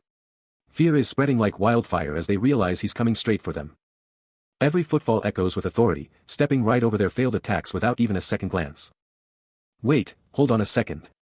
His hands are tied. You're telling me he did all that while he was literally bound? The elite students are speechless, realizing just how outclassed they really are by someone who wasn't even using his hands. He doesn't say a word, just keeps that cold, focused look even as they plead for him to stop. But then, someone spots it. He's bleeding. The man is actually injured, but he's acting like it's nothing. He feels their eyes on him, turning his head just enough to acknowledge their shock without slowing his pace. Rin can't just stand there anymore. Seeing him hurt like that triggers something in her, and she knows she has to act. She steps up while everyone else is frozen, rushing to his side to get those ropes off him as fast as she can. The rest of them are just stuck in place, watching in total awe as she does what none of them had the courage to do. Look at that face. Manon is absolutely losing it, completely unable to process the insane power gap he just saw.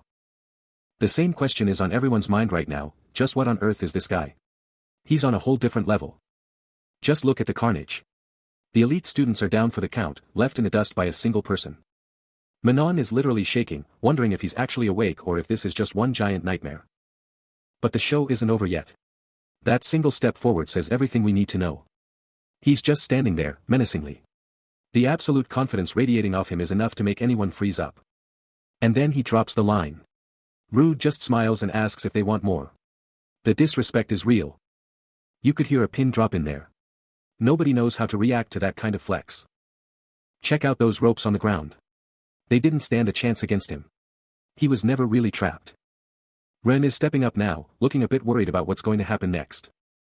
He's playing it cool, just staring ahead like he didn't just solo the entire class. She finally gets his attention, trying to talk to him while everyone else is still in shock. Tension is at an all-time high. The question on everyone's mind is simple but terrifying, is the monster standing right among them? The silence is deafening, until the truth finally hits, it's you. The shock is real. Dio can barely get the words out, his face twisted in pure disbelief. The name echoes through the hall, but Rude just turns around, his eyes cold and unreadable as everyone stares him down. Suddenly, everything changes. A massive burst of green energy explodes from a floating gem, swirling with insane power. He can't look away, staring up at the artifact as that eerie green glow fills the entire room. The mana is off the charts. Even the magical seals on their uniforms are reacting to this massive energy spike. Manon is on high alert now, his face hardening as he watches this crazy magical display unfold. As the vortex swirls, he's left wondering, what kind of power has just been let loose? The aftermath is absolute chaos. Look at that target, shattered. And someone's down. The power that just went off was no joke. Rude is completely stunned, watching as the teachers scramble to get the medical team in. The academy is going into full lockdown mode. And there it is, the culprit. That green gem caused all this. It's back in their hands, but the damage is already done. The calm before the storm. The sky looks peaceful enough, but things are heating up inside those academy walls.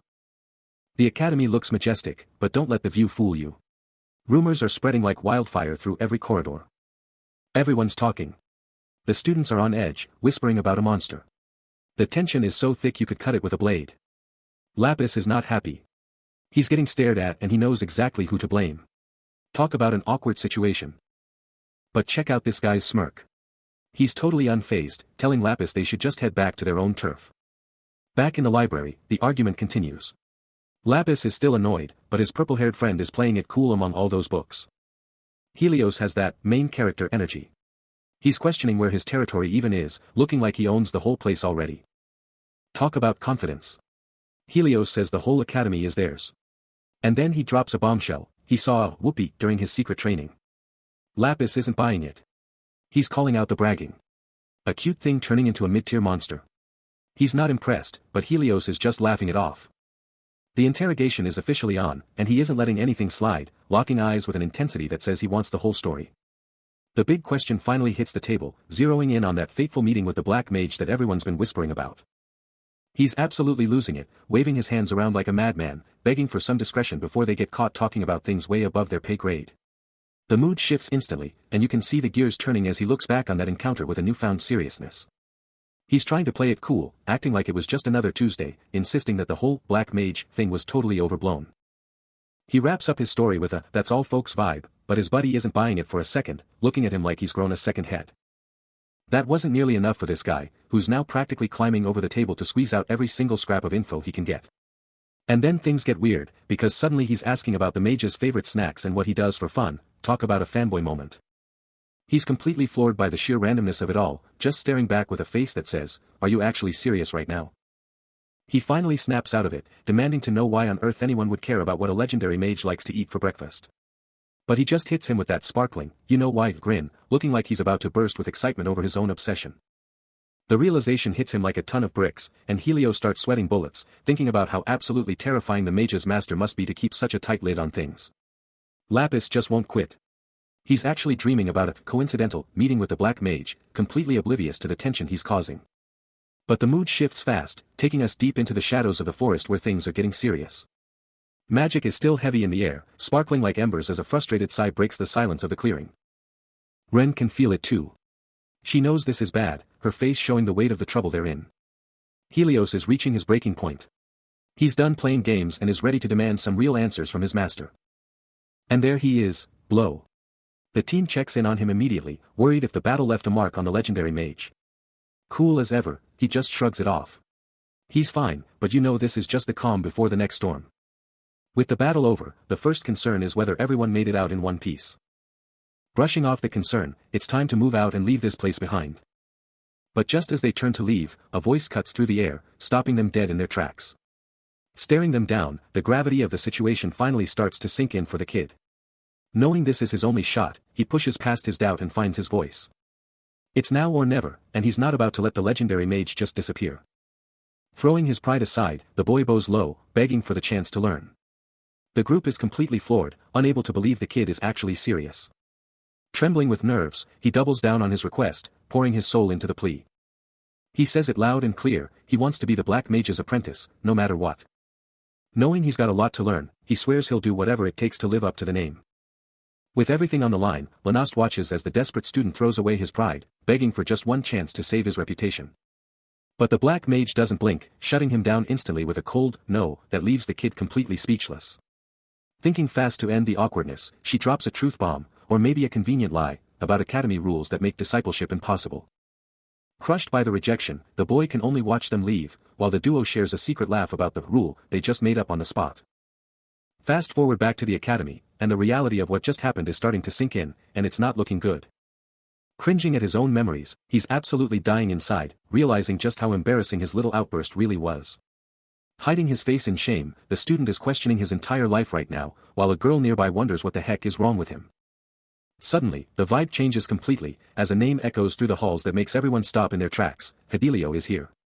Walking in like he owns the place, the man radiates pure power, silencing the entire hallway just by stepping into the room. Even as Anna tries to be friendly, he's still stuck in his own head, completely oblivious to the danger approaching from behind. The Marquis looms over him like a shadow, dropping a cold, insulting question about why he's still hanging around with those Eden losers. Caught completely off guard, he has to take the hit as the Marquis delivers a brutal verbal beatdown, telling him he's stooping way too low. Hidilio thinks he's running the show, but he just got hit with a reality check, as someone finally calls him out for playing these childish power games. Lanast isn't letting him off the hook, rubbing it in his face that even Lapis thinks he's acting like a total brat. The Marquis just scoffs, calling them all pathetic before turning his back because he's too busy for this nonsense. He orders Anna to move out, but Rude isn't staying quiet, muttering under his breath about who the real pathetic one is. The tension is thick enough to cut with a knife, leaving everyone wondering just how long this guy thinks he can keep acting like he's above it all. Lanast catches up to him with a smirk, asking if he's actually, wait for it, worried about them. She just bursts out laughing, shutting that idea down fast. Worried? Not a chance. Anna just follows along in silence, keeping her thoughts to herself as the drama finally cools down. We're moving deep into the academy now, where the fancy halls and big doors mean some serious business is about to go down. Inside the meeting room, the higher-ups are gathered around the table, and you know they aren't just talking about the weather. One of the students speaks up, dropping a bombshell about the crazy rumors that are starting to spread like wildfire. She's looking over the carnage, the shattered target board and the students left in the wake of the disaster, and the data doesn't lie. Leading to one terrifying conclusion: this was all the work of a single person.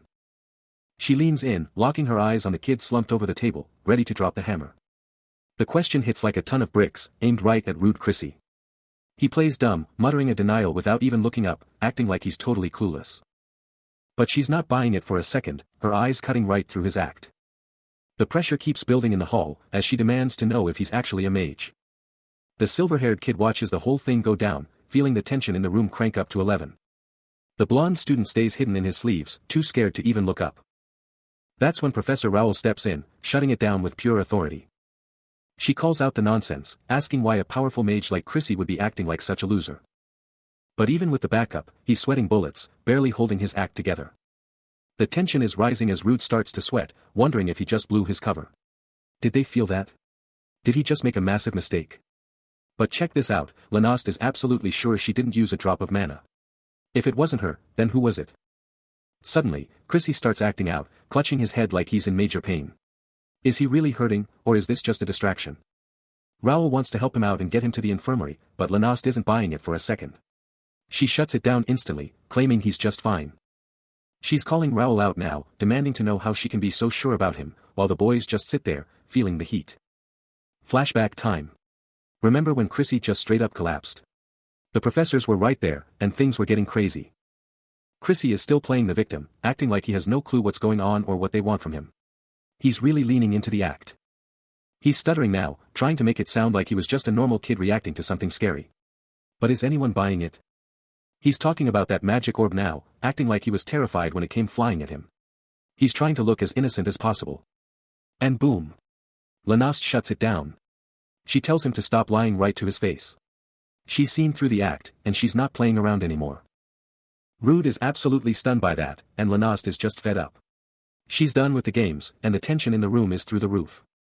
Raoul is just standing there like, realizing this isn't just a simple mistake.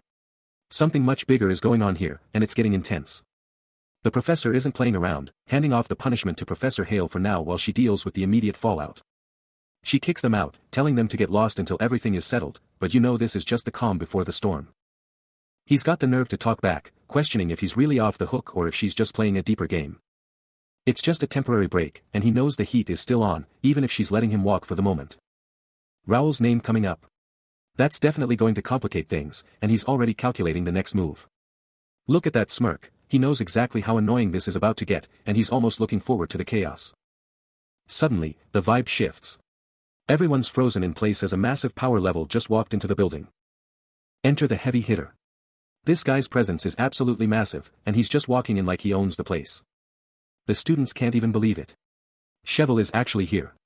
The shock on their faces says it all. The door slams open, and the whole room just stops breathing. The real power has arrived, and everyone knows it. He's just standing there like it's nothing, wondering why everyone's so stressed out. Talk about a power move. Everything just changed. The previous drama is old news now that the Marquis has stepped onto the scene.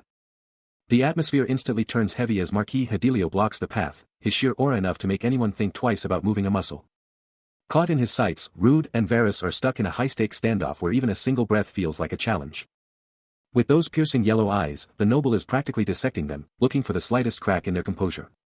The tension is unbearable, and you can see the blonde student starting to sweat as he realizes just how much trouble they might be in. He's completely paralyzed, unable to look away from the overwhelming power standing right in front of him. But wait, the Marquis spots something, a smile. He can't believe his eyes. Is this kid actually mocking him right now? Rude isn't waiting for permission, he reaches out and grabs his friend, making a bold move to end this confrontation before it gets out of hand. With a cold, "Let's go," Rude just walks away. He's literally turning his back on a Marquis like it's nothing. As they make their exit, one name hangs in the air, Lydersis. The real power players are starting to move, and Rude is right in the middle of it.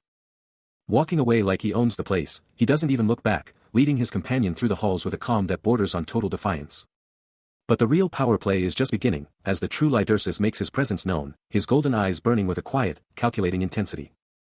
The scene opens with an ominous fog, setting a heavy mood as the weight of the coming words begins to settle. Breaking the silence with a chilling declaration, Helios looks away, his eyes filled with a dark resolve as he speaks of the misery he's about to unleash. Caught off guard by that heavy vibe, Dio snaps back, asking if that was supposed to be some kind of curse.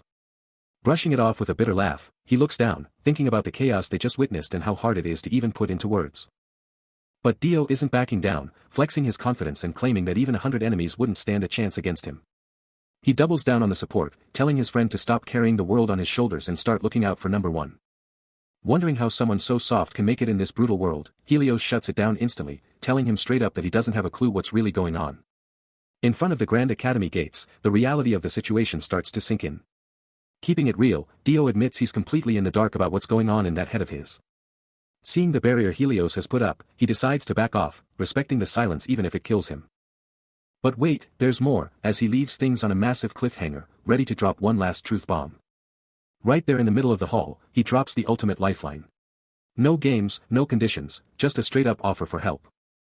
And you can see it in his eyes, that absolute shock. He wasn't expecting this kind of sincerity at all. But he's not done yet. He shuts down any chance of a brush-off before it can even happen. He's all in. No matter what the problem is, he's promising to be there to fix it. It's too much for him to handle. He's spiraling, trying to figure out why anyone would go this far for him.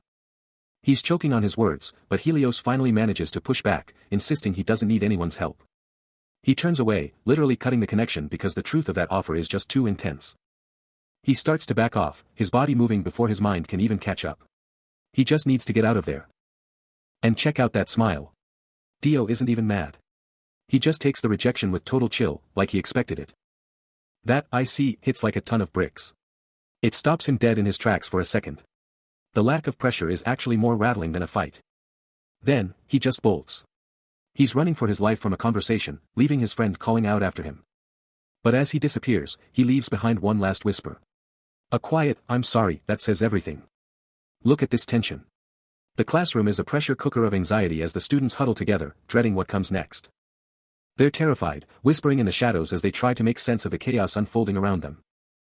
The stakes are rising.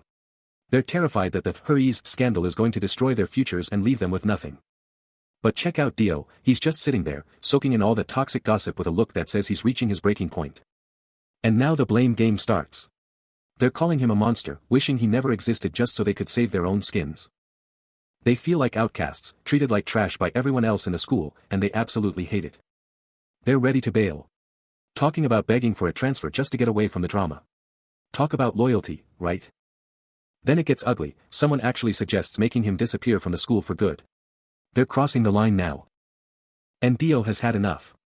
He slams his desk so hard it sounds like a gunshot, standing up to shut down all that trash talk in an instant. Total silence. Everyone is frozen in shock. They didn't expect him to snap like that, and now they're terrified to even breathe.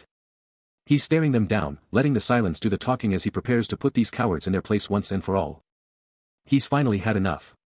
Dio stands up and shuts down the entire room, demanding to know why everyone is only looking out for themselves. He's calling out their hypocrisy, asking if they're just acting out because they're afraid of being the ones left out. Then he drops the name they've all been whispering, forcing them to look at the person they've turned into a social pariah. He's putting them on the spot, demanding they actually think about the pain they're causing Artian. The room goes dead silent, and you can see the shock on Manon's face as the weight of the truth finally hits home. He's not letting them off the hook, asking if they really think they're innocent after the way they've treated him. Look at that isolation, it's a brutal reminder that they've become the very villains they were gossiping about. He's humanizing the monster, reminding everyone that Artian has feelings just like anyone else. That look says it all, he's daring anyone in that room to try and defend what they've done. Someone finally speaks up, trying to justify their fear by bringing up what they all saw with their own eyes. The atmosphere is electric, you can practically feel the conflict tearing the classroom apart.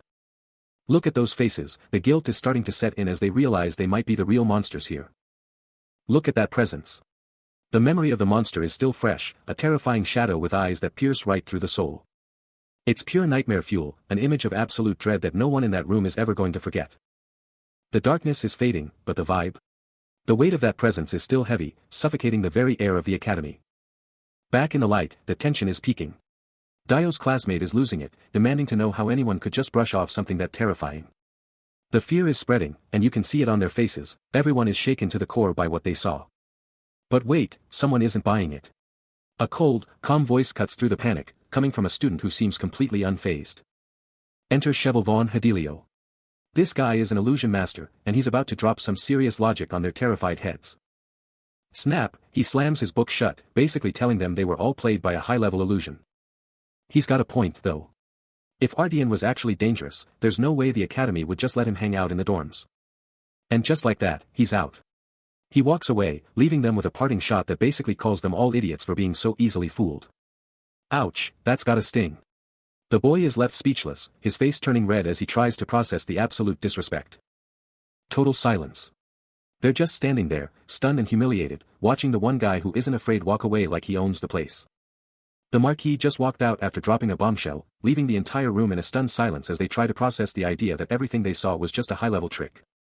But look at Arshan's face, he's completely out of it, looking like he's questioning his own reality after being told his transformation was nothing more than a clever illusion. The dust hasn't even settled yet, and already the fans are lining up. This girl, Julia, wasted no time making her move. But she's not the only one. The whole class is losing it, buzzing with questions about how he pulled off such a massive power play. While some are cheering, others are just watching from the sidelines, trying to figure out what this guy's deal is. They're wondering what everyone is thinking, and if it's even worth sticking around someone who's basically a walking target for trouble. The tension is rising, and you can practically feel the weight of all those eyes staring him down. And right in the middle of the storm, our boy is just keeping it cool, not letting any of the hype get to his head. Finally, someone works up the nerve to ask, stuttering out the big question, how did he stop that magic like it was nothing? But he's miles away, still thinking about that orb back in the lecture hall and what it really means. Julia is definitely taking notes, seeing right through that calm mask he's wearing. And then, just for a second, he gives this tiny little smirk.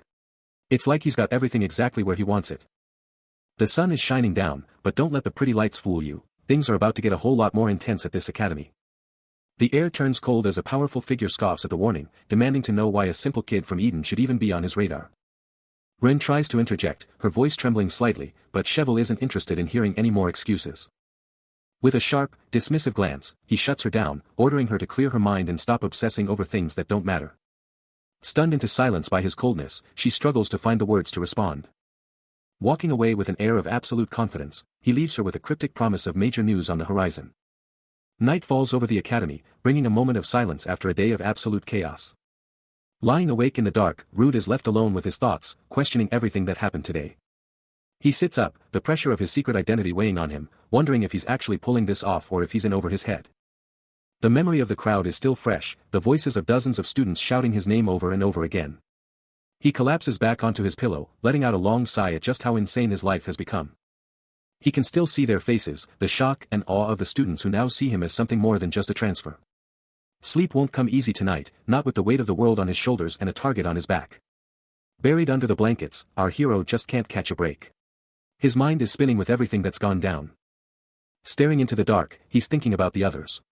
What kind of secrets are they hiding? What kind of weight are they carrying alone? Closing his eyes at last, he's just trying to shut it all out. He needs some rest before the next storm hits. The room is dead quiet, but you know that feeling when things are just a little too calm? Yeah, something's coming. Wait, what is that? A dark mist starts creeping in through the window. This definitely isn't part of the room service. It's slithering across the floor, moving like a predator toward the bed. The vibe in here just went from 0 to 100 real quick. The darkness is getting thicker, swirling around him like a trap. He's still asleep, totally oblivious to the danger. Something is breaking through. It's like a portal to a nightmare is opening up right in the middle of the room. And there it is. A hooded figure emerges from the smoke, and those glowing blue eyes. Yeah, that's never a good sign. It's standing right over him, just watching. The tension is insane. Is it going to strike or just keep staring? The shadow is moving in, getting closer and closer. It's about to go down. Boom. Sudden strike. The silence is gone in a flash as the entity makes its move. What just happened? Suddenly, the quiet night is ripped apart. That dark mist isn't just a shadow, it's an assassin moving in for the kill. Before he can even roll out of bed, a hand is at his throat. The sheer speed of the attack leaves him breathless, barely able to choke out a word. He isn't backing down, though, demanding to know exactly who's behind this supernatural ambush. But the shadow is already closing in, swallowing him whole in a vortex of dark mana that threatens to drag him into the unknown.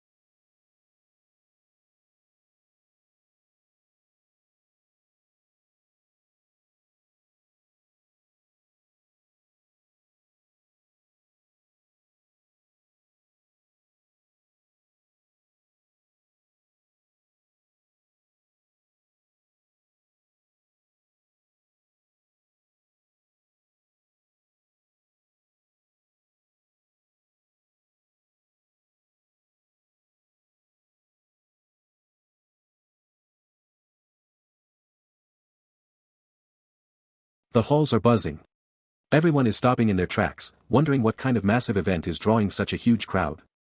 The rumors are flying fast, and the word on the street is that Professor Raoul is about to throw down with the new Eden. Who is this guy? Nobody can quite put a name to the face, but the hype surrounding this Eden is reaching a breaking point. The disbelief is visible on every face, because a professor calling out a student like this is absolutely unheard of. Even Lapis looks worried, sensing that this isn't just a simple practice match, but something much more serious. Dio isn't having it. He steps right up to the plate, calling out the professor for picking on someone who hasn't done anything wrong. But the professor shuts him down instantly, dropping a single, chilling command that leaves no room for argument: move. The moment of truth is here, as the Eden himself steps forward, looking completely unfazed by the professor's intimidating presence. Look at that focus. He's ready for whatever she throws at him, and you can bet the entire school is holding its breath to see what happens next. The fight explodes into motion. The youth barely manages to slip past a devastating opening lunge, the air whistling as the blade passes inches from his face. Look at that power. The stone floor literally explodes under the weight of the strike, proving that this is no mere training exercise. He knows he's in trouble. One wrong move, one slow reaction, and it's all over. The stakes just hit the ceiling. The crowd is absolutely speechless. The professor is moving like a whirlwind, and the entire arena can feel the pressure of her mana. Dio is losing it. He's screaming for them to stop, terrified that his friend is about to be cut down right in front of him. Wait, hold on a second. Dio realizes the truth. That Eden isn't just lucky, he's dodging every single strike with surgical precision.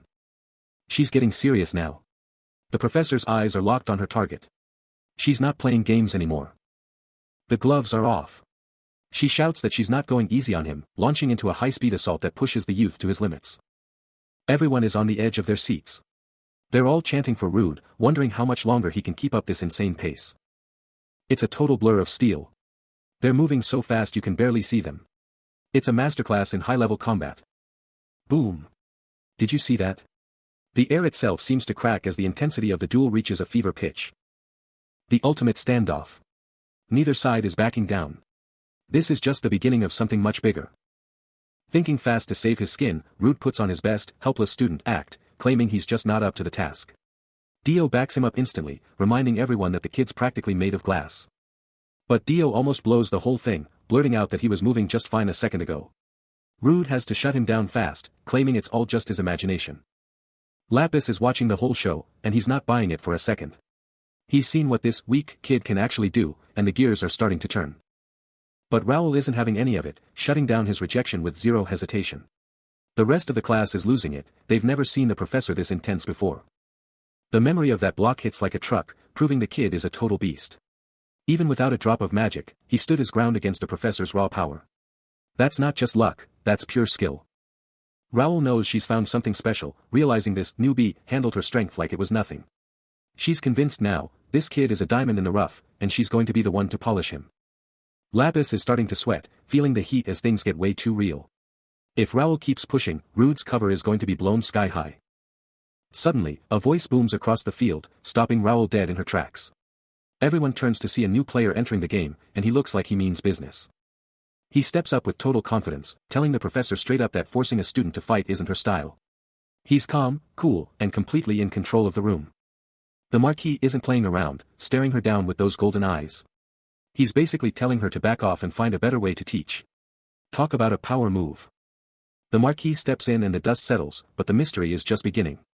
Lapis is piecing it all together, his gaze locked on the woman as the truth finally hits him. He knows her. She's the same one from the auction, and this connection changes everything.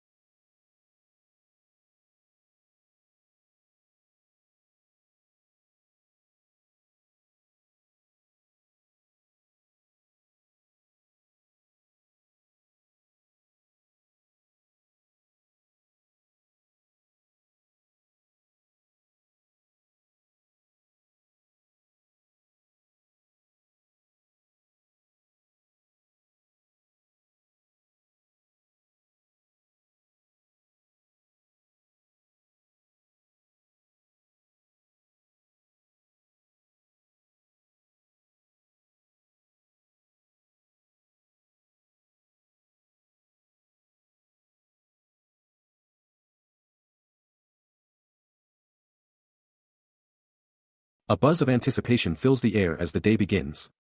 Echoing through the courtyard where the entire student body has gathered, eager for the next announcement.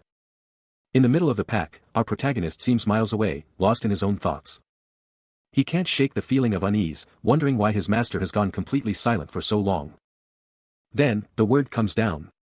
Professor Hale's class is up first, and the energy in the yard instantly shifts. Right on cue, Dio comes charging in, practically vibrating with excitement for what's coming next. He's hyped beyond belief, and he's not the only one, the news about the training site is massive. They're heading to the Magic Tower. It's a dream come true for any aspiring mage, and the hype is real. But while everyone else is celebrating, our hero is stuck in a state of total shock. Something doesn't add up. Why would the legendary Magic Tower bother with a bunch of beginners? It just doesn't make sense. He's been there before, and he knows better than anyone that the tower doesn't do favors for free. And then, it hits him, a dark memory from his past, a shadowy figure that's been waiting in the back of his mind all these years. Rude Krish locks in, his eyes sharpening with an intensity that suggests he knows exactly what's at stake. Meanwhile, Dio is keeping it light, reminiscing about the old days and how good it feels to be back on the move together. But the protagonist is elsewhere, scanning the sea of students with one question on his mind: where on earth is Lapis? A cloaked figure cuts through the crowd, blending into the chaos as the tension in the air begins to thicken. The crowd absolutely loses it, whispering in disbelief as the Hurrises actually show up, turning those wild rumors into a shocking reality. Leaving our hero to piece it all together, realizing that this training is becoming something much bigger and more dangerous than anyone expected. And when the name Cheval von Hedelio drops, the red flags go up, making everyone wonder if this is just a coincidence or if the Marquis is planning something devious. Looking back with nothing but suspicion, Rude Krish knows the game has changed, and he's ready for whatever the Marquis is about to throw his way. Confusion sets in as he spots someone bolting through the halls. What could possibly be the rush? There goes Lapis. The guy is absolutely hauling it, disappearing into the distance before anyone can even react. While he's stuck in his head, the rest of the class is just having a blast, completely unaware of the weird vibes. The girl next to him can't even keep a straight face, stifling a laugh at the whole ridiculous scene. But there's no time to stand around, as she grabs his arm with a sudden, playful force. She's not letting him miss out, dragging him along to join the rest of the group as the excitement builds. Check out this scale. We're deep inside the magic tower now, where a massive ritual circle is already starting to hum with power. And there he is, the man in charge. Professor Hale is looking down at the crowd, and you just know he's got a plan. The report is in, and it's exactly what he wanted to hear. Every single student, including the big shot Harisa's family, is right where they need to be. He adjusts his glasses with that classic villain energy, noting that the rest of the heavy hitters are closing in. Everything is falling into place. The mood just took a massive nosedive. He gives the word to start, and suddenly, these creepy black shadows start crawling out of nowhere. Look at those eyes glow. Hale drops the act and lets the dark energy rip, a twisted smile on his face as the real nightmare begins. The tension is through the roof as Lapis realizes something is horribly wrong, his voice shaking as he tries to make sense of the professor's sudden change. And then, the ultimate betrayal. The professor doesn't even look at him, coldly stating that he has no more use for his loyal subordinate. Left completely speechless, the poor guy can't even finish his sentence before the reality of the situation starts to sink in. But there's no time for talk because boom. A massive surge of dark magic explodes, completely engulfing everything in its path. Look at him standing there. The professor is just watching the chaos he created, looking like a total villain as the shadows swirl around him. And it's not stopping. That dark energy is spreading everywhere, and the students below have no idea what's about to hit them. Check out that glow. The teleporter ignites with a surge of pure mana, signaling the start of a journey that's about to get very real. The scale of this thing is insane, and Dio is absolutely floored by the massive magic stone powering the entire array. The hype is building. Everyone is buzzing with excitement, wondering if they're truly about to step foot into the legendary magic tower. But wait, something's missing. He looks around frantically, realizing that Rude has completely vanished from the group. The tension is palpable, with every student on edge as they wait for the next move. Time for a history lesson. Professor Hale steps up to explain the mechanics, but even he realizes this isn't your average teleportation circle. Hold on, something's not right. The professor's eyes narrow as he spots advanced formulas that shouldn't even be possible here. What is this thing? And the students? They're totally lost. All that high-level magic talk is going right over their heads. The past is never truly gone, and as the professor dwells on the strange magic, a familiar, chilling presence from the shadows begins to stir. But the peace is shattered instantly. The students look up in pure shock, their excitement turning to dread as something impossible appears above them. Confusion ripples through the crowd, as they desperately try to figure out if this is a planned event or if something has gone horribly wrong. Then, a massive explosion of light. A rift tears through the very air, flooding the chamber with a brilliance that leaves everyone speechless. And out of that light comes a nightmare. A dark, swirling silhouette appears, floating ominously over the students like a harbinger of doom. Look at those claws. The entity's hands are jagged and sharp, wreathed in a cold, flickering aura of pure malice. It's moving. The creature dives with insane speed, a blur of darkness cutting through the air toward the unsuspecting crowd. It's a direct hit. The entity tears through the hall with violent force, its descent creating a shockwave that sends everyone scrambling. Panic is setting in. The students are terrified, screaming and wondering why this monster would show up here of all places. Is this part of the plan? Some hope it's just a training exercise, but the fear in their eyes says this field training has taken a deadly turn. Wait, this wasn't part of the plan. The professor's face goes pale as he realizes that the Black Mage isn't just a training simulation, this is the real deal. Panic starts to set in, and his companion isn't wasting any time, screaming at the students to get out while they still can. Too late. The entity strikes with brutal speed, and the hall erupts in screams as the first blow lands. And just like that, the exits are slammed shut by tendrils of pure darkness. They're trapped in there with a monster. The students are losing it, begging the professors for help as that dark mass creeps closer and closer. Look at that fear. These kids are paralyzed, staring down a nightmare they were never supposed to face. But wait, what's this? A massive burst of blue mana explodes out of nowhere, lighting up the whole room with magic circles. A new challenger enters the fray. This guy just stands there in the middle of all that power like it's nothing. Who is this? The students recognize him instantly. It's Professor Khan. If anyone can handle this level of crazy, it's him. He's cool as ice, introducing himself as Damien while the world is literally falling apart around him. That's some serious confidence. He's taking control. With one word, arise, he forces that dark energy to obey him. The power scaling here is insane. The students are stunned, realizing that this guy is on a whole different level. He's powerful, he's intense, and he might just be a little bit crazy. The tension is at a breaking point as Raoul steps up. She's absolutely fuming, warning this intruder that they better be ready for the consequences of messing with Helios. But look at this thing, the black mage is just standing there, a literal void of shadow with those haunting blue eyes staring right through her. Meanwhile, Rude spots something terrifying. The teleportation circle, it's changing. The entire formula is being rewritten right under their noses. This isn't just an accident, this was planned from the very start. Every single rune was placed with lethal precision. Rude looks at Lapis and Dio, and you can see the gears turning. Could this be an inside job? Someone from Helios might be behind this, or maybe something even worse. If Helios is actually working with that black figure, then everyone here is in serious trouble. Suddenly, someone screams out for Professor Raoul. She's rushing straight into the heart of the storm. But wait, the confidence is gone. She's panicking, begging for help because she's not a battle mage. She's completely out of her league. The black mage doesn't hesitate. It lunges, shadows stretching out like claws.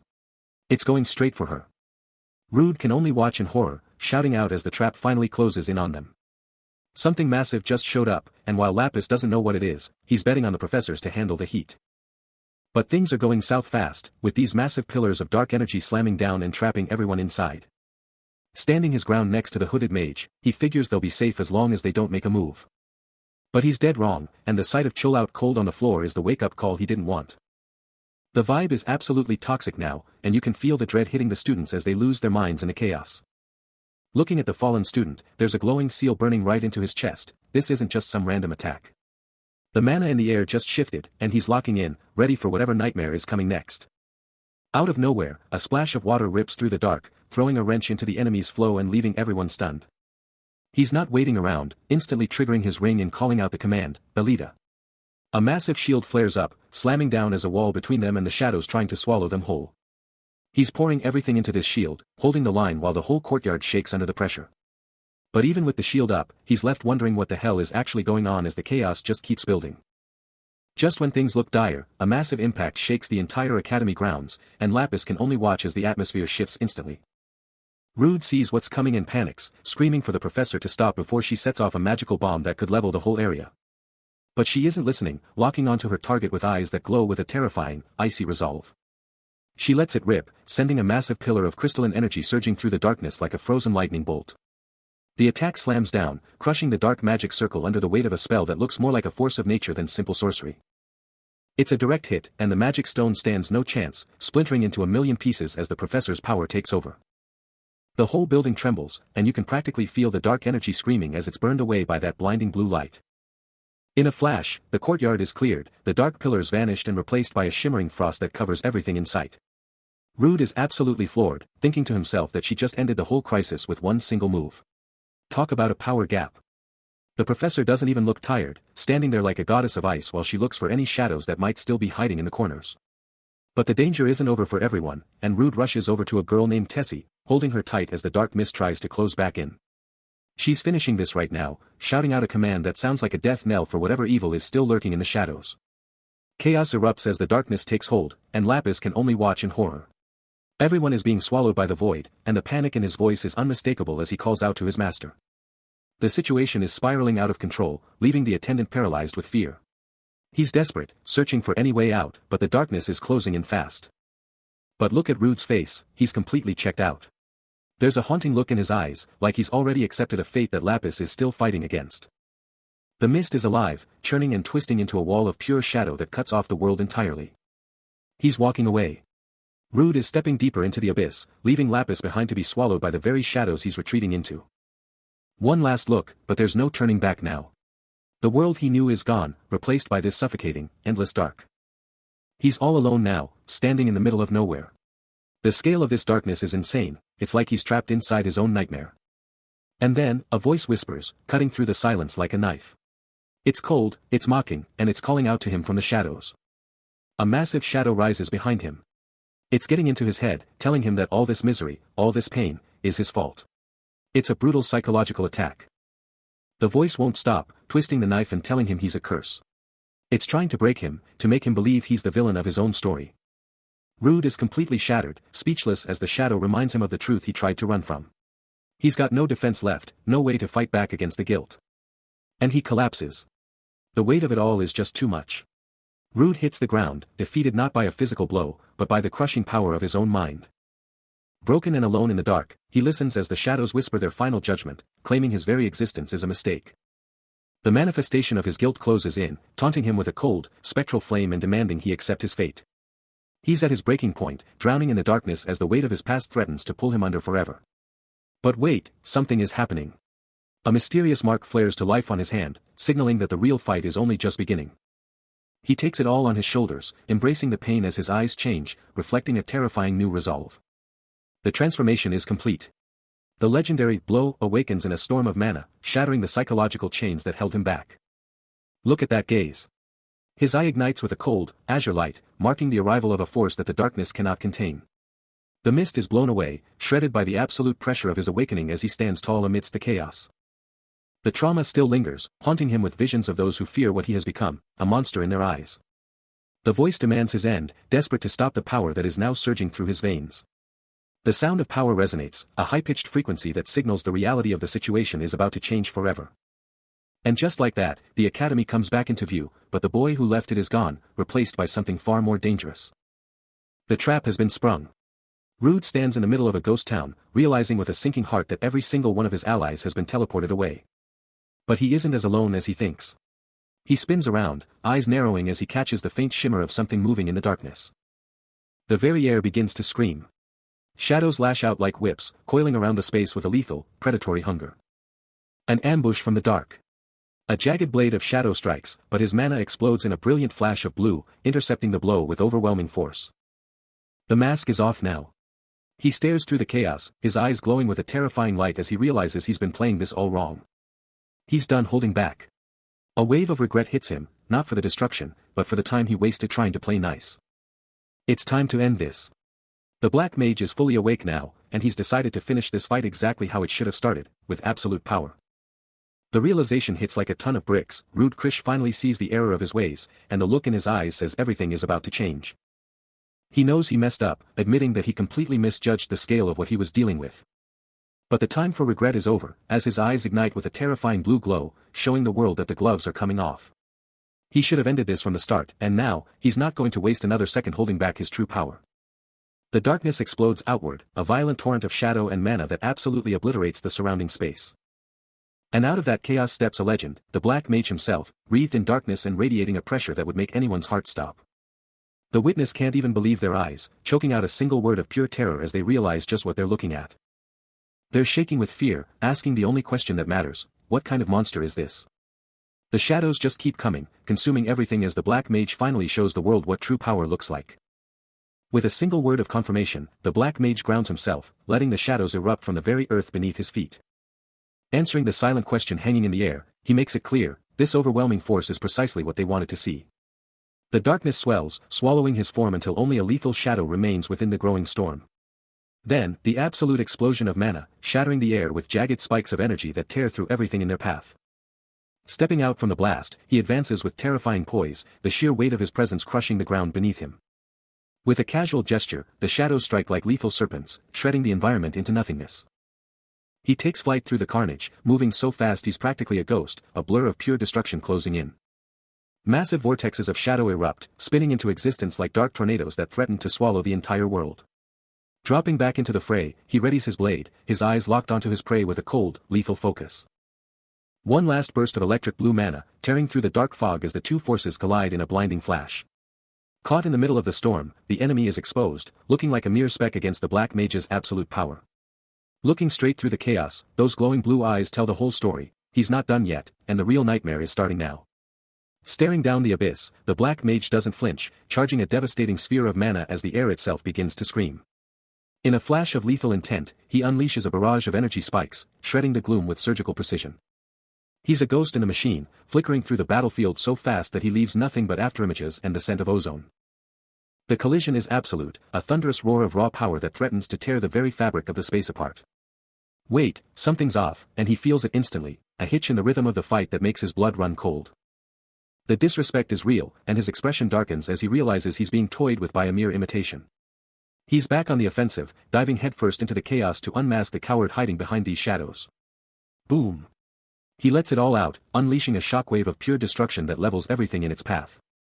When the smoke clears, the devastation is clear, the terrain has been completely rewritten by his overwhelming mana. Just as he thought, the pieces are falling into place, and he can't help but smirk at the predictability of the trap. It's a fake. He calls it out, there's no way this pathetic lump of energy is the real deal. One last hit to end the charade, and he blows the decoy to smithereens, ready to find the coward who sent it. Right in the heart of the chaos, Rude Krish isn't backing down, demanding to know exactly why everyone was moved and what the endgame really is. With those piercing blue eyes locked on, he's scanning for any weakness, refusing to let this shadow entity slip away without an answer. He's turning up the heat now, straight up asking if Lydersis is the one they're after, cutting right to the core of the threat. As the shadow just stares back, those glowing eyes are pure nightmare fuel, giving off nothing but cold, calculated malice. Wait, something's wrong, he senses a shift in the mana, a new presence creeping into the fray that he didn't see coming. He's looking back now, feeling that unmistakable chill of someone standing right in his blind spot, ready to strike. Look at that shadow shift, something is literally manifesting out of thin air, taking shape right behind him. The mana is going absolutely wild, tearing through the space as this new entity forces its way into reality. And then, a voice hits him like ice, just straight up saying, I don't know, but you can tell this thing is hiding everything. It's not just playing dumb, it's being arrogant, telling him it has zero duty to answer anything he asks. The shadows are exploding now, the whole vibe just shifted, and you know something massive is about to happen. And there it is, right behind him, a hooded nightmare whispering directly into his ear, and the look on its face says it all. The tension is thick enough to cut with a knife as the shadow entity leans in, questioning the very nature of the boy standing before it. But he isn't buying any of it, scoffing at the nonsense as he prepares for whatever move this creature makes next. And then, everything goes sideways. A massive pillar of blue mana explodes upward, completely engulfing the area in a roar of power. Right in the eye of the storm, his eyes flare with a brilliant blue light as the sheer scale of this magic takes him by surprise. The whole building shakes. That mana is off the charts, tearing through the hall like a physical force of nature. It's a total whiteout, the light becoming so intense that everything else just disappears into the glare. In that split second, there's nothing but pure, raw energy vibrating through the air. As the light finally starts to dim, an eerie silence settles over the wreckage. When the dust finally clears, the center of the room is completely empty, leaving nothing but questions behind. Lapis and the professor burst onto the scene, desperately calling out to see if anyone is left alive in the wake of that blast. The professor stops cold, her eyes wide behind her glasses as the reality of the situation hits her. They're gone.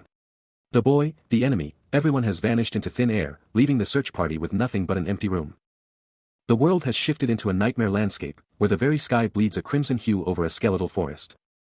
Deep within these sunless canyons, a pool of pure shadow waits, stagnant and ominous amidst the jagged stone. The eerie silence snaps, replaced by the rhythmic, unsettling bubbling of the dark liquid. Rising from the black spray, Rude Krish appears, his eyes reflecting the darkness of the pool. Turning his back on the shore, he walks into the unknown, the reality of his situation finally sinking in. Frustration boils over, as he realizes he's been pulled away without finding a single answer. Looking out over the wasteland, the young mage can only scoff at how troublesome this has become. He stops, taking it all in, questioning if this nightmare is just as he predicted. This is a place where hope goes to die, a cursed land where the rivers run black with ancient malice. The air itself feels like a weight, as the blood-red sky bleeds over the twisted, skeletal remains of the forest. Welcome to the end of the world, welcome to Ishuela. His gaze turns cold, ready to tear through whatever horrors Ishuela has waiting for him. Just as he tries to get his bearings, Rude realizes he isn't as alone as he thought. Something is moving in the shadows of Ishuela. Look at those eyes. A pack of bloodthirsty beasts emerges from the dark, and they've already locked onto their target. He's not backing down, though. His eyes flare with power as he realizes that he definitely didn't expect this kind of reception. The horizon is crawling with them, and the situation is escalating fast. He's completely surrounded. The trap has snapped shut, leaving him trapped on the rocks with a dozen hungry wolves closing in. Listen to that growl. These things are starving, and they're about to make their move. The tension is palpable as the truth finally comes to light. In the heart of the estate, the Duke demands to know the truth. Did his son really cross paths with the legendary Black Mage? The young noble confirms the meeting, but something is wrong. A sudden wave of weakness hits him, and his steady hand begins to shake uncontrollably. Then, disaster strikes. He drops like a stone, crashing onto the table while his father and attendants watch in stunned silence.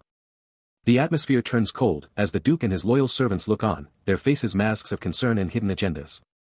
Waking up in a daze, the young master finds himself back in his own chambers, the world still spinning around him. His attendant is right there waiting, coolly announcing that the young master has finally returned to the land of the living. But then, the bombshell drops, Arun. He can't believe his ears as the realization of what they've done to him starts to sink in. She's not holding back either, telling him straight to his face that he's basically a sitting duck without her and Ran to watch his back. He's absolutely speechless, caught off guard by the brutal honesty of the girl standing over him. It was all for his own good, as she reveals that she and Ran teamed up to burn a high-level protection spell right into his body. Right there on the left side of his chest, a secret weapon now lies waiting, ready to activate the second things get dangerous. Look at this atmosphere. The Crimson Woods are dead silent, setting a heavy mood for what's about to go down. Deep in the shadows, our hero sits alone, looking like a tiny speck against this massive, ruined backdrop. Check out that monster. It's literally disintegrating into shadow, leaving nothing but a dark stain on the earth. He's not even bothered by it. He just shifts around on his perch, the only sound being the scrape of rock in the dead air. Rude knows something is up. He can feel it, this whole vibe is definitely not normal, and he's starting to get suspicious. Suddenly, the gem starts acting crazy. A voice starts screaming from inside, begging for him to answer. Talk about a wake-up call. Boom. The light is blinding. The artifact is surging with mana, pulsing in sync with that frantic voice. They're calling for him. The voice is shouting his name and calling him Master. Whoever is on the other side is losing their mind. He's completely caught off guard. He's staring at the gem like he's seen a ghost, wondering if Blow is finally back in action. The questions just keep coming. The voice is frantic, asking why he's awake and if anyone has been bullying him. Talk about overprotective. The light is getting even brighter. He's just standing there, totally confused, trying to make sense of this sudden magical chaos. And then, there he is. Lapis steps in with that calm smile of his, looking like he knows exactly what's going on. Clutching the mana orb tight, Lapis looks like he's bracing for the worst news possible, his eyes locked onto the flickering blue light. And man, the school is absolutely trashed, with windows blown out and smoke everywhere, making it clear that things have gone completely off the rails. But miles away in a literal hellscape, our hero is sitting on a rock, wondering just how bad the damage really is back home. Then the bomb drops, Ishuela. That's right, he's been warped straight into the heart of a cursed land that most people wouldn't survive for 5 minutes. The silence says it all. Being stuck there isn't just bad luck, it's a death sentence, and neither of them is laughing now. Wait, how does a student end up there? The panic is real as they try to figure out how a simple school trip turned into a nightmare.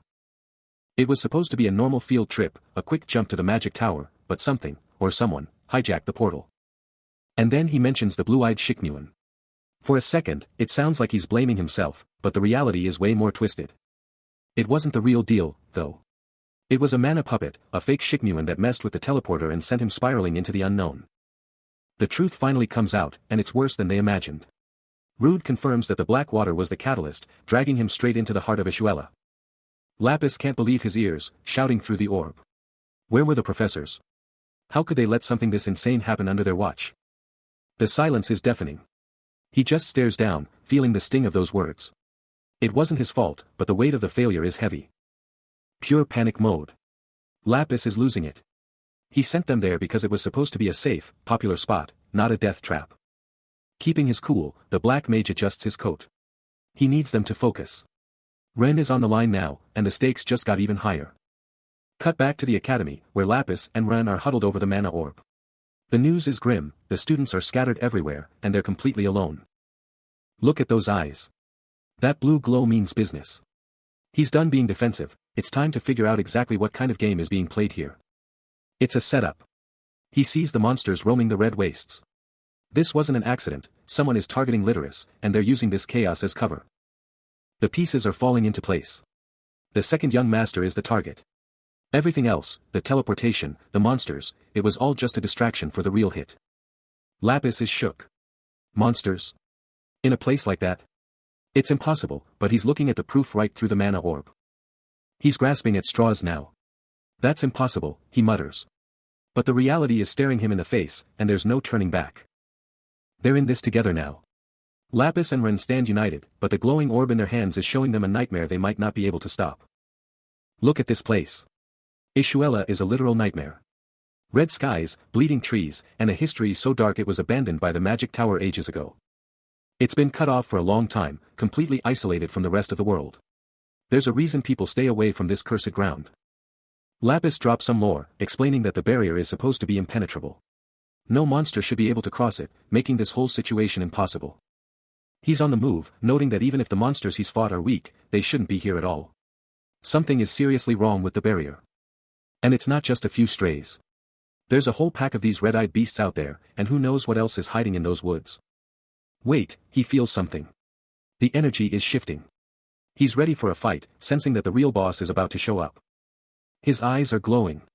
He's locking in, focusing his power to track down whatever is messing with this place. Meanwhile, the students are panicking. They're all bunched up in a clearing, terrified and confused about how they ended up in this wasteland. They have no idea what's going on. Everyone is asking the same thing: how did this happen? One minute they're safe, the next they're in the middle of nowhere.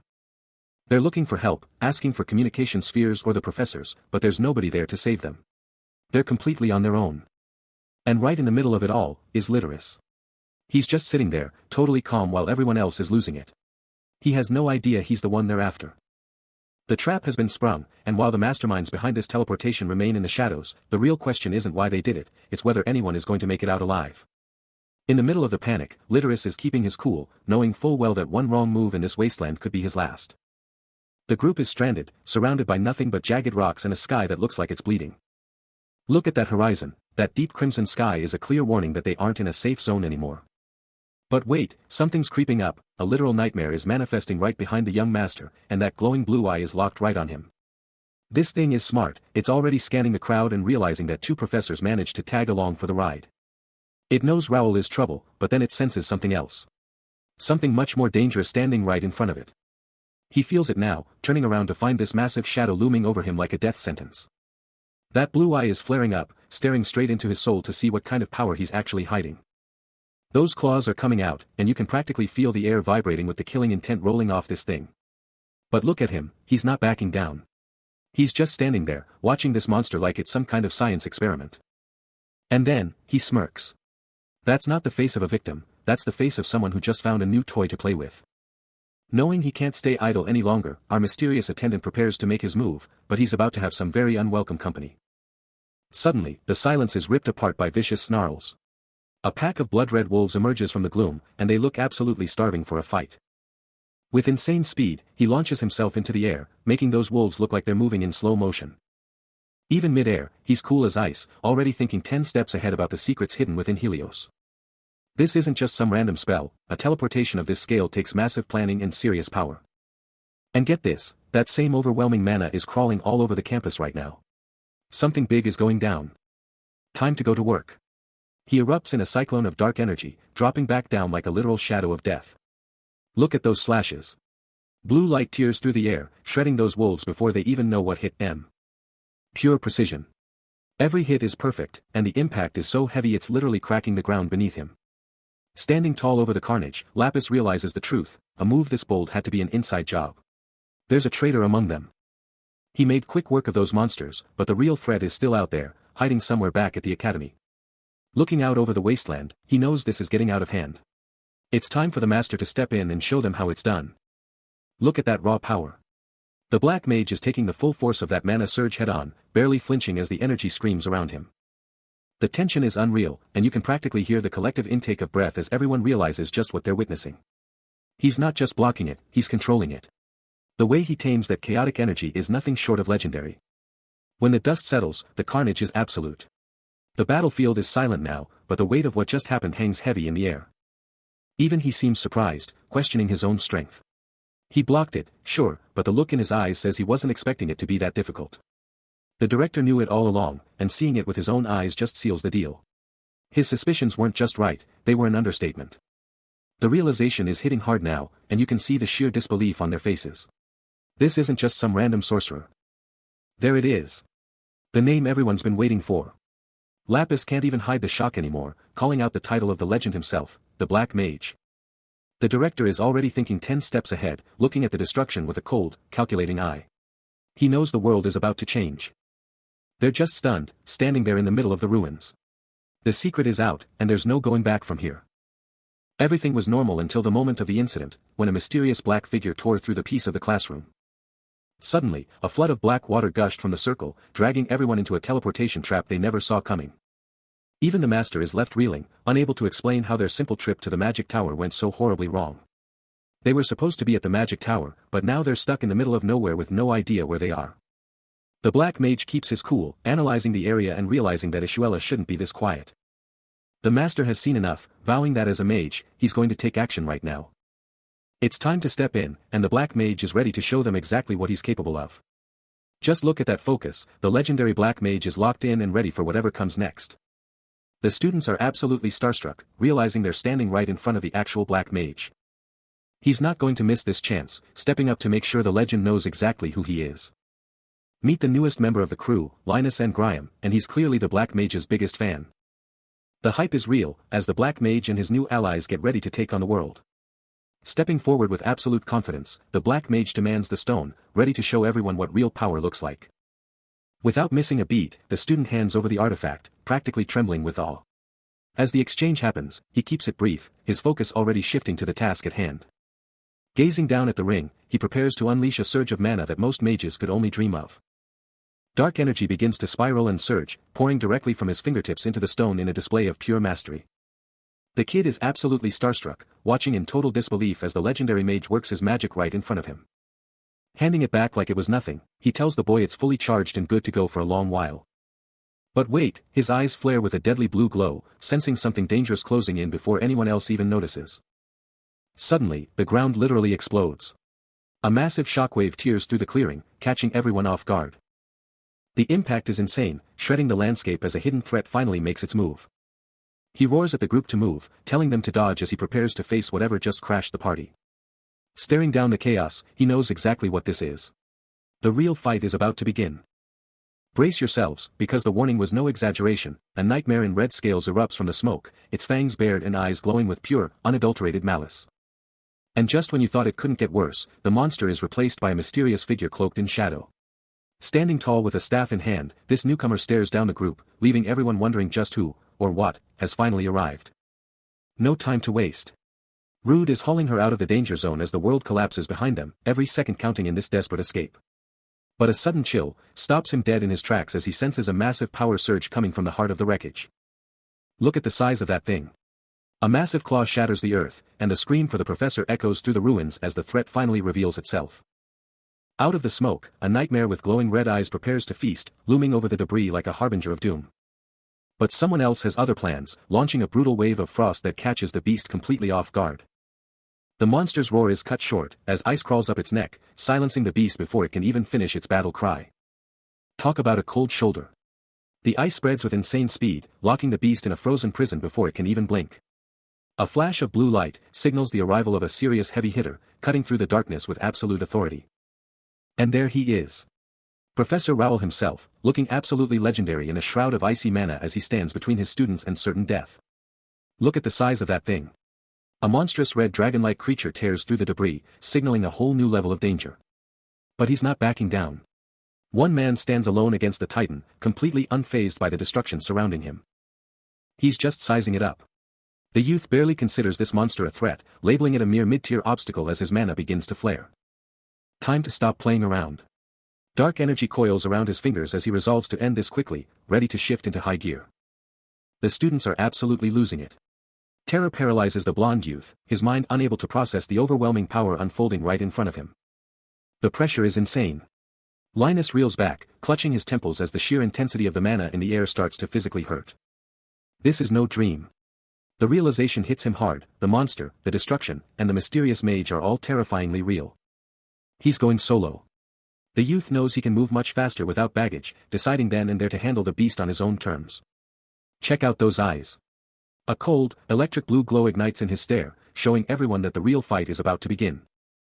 He's stepping up. Without a word, he marches straight into the danger zone, leaving the terrified students in his wake. They finally know who he is. The students can barely stutter out the name as the truth hits them, they're standing in the presence of the legendary Black Mage. And he's gone. With a thunderous crack, he disappears into a blur of pure speed, closing the distance in the blink of an eye. The moment of truth is here, and he's moving faster than anyone can track, leaving the others in the dust. Blink and you'll miss it, because the entire battlefield is about to erupt. Boom. A massive shockwave hits, sending everyone flying as the raw power of the encounter explodes. Look at the size of that thing. The monster lets out a roar that's enough to chill anyone to the bone. It's hungry and it's pissed, making sure everyone knows exactly who's in charge of this nightmare. One of the kids is falling straight into the trap, heading right for those massive, terrifying teeth. But our hero isn't having it, swooping in for the save and sticking the landing like an absolute boss. The monster is losing its mind, furious that its snack just got snatched away at the last second. The dust starts to clear, revealing the absolute carnage left in the wake of that impact. Everyone's trying to get back up, shaking off the shock as they realize they're still alive. Linus can't believe his eyes, looking up at the legend himself and realizing just how outclassed they all are. He's completely stunned, finally understanding the true power of the man they call the Black Mage. Look at that silhouette. Linus is absolutely floored, the legend himself, the Black Mage, has actually appeared on the battlefield. The sheer aura is insane, and while the student is shaking in his boots, the mage doesn't even flinch, looking completely in control. Those eyes are piercing right through him. He manages to choke out that he's alright, but you can tell he's still reeling from the near-death experience. The monster isn't done yet, unleashing a massive roar that shakes the ground, but something is definitely wrong, the air is freezing up.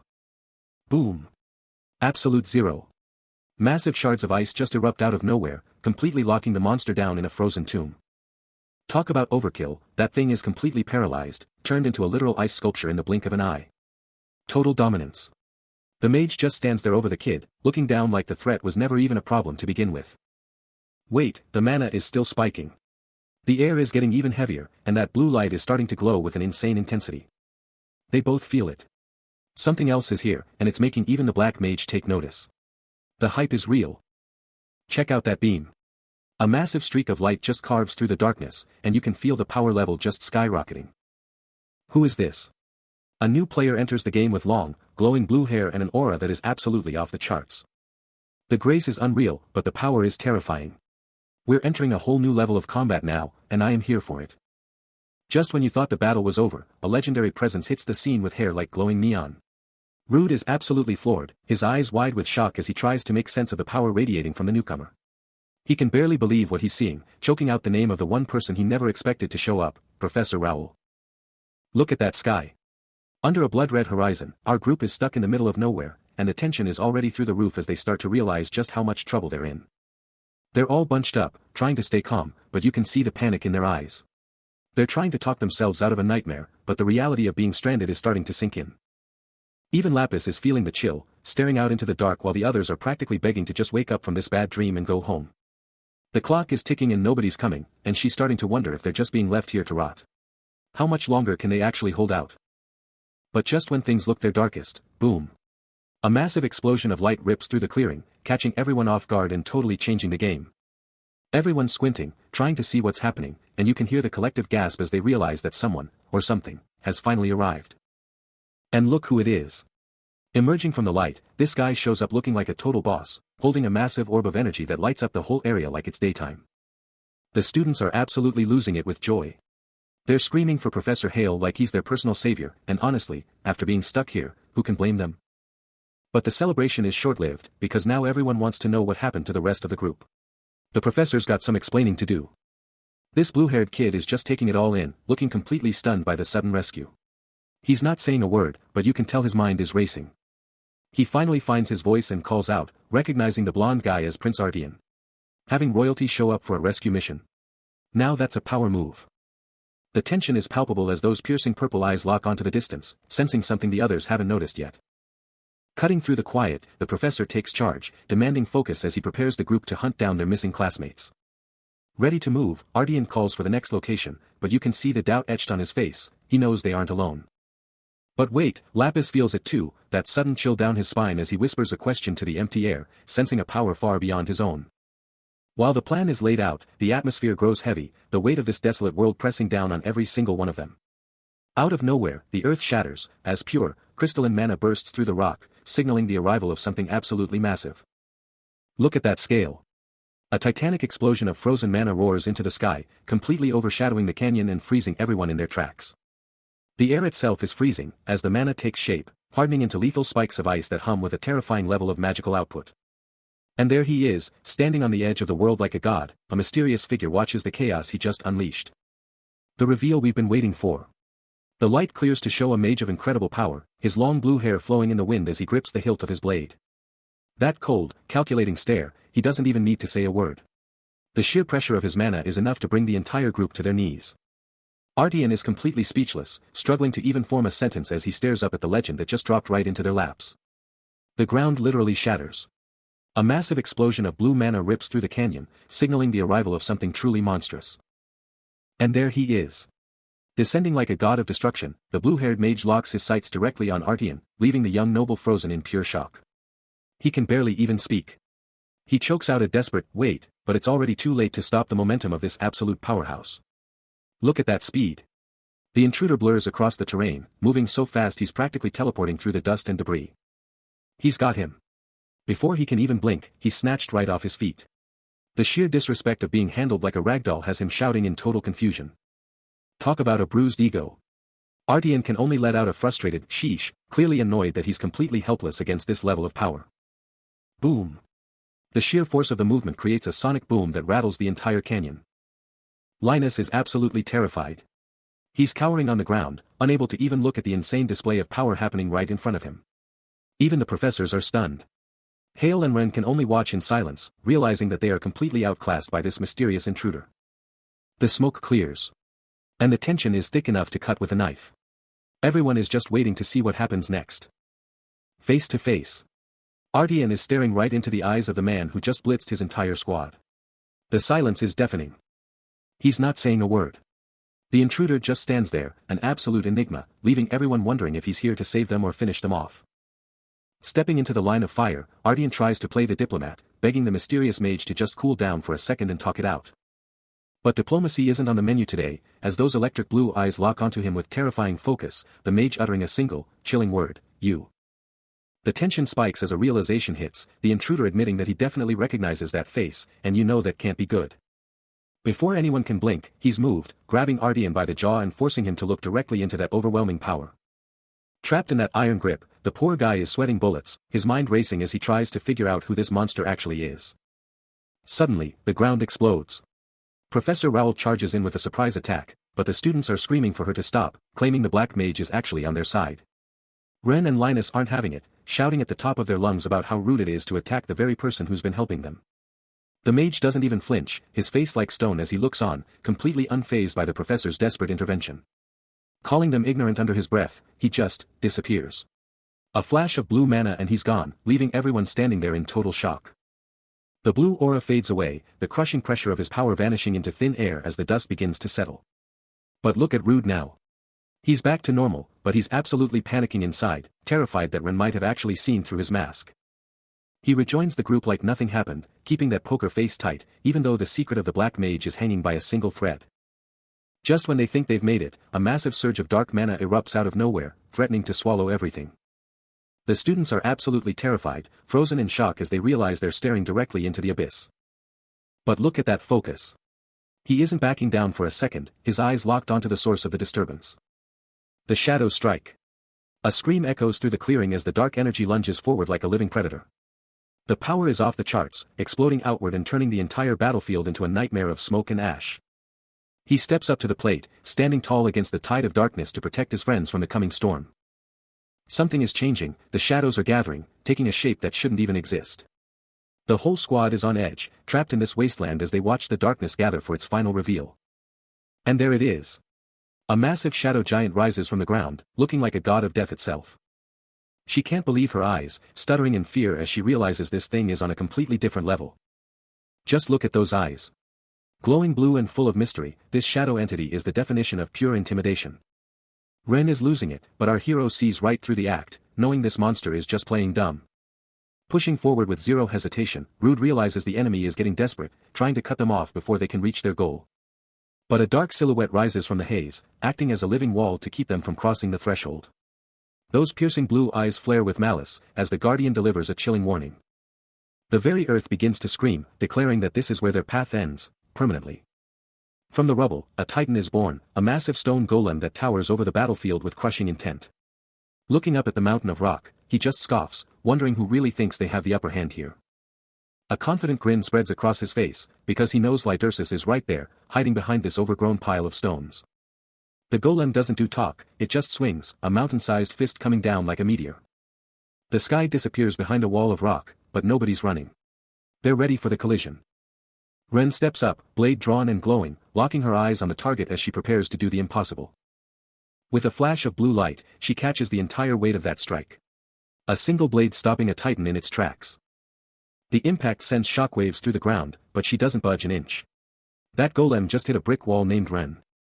Crashing down into the fray, Rude makes his entrance, surrounded by a storm of lethal mana shards that scream of the power he's about to unleash. The golem isn't having it, its eyes igniting with a ghostly blue light as it smashes the earth, trying to bury him under tons of broken rock. Ren and the professors can only watch, feeling the ground tremble as the sheer scale of this monster's power becomes terrifyingly clear. And there he is, Lydersis, watching the whole thing go down with that ice-cold stare, completely unfazed by the carnage he's unleashed. But Rude's already ahead of the game, realizing that fighting this puppet is a total waste of time. He needs to cut the strings and find the puppeteer. He barks out an order, telling the professors to handle the heavy lifting while he goes after the real target. It's time for a tactical handoff. The golem is absolutely livid, screaming in rage as it realizes its prey is just going to walk right past it. But it's already too late. He's gone in a flash, leaving nothing but a neon blue streak behind as he breaks the sound barrier to close the gap. Look at those eyes. That blue flare means he's tapping into the deep reserves, pushing his mana to the absolute limit for this dash. Boom. He's right there, landing right next to Lydersis before the guy can even blink. Talk about a jump scare. The impact shakes the floor, dust flying everywhere as he sticks the landing, the air crackling with the leftover energy of his dash. Lydersis just looks at him, and with one word, he gives the green light. Go. The real mission starts now. And just when you thought things couldn't get worse, this guy shows up with the most punchable, sinister smirk you've ever seen. He's clearly enjoying the carnage. Lydersis is absolutely losing it, demanding answers. He can't believe what he's seeing, and honestly, neither can we. The tension is through the roof. Then, the man himself steps up. Meet Dio Varus. He's got reasons, he says. Yeah, because that makes everything okay, right? This guy is bad news. He turns to the crowd, shutting everyone up instantly. You can feel the dread radiating off the students as he prepares to drop some twisted logic. And get this, he calls this a good experience. Since the Magic Tower trip was a bust, he figured he'd just bring the battlefield to them. Talk about a nightmare teacher. He's preaching about real combat, standing there while everything burns. He thinks a life-or-death struggle is the only way to truly learn. This guy is completely unhinged. Real combat? The students are stunned. They came here to study, not to fight for their lives in some psycho's twisted training camp. Lydersis is frozen in shock, but Rude sees it for what it is. He knows this guy is straight up crazy. The look in Rude's eyes. He's already planning his next move. He's still talking, warning them to give it their all. It's like he's setting the stage for something even more brutal. You can feel the final boss vibes coming off him. And then, the mask slips. Look at that face. His eye is glowing red, and that grin, he's about to do something terrible. Get ready, because things are about to explode. Boom. He attacks. A fiery whip snaps out and grabs Lydersis right by the neck. He didn't even see it coming. The prince is in serious trouble, and the real fight has just begun. Look at the size of that thing. A massive stone titan rises from the rubble, its glowing blue eyes locking onto its targets with lethal intent. In the middle of the chaos, Ardian isn't taking any chances, grabbing Ren and telling her to brace for impact. Right next to them, Varus is trying to keep his cool while a massive magic circle erupts under his feet. Then the professor steps up, shouting that this is a full-blown emergency as he stares down the beast. With total focus, he pulls out a weapon, ready to face the danger head-on. He lifts the stick high, looking completely locked in as he prepares his next move. Varus can't believe his eyes, wondering how a tiny stick is supposed to stop a giant monster. The ground shakes and Ardian gets blasted back. The pressure is insane, and his friends are starting to panic. He's gasping for breath, shaking from the sheer power of the fight as he tries to get back on his feet. Varus is losing it, screaming that they're out of time and need to move now. Boom. A massive explosion rips through the cave, a blinding light swallowing everything as the golem lets loose. Everything is covered in smoke, leaving Ardian stunned as the sound of the blast echoes through the silence. The smoke clears, but the nightmare is just beginning. Out of the ashes of that massive explosion, a dark silhouette emerges. Look at those eyes, that piercing red glow says everything we need to know. Rude is standing his ground, completely unfazed by the destruction, just watching, waiting. The tension is off the charts as the chapter draws to a close. The chaos reaches a breaking point as the team gathers around their fallen ally, the air thick with the scent of ozone and desperation. Varys can't believe his eyes, shouting her name into the void as he prays for a response that might not come. A faint sound escapes her lips, a whisper so fragile it barely cuts through the roar of the collapsing cavern. But the light fades fast, and she hits the ground with a sickening thud, leaving the boys paralyzed by the sight. Denial screams through his mind, refusing to believe she's gone, even as the situation around them turns from tragic to lethal. And then, the ground itself rebels, a titan's hand bursting through the floor like a nightmare made manifest. Varys looks back and sees death itself, the realization hitting him harder than any physical blow could. But Artian isn't running, his eyes narrowing as he calculates their only chance for survival. He reaches out, channeling everything he has, unleashing a desperate spell to stop the unstoppable.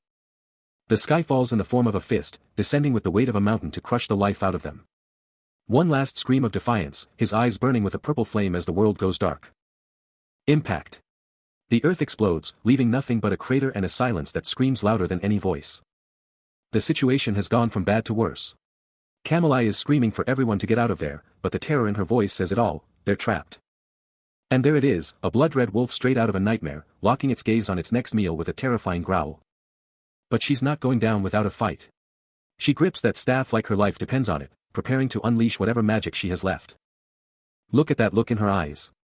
The fear is still there, but it's being fueled by a desperate need to survive. She's locking in. She's drawing a line in the sand. Standing her ground against that monster, she's making it clear, if the wolf wants her, it's going to have to earn it. The beast is closing the distance, looming over her like an unstoppable force of nature. This is the moment of truth. Wait, what is that?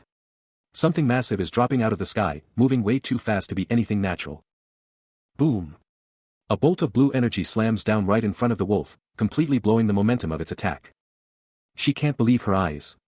The whole sky is lighting up with this insane blue fire, and the pressure in the air is just off the charts.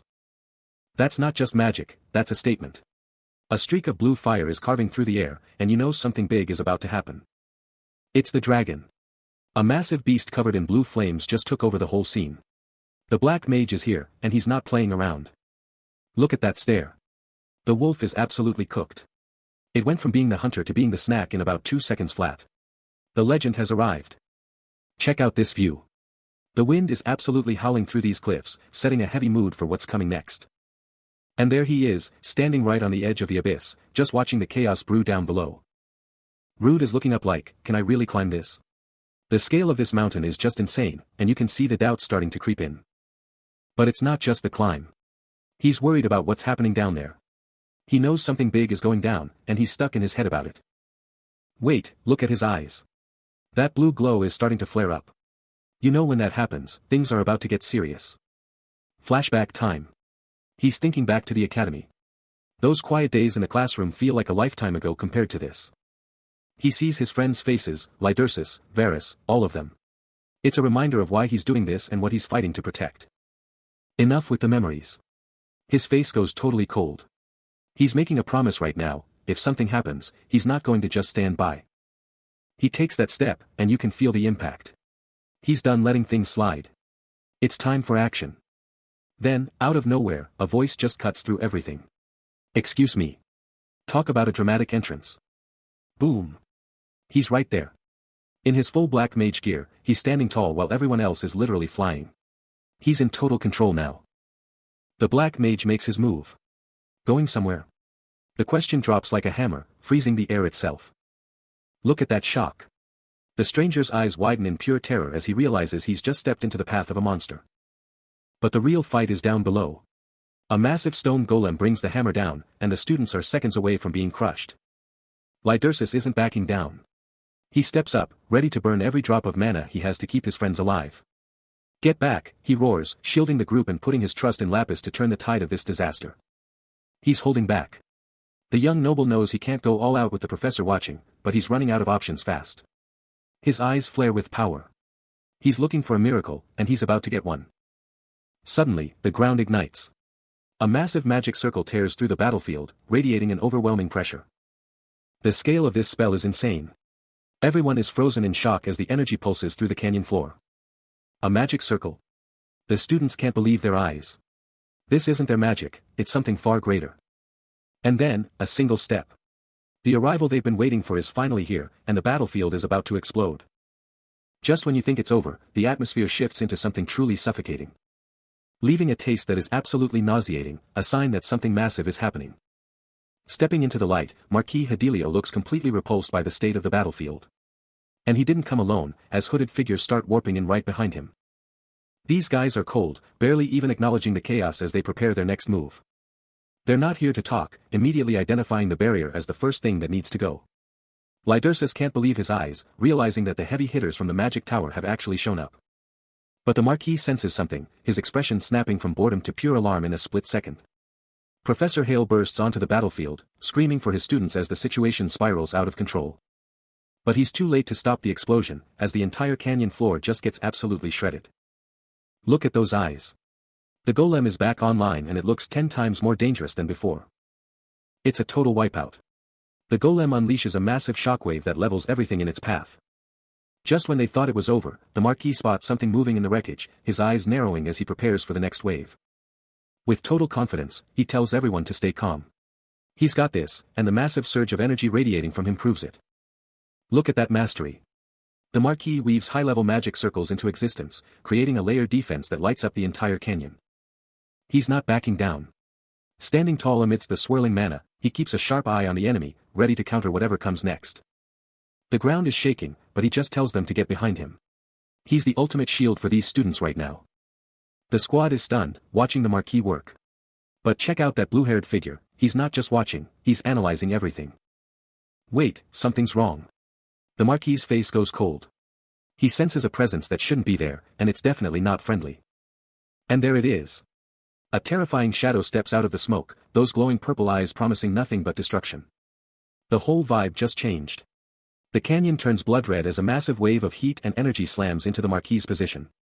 Total chaos breaks out. The students are screaming because their mana is literally being ripped out of them. This isn't just an attack, it's a drain. But Rude is done waiting. He steps into the light, looking completely unfazed by the mana drain. It's time for him to take over. Class is in session. Rude stands tall in the fire and drops the coldest line yet, he's about to show them what today's lesson is really about. Class is in session, but this isn't your average lecture. The professor drops a bombshell, announcing that today's objective is far more dangerous than anyone expected. The goal is simple, but the stakes are through the roof. They have to win a fight against a powerhouse who's already charging up his mana. Look at that energy flare.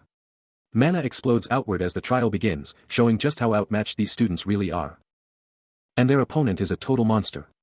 It's Cheval von Hedelio himself, standing tall and ready to crush anyone in his path. He's not coming alone, either. Hedelio summons spectral wolves that look ready to tear the class apart. Camelai is absolutely stunned. She can't believe the professor is actually making them go through with this insanity. He's giving them weapons, but is it enough? The professor tosses down some gear, telling them they'll need more than just their fists to survive. No rules, no mercy. He wants to see everything they've got, and he's not going to hold back. Check out that creepy smile. The professor is loving this, and he's about to drop the most terrifying rule of all. The protagonist knows what's up. He can feel the killing intent in the air, and he knows this isn't just a test anymore. If you fail, you die. It's a literal death match, and the only way out is to win. It's time to go all out. They have to give it everything they've got or they're not making it out of this canyon alive. The tension is thick enough to cut with a blade as Hedelio stares into the distance, his mind clearly miles away from the current battlefield. With a look that could freeze boiling water, he narrows his eyes, diving deep into a memory that still burns after all these years. Then, everything flashes white, pulling us back to where it all began, long before the titles and the blood. A familiar voice breaks the silence, shouting for her brother as the carriage rattles along the path. Caught off guard, the young noble snaps back to reality, looking completely bewildered by his sister's sudden outburst. She isn't letting him off easy, demanding to know what's going on in that head of his while they're on the verge of arriving. And there it is, the massive Artian estate, looking every bit as intimidating as the reputation of the family that owns it. He plays it cool, of course, acting like he's just there to put some brat in his place, even if he can't get the kid's name right. She's not having any of it, snapping back with the correct name and calling him out for being such a hopeless idiot. But look at that smile. She's got a mission of her own, and she's absolutely certain that she and Lydersus are going to be the best of friends. The peace of the academy is shattered when Lydersus suddenly takes off, leaving a frantic voice trailing in his wake. The momentum dies instantly, replaced by a crushing silence, and you can see the pure regret etched on his face as he questions his own actions. Then comes the breaking point. Ivro lets it all out, screaming that he's the one to blame for everything falling apart. He turns his back on the scene, muttering a curse as the weight of the situation starts to truly sink in. The hunt is on, and he's scanning every corner, wondering just how far that brat could have gotten. Her words are stuck on repeat, a brutal ultimatum that he's not going anywhere until he finds his target. Finally, a break in the case, as he spots a familiar face and calls out, desperate for any kind of information. He steps into the open courtyard, trying to keep his cool even though his world is currently upside down. Cheval is caught off guard, wondering why the heck he's still hanging around the academy grounds. He's stumbling over his words, trying to find a way to explain the situation without looking like a total mess. The mood gets heavy fast, as the talk turns to the one person everyone is looking for, his brother. He lays it all out on the table, admitting he's hit a dead end and needs to know if anyone has seen his brother. As the conversation ends, Cheval is left standing there, absolutely stunned by what he just heard. Look at his face, he can't even process the nonsense he's being told right now. The sun is setting on the academy, but things are only getting more complicated for our Marquis. He's literally thinking, is this guy for real? Is he actually crazy? I mean, come on, Lydersis is talking about his own flesh and blood here. And he called him a monster. How does someone even say that about their own brother? It's just cold, pure ice-cold behavior that he just can't wrap his head around. But then, he spots something, a lone figure just lying there in the middle of nowhere. He panics for a second, thinking something terrible happened, but wait. He's just sleeping. Can you believe it? Rude Krish is just out cold on the grass like it's nothing. He just sits there watching him, wondering how a duke's son can be this unbothered by everything. It makes you think, is this how he deals with all that family drama? Just sleeping it off. As Cheval looks down at the sleeping Rude, he's struck by the sheer vulnerability of the boy. He's the younger brother, smaller, weaker, the kind of person you'd expect a family to protect with everything they have. Isn't that what family is for? To hold each other close. But looking at this situation, you can tell things are anything but simple between these two. Suddenly, the peace is gone. Rude's eyes fly open, and you can see the instant he realizes he's not alone. Lydersis is just sitting there like it's no big deal, dropping a casual, "You're up," but it hits Rude like a lightning bolt. He's absolutely spooked. And he's off. Rude doesn't even hesitate, scrambling up and hightailing it out of there while Lydersis shouts for him to wait. Lydersis is losing his mind here, yelling about how Rude did the exact same thing earlier. He's demanding to know who taught him to just run away when someone says hello. Wait, did that actually work? Cheval watches in surprise as Rude actually stops in his tracks. The lecture on manners must have hit a nerve. He's turning back slowly, looking like a deer in headlights. He's clearly torn between running and doing the polite thing. Talk about awkward. He manages a tiny, stuttering hello, trying his best to show some manners even though he's clearly dying inside. Mission accomplished, time to go. The second that greeting is out of his mouth, he's a blur. He vanishes into the woods so fast he leaves a cloud of dust behind. Cheval is just left staring, probably wondering what on earth he just witnessed. That kid is like a frightened animal. And Lydersis? He's just yelling at the trees now. He's completely floored by how fast Rude just bailed on him again. Lydersis is absolutely losing it. He's screaming at the top of his lungs, completely fed up with the runaround he's been getting from that brat. But check out the Marquis, he's in a totally different headspace, sharing a tender moment with his kids that shows a side of him we rarely see. It's a rare moment of peace for him, and that genuine smile says everything about what he's really fighting for. The mood shifts instantly, though, when a new report hits his desk and leaves him completely stunned. He can't believe what he's reading, someone actually wants to head back to the Ardean territory. This changes everything. A warning ignored, and the tension is palpable as the student confronts his peer about the dangerous path he's taking. But Lydersis doesn't care, meeting the concern with a cold, golden-eyed stare that says more than words ever could. Leading to the ultimate question, why would anyone talk about their own flesh and blood with that much venom? Walking away from the truth, he dismisses it all as nonsense, trying to bury the past before it can catch up to him. A bridge burned, as the realization hits that some people are just too far gone to be saved. And in that silence, the finality of their separation becomes the only thing left in the hall. But you can't outrun a memory, and the darkness starts to bleed through, dragging everything back to that fateful day. To a nightmare made real, where the ground is soaked in red and the air is thick with the scent of iron. Trapped in the center of the slaughter, he's forced to witness the end of everything he ever loved. Everything is gone, leaving nothing but a hollow shell where a family once stood. Total annihilation, as the Ardean name is dragged through the mud and blood of their own home. The rumors take hold, and the world watches with morbid curiosity as the fall of the Artians becomes the talk of the town. In the silence of the hallway, the blonde student finally breaks, admitting that he actually agrees with the ruthless path being taken. Lydersus doesn't even blink, his gaze remaining as sharp and icy as ever as he takes in the sudden alliance. The tension in the air is thick enough to cut, as these two stand their ground before the real chaos begins. One side is calculating every move, but the young heir is already locked in, his eyes burning with a terrifying, quiet focus. Look at that sky. The clouds are bleeding red, signaling that the time for talk is officially over. The stage is set, and the silhouettes on the hill know exactly what's coming, a total bloodbath. Boom. A massive magic circle flares to life, trapping everyone in its golden glow as the trial begins in earnest. The gloves are off. Weapons and magic are officially authorized, meaning this isn't just a test, it's a fight for survival. Professor Hale isn't playing around, giving them just enough time to realize how much trouble they're actually in. The students are losing it. They can't believe the school is actually forcing them into this nightmare. Pure panic is setting in, and you can see it in their eyes, they know they don't stand a chance. They're trying to run for their lives, but a voice stops them dead in their tracks. There's no escape from this fight. The professor drops the hammer, and Fidelio is cleared for takeoff. This training session is about to get real. He's not holding back, unleashing a pack of spectral wolves that look absolutely lethal. The mana is off the charts, as these beasts solidify, ready to tear through anything in their path. The Marquis is just watching, letting his predatory summons tower over the students like a nightmare come to life. Total chaos erupts. The trainees are losing it, running for their lives as the wolves close in. But look at Rude, he's the only one keeping his cool, even though nobody listened to his warning. He's locking in, realizing he's going solo. It's all on him now. He's got that look in his eyes, ready to face whatever the Marquis throws at him. The wolves are right on top of him, but he's not flinching. He's a one-man army right now. It's time to show them what he's made of, bracing for the impact as the real fight begins. Then, out of nowhere, boom. A massive impact rocks the entire arena. Debris is flying everywhere. The ground is literally exploding. What just happened? He crashes into the scene with enough power to splinter the very foundation of the arena, erupting in a storm of dust and stone that halts the training exercise in its tracks. Leaving the Marquis struggling to maintain his composure amidst the rising debris, his pride clearly wounded as he sneers at the audacity of anyone daring to interfere with his magic. But the sneer fades when he locks eyes with the Black Mage, whose aura radiates a cold, overwhelming pressure as he calls out the cowardice of the ambush. As the dust clears from the impact, the Marquis steps out with that signature smug look, acting like he's the one who's been wronged here. He can't help but tease, calling out the absolute rudeness of being attacked without so much as a hello.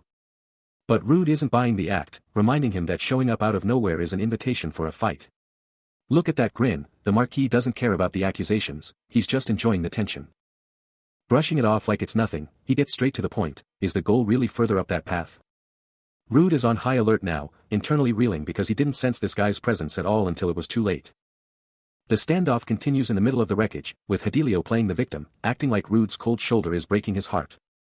Then, the mood shifts, he makes it clear he'd never side with a traitor, leaving Rude wondering exactly who he's talking about. He starts digging deeper, asking if Rude is really going up there just to play the hero and save some humans. Now we get to his real goal, he needs to find out what that traitor's endgame is for all those people. And with a bone-chilling smile, he drops the bombshell, that traitor isn't just a threat, he's planning to kill every single one of them. The Marquis leans in, his voice dripping with cold intent, as he prepares to reveal the dark truth behind his motives. With a casual shrug, he dismisses human life as nothing more than bugs waiting to be crushed. That smug grin says it all, he doesn't just feel superior, he knows he's the apex predator in this crater. Look at those eyes. The heterochromia flares as his mana begins to surge, signaling that things are about to get violent. Boom. Fidelio doesn't even break a sweat, shattering the landscape with a casual flex of his overwhelming power. The ground literally disintegrates, as those dark energy spikes tear through the rock like it's made of paper. The dust starts to settle, leaving nothing but a path of total destruction in its wake. He's just standing there, menacingly, completely unfazed by the chaos he just unleashed on the world. But Rude isn't backing down. He stares right back, warning the Marquis that this bug is about to bite back hard. The tension is through the roof, as Rude demands a straight answer, refusing to be intimidated by the display of force. Rude calls him out on his own words, pointing out that calling someone a traitor means they were once on the same side. He wants the whole story, right now. And Fidelio? He's loving this. That smirk says he's got plenty more secrets up his sleeve, and he's just getting started. Fidelio isn't playing around anymore. He summons a pack of glowing, spectral wolves that lunge forward with lethal intent. The young master is a sitting duck, frozen in place as the overwhelming mana of the attack closes in for the kill. But Rude isn't about to let that happen. He dives right into the line of fire, taking the full force of the explosion to protect his friend. A desperate shout rings out, invoking the name of Darien as a wave of power surges through the crater. He's doubling down on the magic, calling for Mathinius to hold the line against those relentless beasts. As the smoke clears, he grabs the boy, his whole body shaking from the massive impact he just tanked. And now, he's absolutely livid. He screams at Ardian, asking if he's gone insane or if he's just trying to get himself killed. He's not holding back, ripping into the noble for jumping into a fight like this without even a hint of a plan. You can see the pure terror in his eyes, a mix of rage and fear because he knows just how close they both came to the end. But the boy just looks up, totally dazed, muttering about what would happen if he actually died right then and there. The end is near. A chilling warning echoes through the dark, leaving everyone wondering what's really going on. He's losing his mind. He screams at his friend, telling him that throwing his life away is a total waste, just like what happened to Dio. Look at that focus. The reality of the situation is finally sinking in as he prepares for the worst. He's not having it. He turns his back, making it clear that dying now would be the ultimate mistake. Boom. Magic unleashed. Massive blue chains of mana explode onto the scene, locking everything down in an instant. Even the enemy is impressed. The Marquis can't help but praise the skill, shocked that an Eden could pull off magic of this caliber. He's just standing there. Surrounded by pure energy, he doesn't even flinch, completely confident in his own power. These things are real. He watches the beasts fight his chains and realizes this isn't just a trick, they're the real deal. There's a catch. He smirks, pointing out that while the magic is strong, it's not going to last nearly long enough. They're breaking free. The wolves rip right through the chains and charge forward, hungrier than ever. Time for a new plan.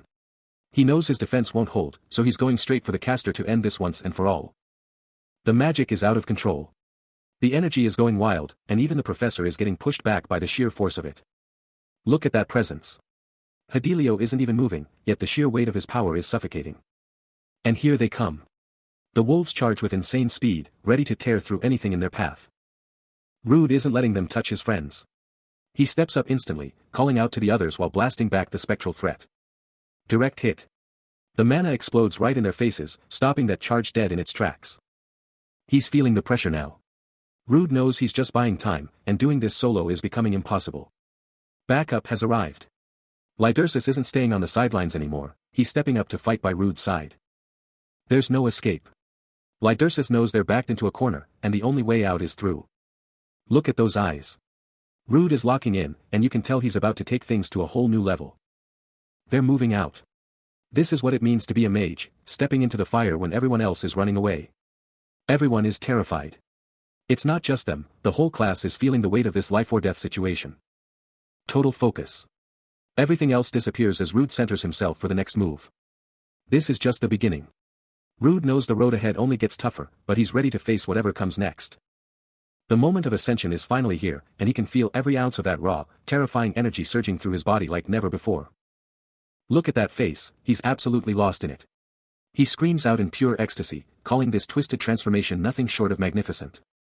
His eyes are glowing with a lethal intent, as the Marquis demands that everyone watch closely, making sure no one misses the birth of this new power.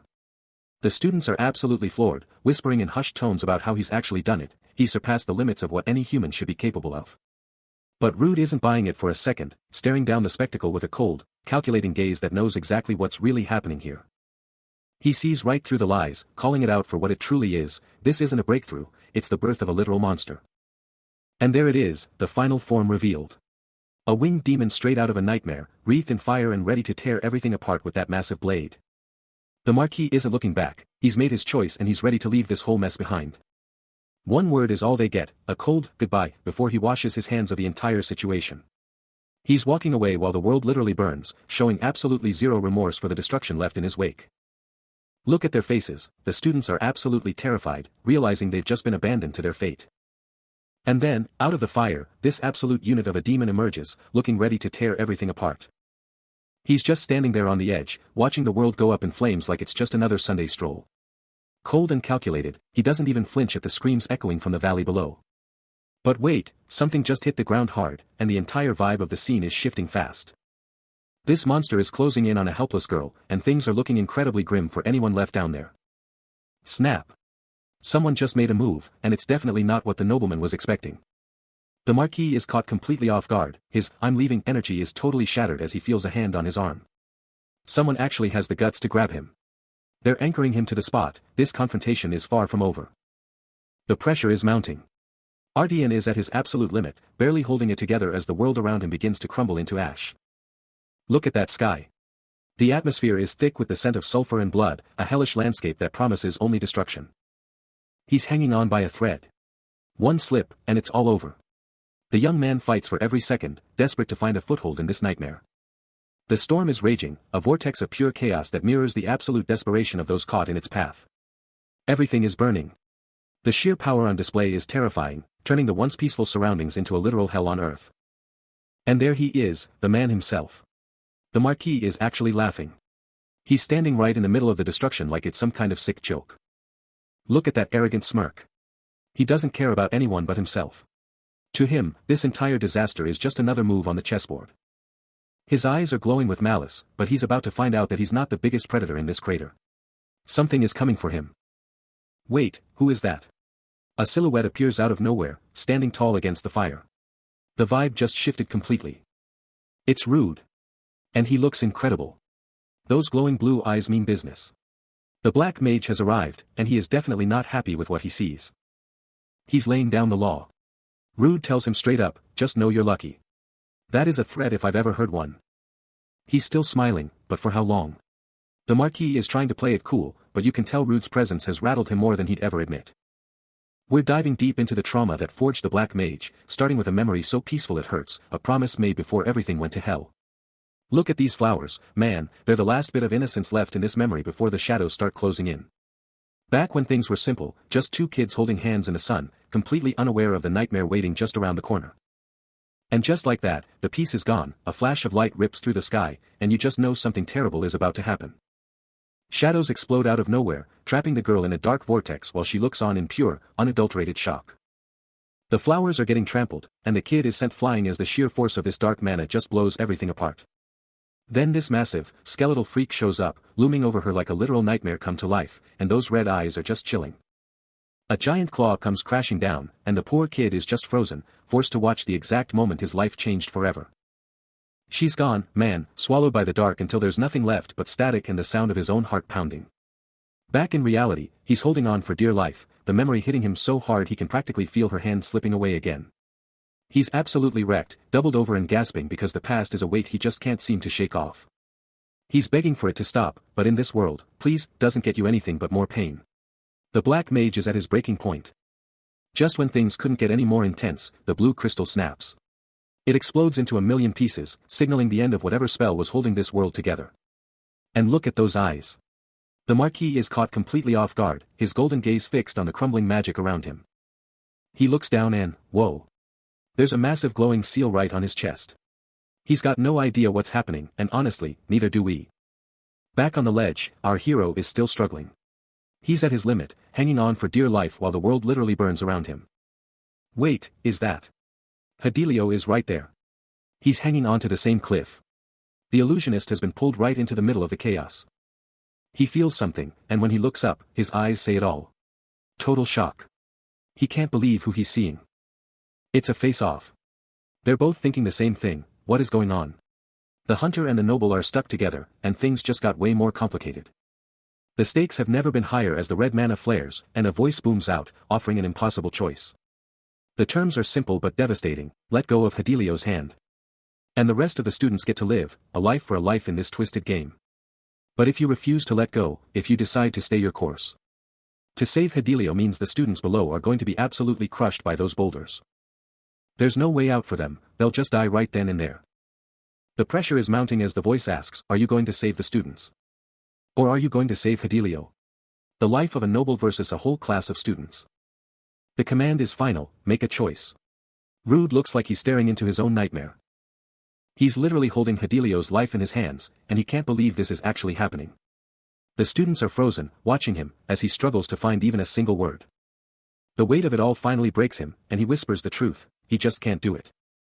Looking down at the man he's barely holding on to, he's met with pure arrogance as Fidelio scoffs at how pathetic the situation looks. The venom in those eyes is real, as he taunts the kid, asking if he really thinks he's winning after all that time spent being treated like a freak.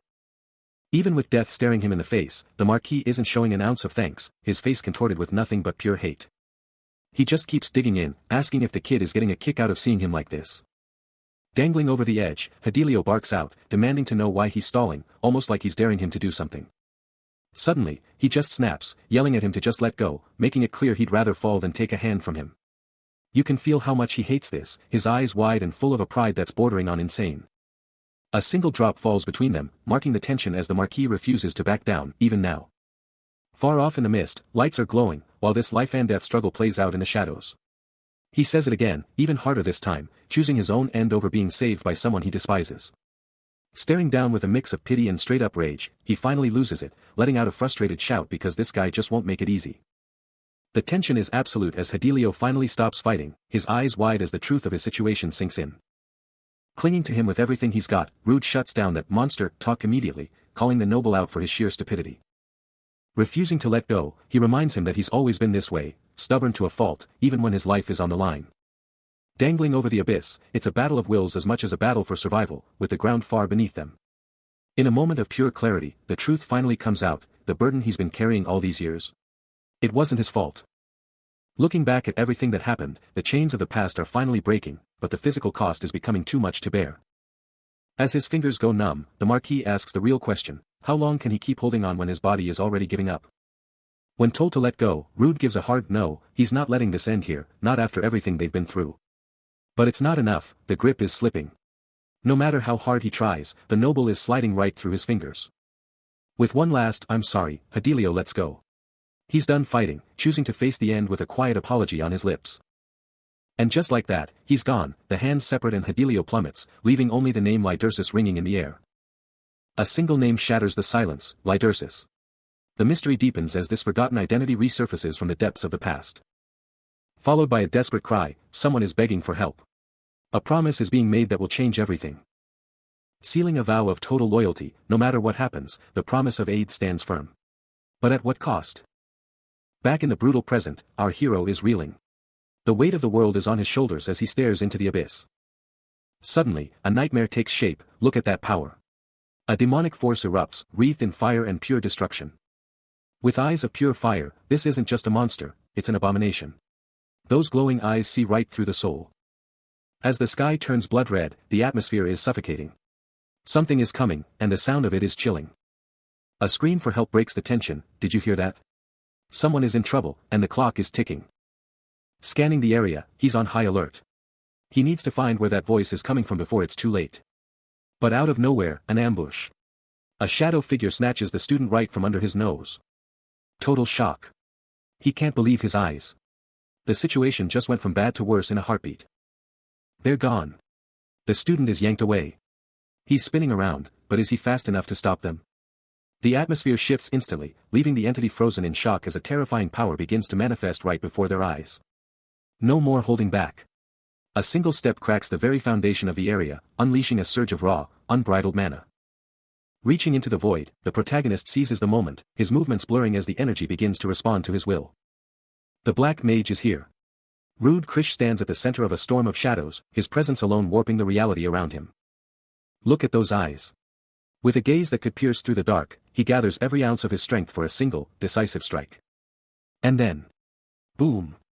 The shadows explode in every direction, a jagged wave of destruction that leaves nothing untouched. He's right in the middle of it. Floating in the eye of the storm, the protagonist looks like a god of destruction amidst the swirling black energy. The power is off the charts. Shockwaves tear through the air, proving that this isn't just magic, it's a force of nature. Absolute devastation. The ground is literally pulverized, sending rocks and dust flying as the full weight of the attack hits home. Everyone is speechless. The witnesses can't believe what they just saw, left trembling in the wake of such terrifying power. Even Lydersis is shaken, looking up with wide eyes as she realizes that the world she knew has just changed forever. The air is thick with ash and chaos, as the students find themselves trapped in a nightmare of red haze and falling ruins. With terror etched on her face, she looks up at the unfolding disaster, unable to look away from the crimson sky. Then, out of nowhere, a heavy landing shakes the ground, signaling the arrival of someone who isn't afraid of the carnage. Cloaked in black and completely unfazed, the mysterious mage steps forward, his eyes hidden behind a veil of dark hair. He stands between the survivors and the threat, coolly asking if he's too late to join the fight. Those sharp eyes don't show a hint of doubt, locking onto the target with lethal precision. He spots Lydersis down but safe, before turning his full attention to the massive, demonic beast that's been terrorizing the academy. Time to get to work, as he adjusts his cloak and readies himself to take down that hideous thing. The crowd is left breathless, watching their mysterious savior while praying that the worst is finally over. The stage is set, and the Black Mage is about to show this monster exactly why it should have stayed in the shadows. Surrounded by a storm of pure shadow, our hero realizes this isn't just any ordinary threat, the air itself is screaming with a power he hasn't felt in a long time. And as the truth clicks into place, he knows for sure. This insane pressure, it's the unmistakable energy of a masterclass mage. But the beast isn't just standing there. The red demon roars in fury, accusing him of being a spy from the magic tower. He's absolutely livid. He can't believe his eyes. The monster mocks him, stunned that a human would have the guts to walk right up to him without trembling. With a wicked laugh, he calls our protagonist an absolute idiot. He thinks this is going to be an easy kill. And he's not stopping there. He promises to make him regret the day he was born. The hype is building, guys. Then, boom. A massive explosion of crimson energy rips through the battlefield, turning the ground into shrapnel. But look at him go. He doesn't even flinch. He stands his ground while the smoke clears, looking cooler than ever. Wait, he recognizes this. This mana, he's felt it before. A memory flashes back, this isn't his first time dealing with this power. The fire is rising, and the real nightmare is just beginning to show its true face. And here it is. The big reveal. That's no random monster, it's Professor Hale. He's transformed into a literal demon with wings. Look at that creepy smile.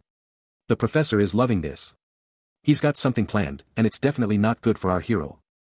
Even the monster has to respect the hustle, admitting that his opponent is top tier, but there's a massive, however, coming that changes everything. Suddenly, red energy chains snap into place, locking him down and leaving him completely at the mercy of that overwhelming demonic pressure. The demon is absolutely loving this, mocking the idea that skill matters when you're busy playing babysitter for a bunch of weaklings. He points right at the terrified students, asking the real question, can you actually go all out when you're worried about the collateral damage behind you? He's seen right through the strategy, calling out the fact that the hero is choosing to tank these hits instead of dodging them like he normally would. The look on Lydersis' face says it all, as the realization hits that they're the only reason their protector is taking such a brutal beating. Even Artian is feeling the pressure, while the demon keeps twisting the knife, claiming that the fear of losing these kids is what's really holding the hero back. He's got that smug, villainous grin plastered on his face, totally convinced he's found the one weakness that's going to end this fight once and for all. But Rude isn't buying it for a second, shutting down the whole monologue with a cold, legendary "no" that completely flips the script. The standoff is absolutely electric, two powerhouses staring each other down in a silence that's about to be broken by something massive. The demon just shrugs it off like it's nothing, deciding that if words won't work, he'll just let his overwhelming power do the talking instead. He starts charging up a massive orb of pure destruction, ready to drop the hammer and see if his opponent can actually survive what's coming next. The power is surging. Hale isn't holding anything back now, letting that demonic energy rip through the atmosphere. Look at that vortex. It's a literal hurricane of destruction, and it's only getting bigger. The students are losing it. They can't even stand up against this kind of pressure, it's just too much. Lydersis is frozen. She's never seen anything like this before, and honestly, who can blame her? She's looking for a way out, but all she sees is the end of the line. The tension is absolutely insane. The calm before the storm. Everything goes quiet for a split second, and you just know something big is coming. And there he is. Rude finally looks up, and those eyes, man, he looks like he's on a whole different level. He's shutting Hale down. Rude doesn't care about being a hero. He's just telling it like it is, cold and calculated. Talk about a power move. He didn't feel like he needed to. That's the ultimate flex right there. He's right in the middle of it. The world is ending around him, and he's just standing there like it's nothing. Hale is losing his mind. You can see the rage in his eyes. He can't believe Rude is still standing.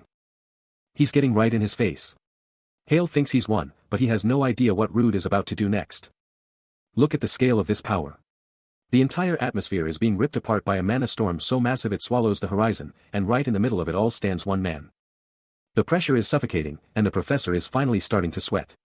He realizes way too late that he stepped into a ring with someone far beyond his league. He's trembling now, staring at that dark aura and those black clothes. This isn't the look of a tower mage, this is something much more dangerous.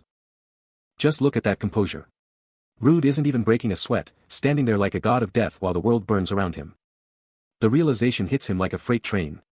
He remembers the legends, the stories of a young monster who tore through the gates all by himself. That name from the shadows. The one linked to Ophion. The professor's heart must be stopping right about now. Those glowing blue eyes say it all. There's no more doubt. He's looking directly into the face of the legendary Black Mage. Look at him standing there, unfazed by the literal hellscape breaking loose. This is the calm before the absolute storm. And here comes the trash talk. The monster thinks he can prove his worth just by taking out our protagonist. He has no idea what's coming. Professor Hale is absolutely losing it, towering over the kid like he's already won. He's betting everything on this one kill. The students are absolutely shook. They're looking at him like he's a ghost. Is it really him? Is the legend actually standing right there? You can see the hope returning to their eyes. They went from certain death to thinking they're safe just because he showed up. That's the power of a name. Just look at that silhouette. To them, he's not just a person anymore, he's the wall between them and total annihilation. Even IEL is stunned into silence. There are no words for this kind of power. Everyone is just holding their breath. And just like that, the peace is shattered. A massive explosion rips through the area, reminding everyone that the fight is far from over. Everyone's coughing and blinded by the smoke. They were just starting to feel safe, and now they're right back in the middle of the fire. But they aren't backing down. They're standing their ground, waiting for the smoke to clear so they can see what the Black Mage does next. The air itself begins to scream as the mana ignites, and he doesn't even flinch, standing dead center in a storm of pure destruction. Look at that face. Hale is absolutely loving this, his laughter echoing through the flames as his transformation into the red demon reaches its terrifying peak.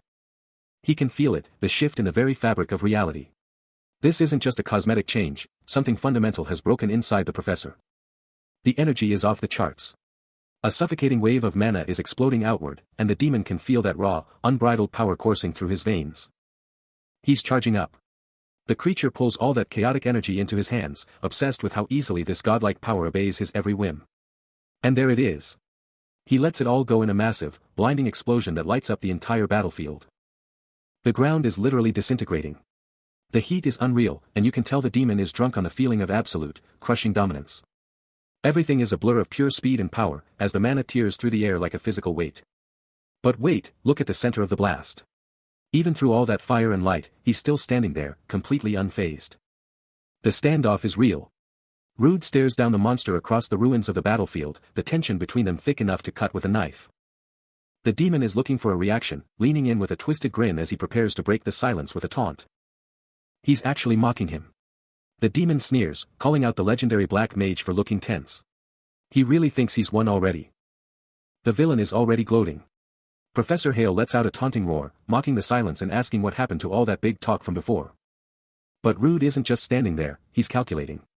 He's scanning the area, realizing that if the fight shifts toward the students, he won't be able to protect everyone perfectly. The demon just keeps laughing, absolutely loving the fact that his opponent has gone quiet. He's completely drunk on power, looming over the scene and asking if the reality of this nightmare has finally sunk in. Talk is cheap, and Rude is done listening. He shuts the demon down instantly, telling him he talks way too much before promising to end this whole thing in a heartbeat. There's a look in his eyes now, pure focus. He's got one burning question left before he finishes this. The energy is starting to spike. He needs to know exactly what happened to turn a professor of Helios into a monster like this. The floor is literally cracking. Just standing there, his power is already tearing the ground apart. He's calling him out, demanding to know how he could let himself turn into such a disgusting abomination. And just like that, he's airborne. Rude takes to the sky, looking down at the demon while wondering who the real mastermind is behind all of this. The demon has completely lost it. He screams in fury, calling Rude an arrogant bastard as he lunges for a desperate kill shot. But he's already walked into a trap. A massive magic seal flares to life, and you just know the Black Mage is about to lay down the law. Listen to that laugh. Amidst the flames, the professor has completely lost himself to the madness of his new power. He's done talking. With a twisted grin, he makes it clear, words are useless for a man who's about to die. Look at those eyes. He's locked on, and there's nothing but pure malice behind that stare. He takes to the air, hovering like a god of destruction ready to bring the hammer down. But check out Rude. He's standing his ground, completely unfazed by the monster looming above him. And there it is. The Black Mage unleashes a massive seal, turning the very ground into his ultimate defense. He's locked in.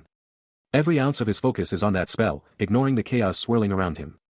The professor is losing it. He screams that it's over, that no shield in the world can stop what's coming. The pressure is insane, but he isn't moving an inch.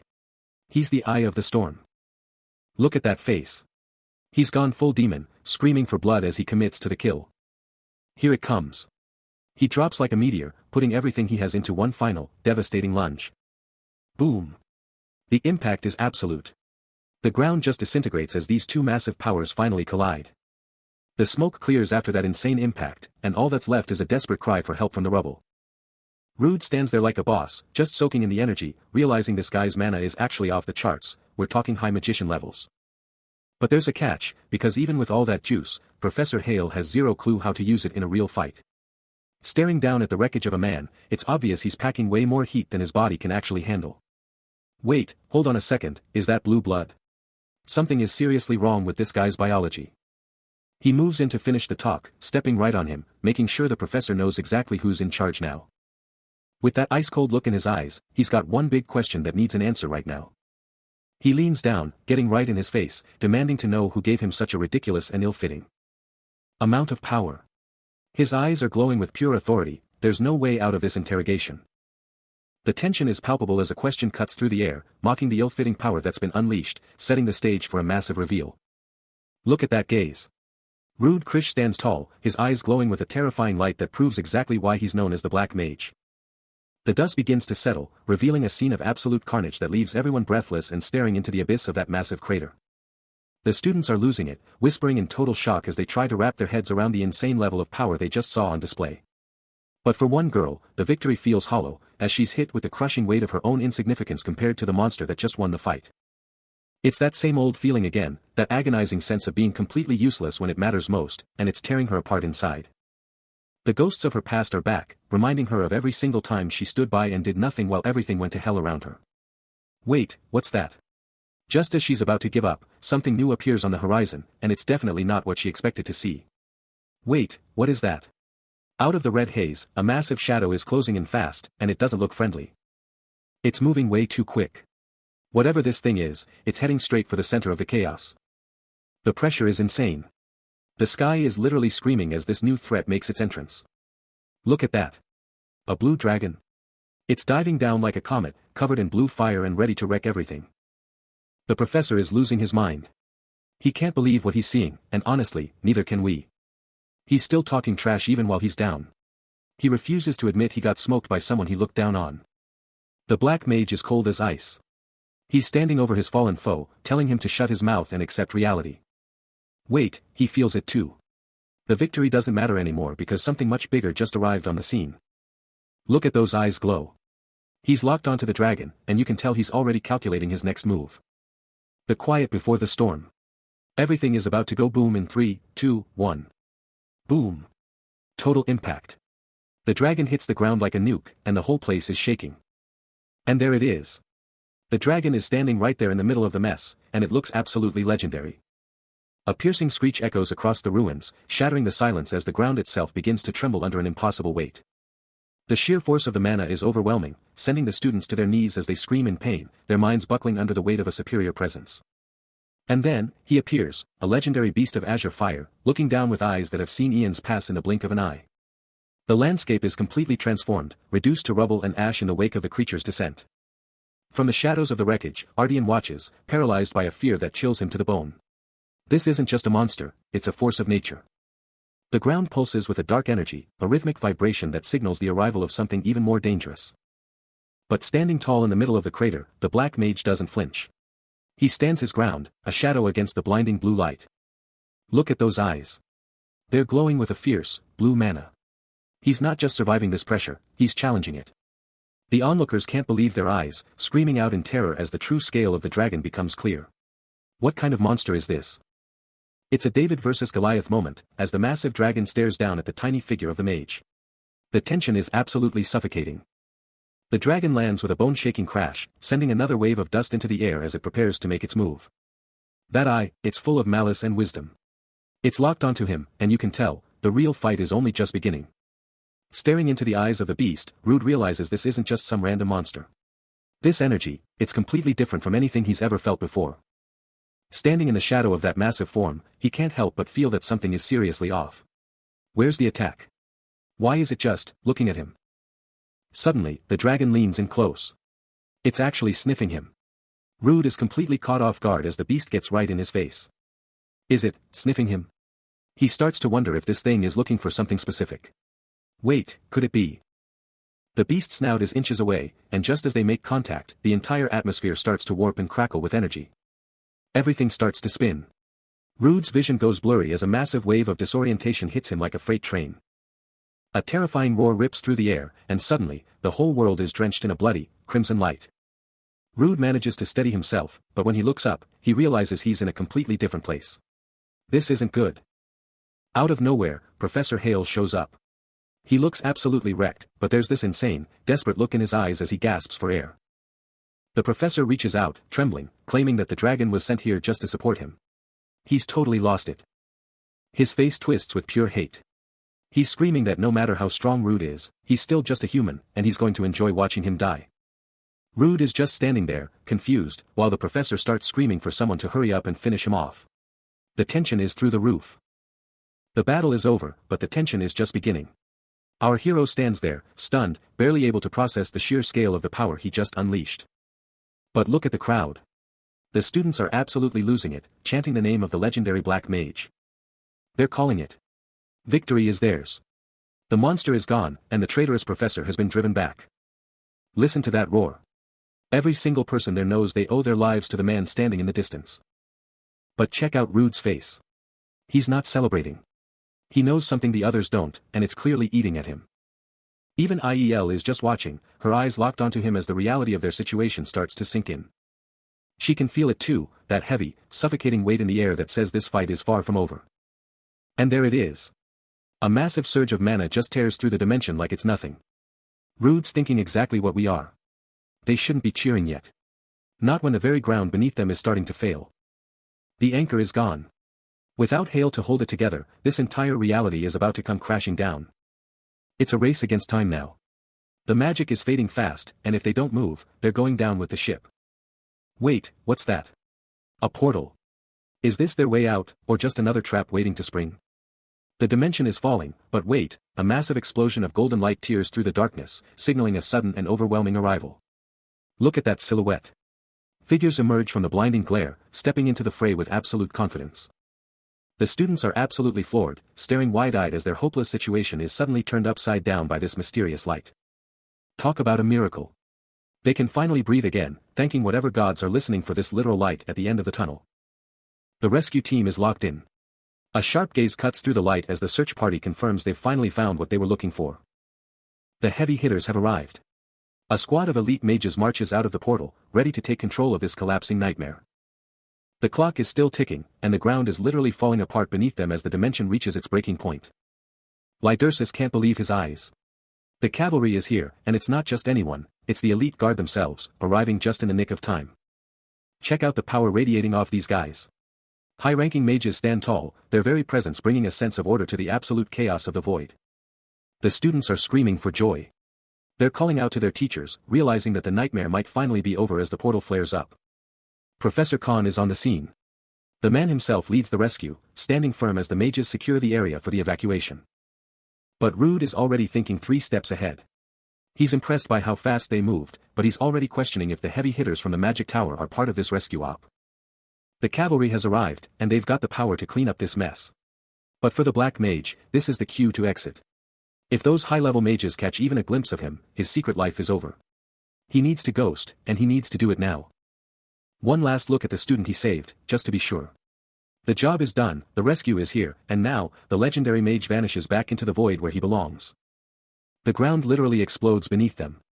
Total chaos erupts as the floor vanishes, leaving everyone screaming in pure terror. They're screaming for help, but the professor already knows, there's no stopping this collapse. It's all coming down. Look at that focus.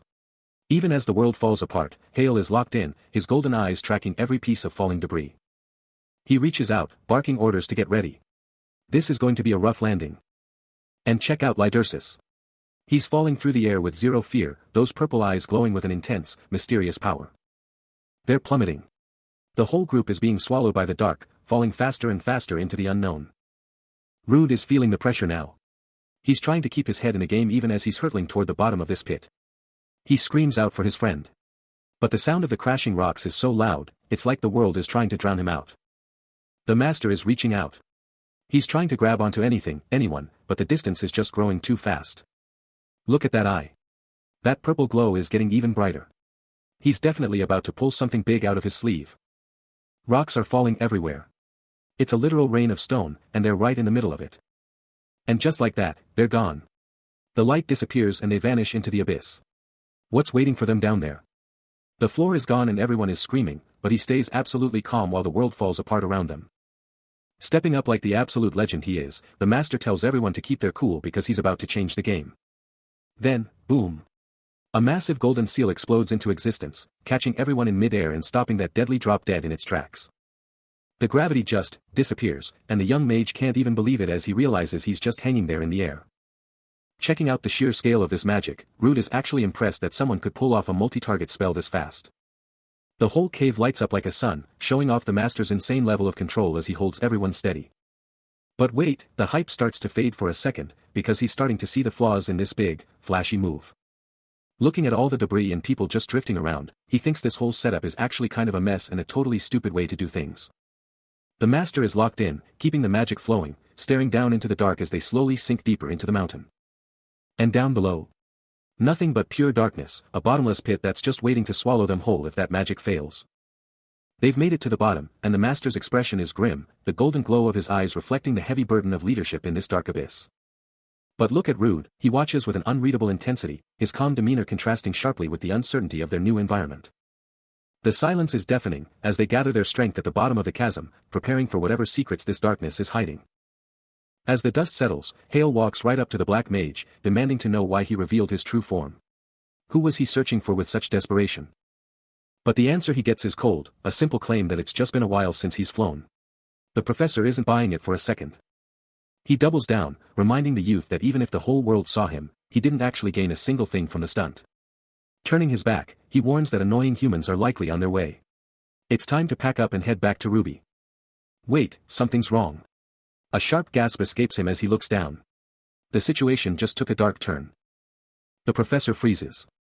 The man is dead. Stone cold dead right there on the rocks. He starts spiraling, panicking about how he's going to explain this mess to Ruby. Why couldn't he have just let the guy live? But the black mage has heard enough. He tells the professor to shut it. He's tired of the noise. With a terrifying glow in his eyes, he admits he killed the guy just because he was annoying. No remorse, no hesitation. He sits there, unbothered, reminding Hale that he's listening, but he better stop being so rude if he knows what's good for him. Hale goes quiet, but his mind is racing. He's not just following orders for fun. He has a much bigger goal in mind. The real mission is clear. He's only in this to hunt down that bastard and end him once and for all. The academy is in absolute chaos. The students are rioting in the halls, unable to believe that one of their own professors is the culprit behind the recent madness. The betrayal is stinging, and the rumors are flying fast. But while everyone else is panicking, Lydersis is just watching, cold and calculating. He knows Helios is way out of its depth here. A professor being the villain? That's a PR nightmare they just can't wake up from. He's done with the noise. Our boy is already 3 steps ahead, moving on to the next phase of his plan while the rest of the school is still stuck on step 1. And look who we have here. It's Cheval Vaughn Hedelio. These two meeting up in private? You just know something shady is about to go down. He leans in close, dropping a single, heavy command, listen. This isn't a request, it's an order. Cheval is sweating bullets, sticking to the script. He's telling the story exactly how he was told to, that he was all alone when it happened. He's laying it on thick, talking about how scared and lost he was, until his hero, Lydersis, showed up to save the day. Talk about a perfect cover story. He looks down, practically begging for approval. He's played his part, but you can tell he's terrified of what happens if he slips up. And there it is. That creepy, satisfied grin. Lydersis has him right where he wants him. Right? He asks, but we all know there's only one answer allowed. The silence is deafening. The deal is done, and the trap is set. But inside, he's fuming. He thinks he was too soft. He should have shut them up for good. With the Magic Tower wizards on the move, he can't afford any mistakes. He walks off with one last warning, don't go telling anyone the truth, right? He leaves Cheval standing there, shaking, while the rest of the school has no idea they're being played. The dust is finally settling, and Rude is just standing there like a total enigma while everyone else is losing their minds. Look at this guy's face. He's literally shaking as he stammers out Rude's name, completely blindsided by the kid's sudden return. The word is spreading fast, and all eyes are locking onto the student who just walked out of the disaster zone like it was nothing. Wait, there's more. A sudden shout cuts through the air as they spot another survivor in the wreckage. They found him. Dio is looking rough, slumped over while the magic tower's heavy hitters and his classmates crowd around him. He's clearly hurting, clutching his head as he tries to piece together the absolute nightmare he just lived through. His friends are all over him, demanding to know how on earth he survived a fall that should have been a death sentence. He looks up at the wizards, telling them about a mysterious figure he saw the moment he opened his eyes, but the memory is just a blur. He's dead serious, insisting that there was someone else in those ruins, someone who felt like they were actually protecting him. The rumors are starting to fly, everyone's losing it over how he barely has a scratch on him. Was there really a secret guardian? And there it is, the Black Mage. You can see our hero stiffen up. That name carries a weight that only he truly understands. He's watching everything so closely, realizing that the truth about what he did is starting to leak out. This could change everything. With the battle finally over, the ground lights up with a massive surge of mana. The transporter is active, and it's time for everyone to head out. The portal is ready to go, and the order is given for everyone to assemble. This mission is officially wrapping up. But not everyone is ready to move on. Varys is stuck in his own head, desperately trying to figure out who that mysterious savior was. The pieces just aren't fitting together. The rest of the students are grouping up, looking totally drained but relieved that they're finally getting out of this nightmare in one piece. Meanwhile, away from all the noise, our hero Rude is completely out cold. He pushed himself to the absolute limit, and now his body is finally getting the rest it needs. Everything is set. The mana is humming, the students are ready, and the jump back home is just seconds away. But wait, look at her. The silver-haired girl stops for just a second, looking back with those piercing red eyes. You can tell there's so much more she's not saying. Varys watches her walk away, wondering if this is really the last time he'll see her. But there's no time for questions now, it's time to go. The dust hasn't even settled yet, but someone is already moving through the shadows of the battlefield. Look at these two. Clad in pristine white and gold, these investigators have arrived to pick apart the remains of the fight. The taller one is clearly troubled, trying to make sense of the sheer power that was unleashed here. He finds blood on the ground and immediately starts questioning everything. Could a mere human really have survived this, or are they dealing with something else entirely? But he's sure of one thing. Whoever this was, they started out as a human, no matter how monstrous they've become. You can see the gears turning in his head. This isn't just a simple skirmish, it's a sign of something much bigger. This is huge. He knows this problem is going to affect way more than just Helios. Meanwhile, back at the academy, everything looks peaceful, but we know better, don't we? A new player enters the scene. This pink-haired lady is at the door, and she's clearly here for something important. She looks totally composed, just waiting for the signal to head inside. The door opens with a click, and she's called in. It's time for Lenas to make her move. As the doors swing open, Lenas enters the inner sanctum, finding the master already deep in thought as he stares out over the academy grounds. His voice is calm but heavy with intent, asking if the report he's been waiting for has finally arrived. The stakes are rising, as he weighs the possibility of Schick launching an assault on Ophion, or perhaps something even more dangerous is afoot. Looking over the scattered documents, she wonders if all this chaos traces back to the Magic Tower's recent blunders. The plot thickens, with reports coming in from Helios. Between the princess being stationed there and the Marquis being sent in a hurry, it's clear that a massive storm is brewing. His fingers drum against the desk, a sign that he's already 3 steps ahead, calculating the true meaning behind these sudden moves. She's ready for orders, pushing her glasses up as she asks the one question that matters: what's the plan? The decision is made, as he gives the command to set up an appointment. It's time for them to step onto the board. A dangerous glint enters his eyes, as he makes it clear that they aren't going to sit this one out. They're getting involved. He's hooked, staring out at the world and ready to dive headfirst into this interesting case. But elsewhere, patience has run out. A hand slams down with a thunderous crack as the frustration boils over. It's been a week, and nothing has been done. The room is in an absolute uproar, with everyone demanding answers. They can't just sit around and wait while the world burns, they need action, and they need it now. Still no word from the master. The report was sent, but the silence is starting to get suspicious. He can't even focus on his studies, wondering if he'll ever get the answers he's looking for. But wait, did someone say? A party? Now? You've got to be kidding me. It sounds crazy to celebrate right now, but apparently, the show must go on.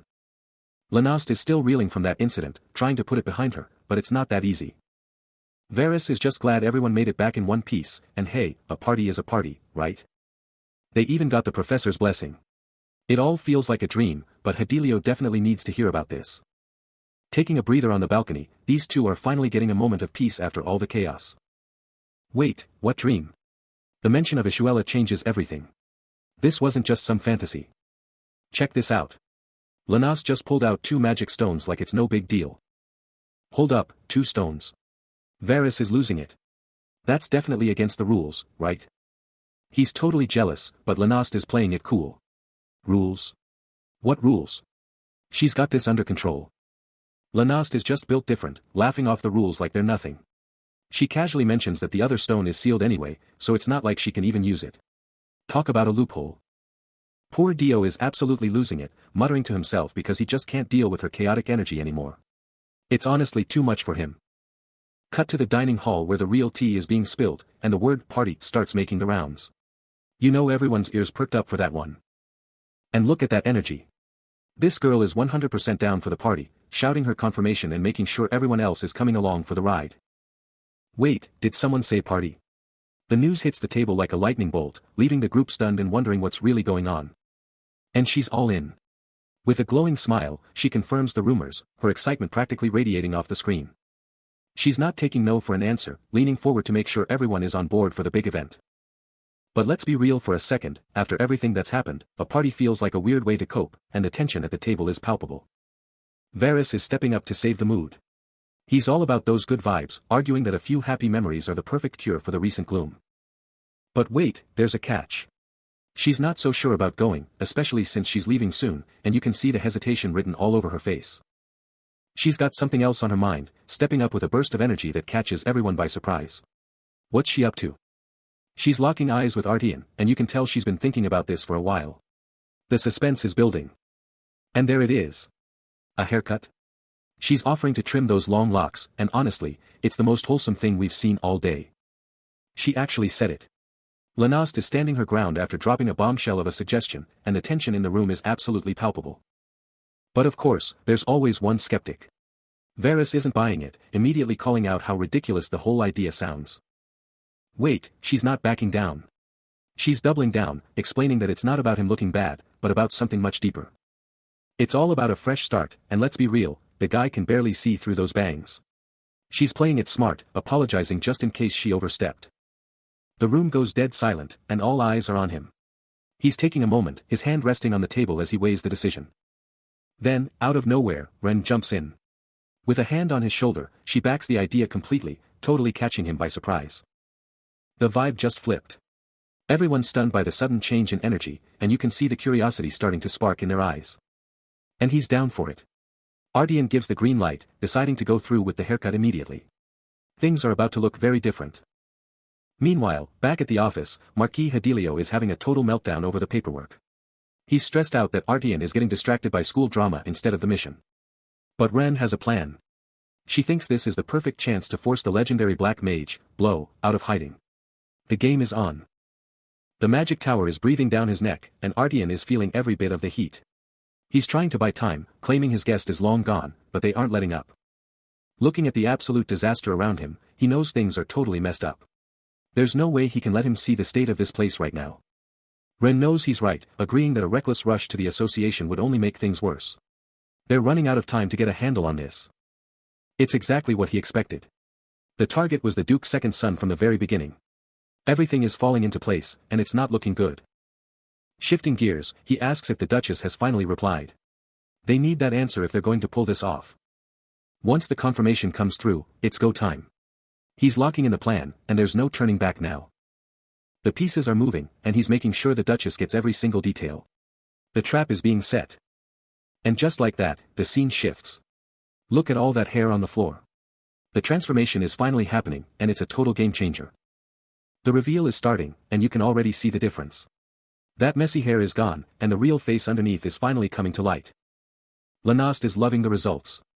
She thinks it looks incredible, and honestly, she's right. He looks like a completely different person now. Everyone agrees, it looks way better than okay. The glow-up is real, and the whole room is feeling the impact. The crowd is going wild. They can't believe he was hiding a face like that under all that hair. The secret is out, and the reactions are priceless. The compliments are flying, but there's a catch. Our hero quickly points out that this fresh new style wasn't exactly a DIY project.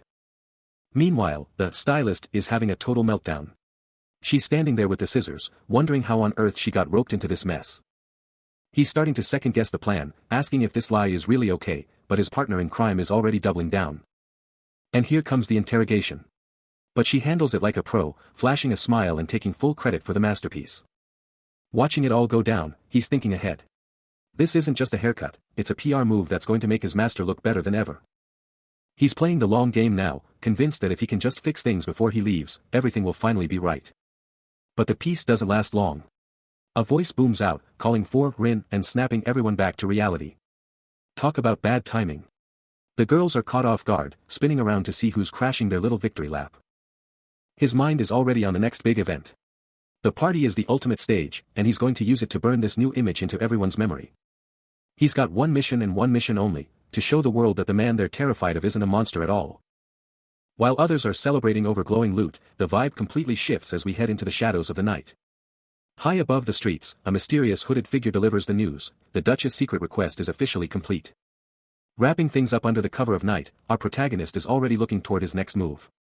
He's worried about the master, but he's also realistic. He can't stay in the shadows of that relationship forever.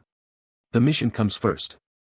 Suddenly, his handler chimes in, calling him out for being in such a rush. She reminds him just how hard it was to get him into that elite school, but he's not having any of it. He didn't ask for the favor, and he certainly doesn't want the lecture. Tuning out the noise, he stares down at the glowing prize. He's told to wait for the proper procedures to leave, but we all know he's not the type to sit around and wait for permission. Then comes the teasing. Apparently, he's become a total celebrity. The students at Helios are sending fan mail to their savior, the legendary Black Mage. He's a hero and he doesn't even want to hear it. Look at that face, he's totally flustered. The idea of someone actually sending him those letters is his worst nightmare. He's trying to stay cool, but the embarrassment is written all over him. He's panicking now, demanding that those letters be locked away in some secret vault. He just wants to get out of there before someone spots him. The Black Mage has a reputation to keep, after all. He's not joking around, threatening to blast his way out if they don't hurry up. The mission is done, the prize is bagged, and he is ready to move on to the next headache. But then, the mood shifts. Something stops him in his tracks. It's been a while since he's seen the master, and just the thought of him brings back a flood of complicated feelings. We get a glimpse of the master, giving him that soft, protective warning. Don't get hurt, and don't forget you're my precious family. It's a heavy sentiment for a guy who tries so hard to be a loner. Those words really hit home, making him stop and think for a second. You need to live well. It's a simple wish, but for someone like him, living a normal life is the hardest mission of all. And just like that, he's back to his usual self. He scoffs, calling the master crazy for being so sentimental. He's totally playing it off, but you can tell those words actually meant something to him. He's on the move again, striding through the massive halls of the palace. One mission down, but with the Black Mage back in action, things are only going to get more intense from here. As Rude stalks through the palace halls, he can't shake the feeling that his master is playing a much deeper game than he lets on. A heavy sigh escapes him, realizing that his mission here is far from over and he'll be stuck in this academy for the foreseeable future. Staring out at the view, he admits to himself that maybe, just maybe, staying a bit longer won't be the worst thing in the world. Behold the academy in all its glory, a massive fortress of knowledge and magic where the next generation of elites is forged. Inside the walls, the preparations are complete, and the staff confirms that the crowd is already gathering for the big event. The tension is rising, and while Dio is itching to move, they have to wait for the star of the show to make an appearance. Straightening his collar, this mysterious figure is ready to take center stage in the unfolding drama. The party is in full swing. The ballroom is packed with the brightest young minds, all buzzing with excitement. Look at this crowd, everyone who's anyone is here, showing off their finest threads and looking for a chance to shine. But not everyone is impressed, especially not IEL Florin Chrome, who looks like she'd rather be anywhere else but this boring party. She stands out like a queen, radiating an aura of pure elegance that puts everyone else in the room to shame. The gossip is getting juicy now, as the students dream of becoming as powerful as the Black Mage, though some are quick to shut those fantasies down.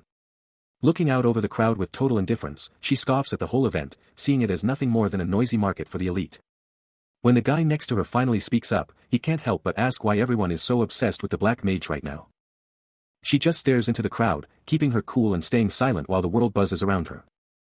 He gives her a smirk and a simple answer, saying it's obvious, people talk because they can't ignore that kind of power right in front of them. Then the mood shifts, and he gets serious, calling her name as he gets ready to ask for something big. Her eyes light up with a sharp, piercing look, basically telling him to stop stalling and just say it. As he finally drops the act, he admits he needs a favor, and you can tell this isn't just some small request. The whole hall is buzzing, and the light from the entrance is hitting the floor just as the main event is about to start. The two of them are still locked in their own world, totally ignoring the crowd as they focus on their private talk. She keeps that cold, unreadable face, just waiting for him to explain himself while her silence does all the talking. Until a massive shout rips through the room, killing the polite vibe instantly as someone screams the name Lydersis, and everyone just loses it. Announcing the arrival of the man of the hour, he steps into the light, looking absolutely elite and commanding the attention of every single person there. The noblewoman makes her move, IEL Florin Chrome calls out, her voice cutting through the chatter of the high society event. She's only here for the entertainment, admitting she's just bored, but her companion quickly warns her that everyone is starting to stare. While the Marquis gives his thanks, the heavy, steady sound of footsteps starts to echo, signaling a major arrival.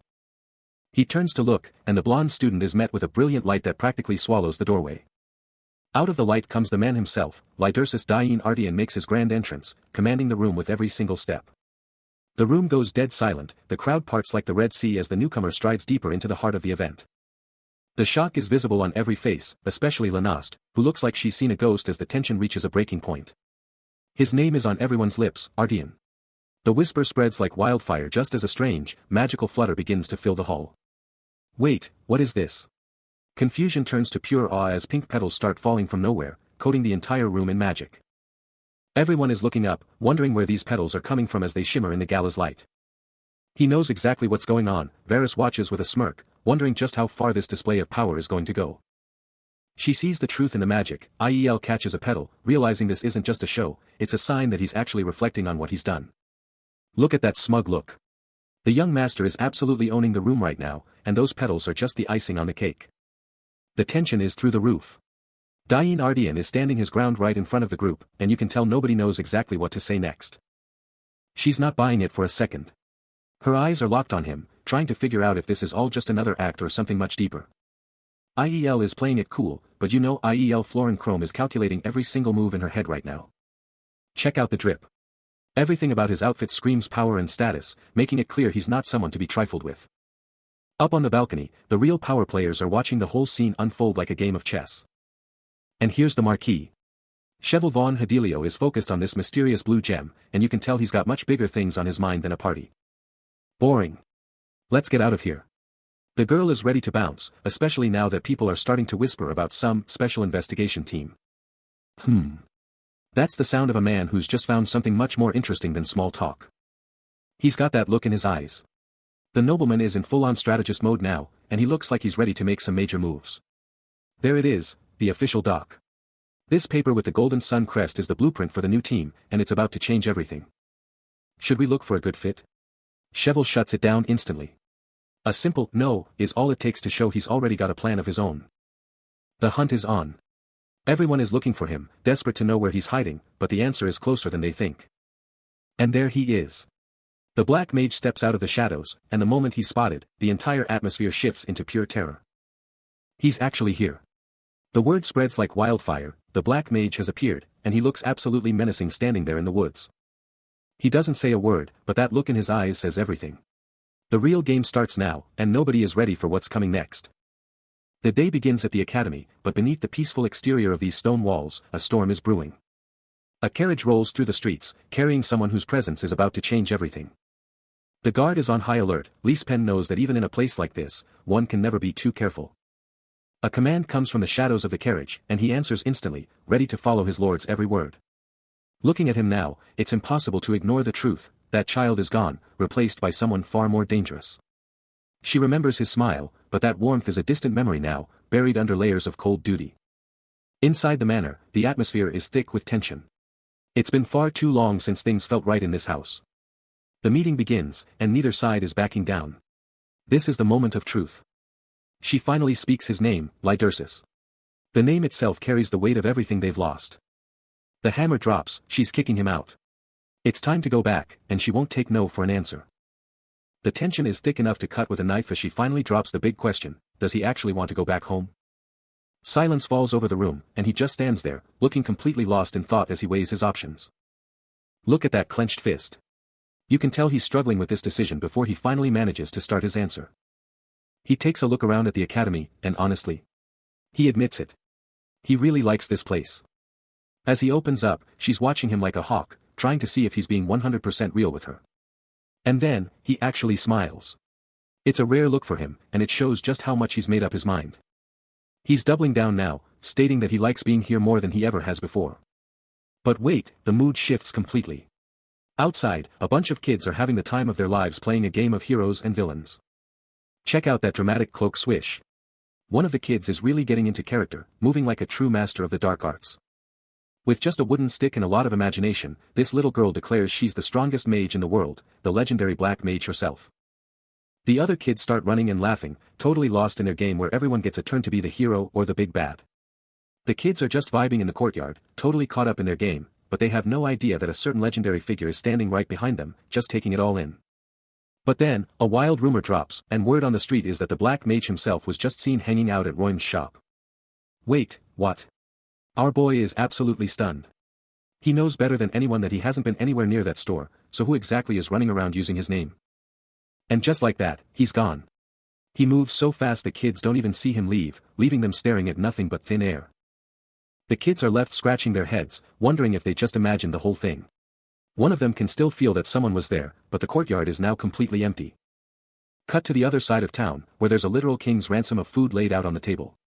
We're talking a full-on banquet here, folks. The shopkeepers are shaking in their boots, looking like they've just seen a ghost, or a god.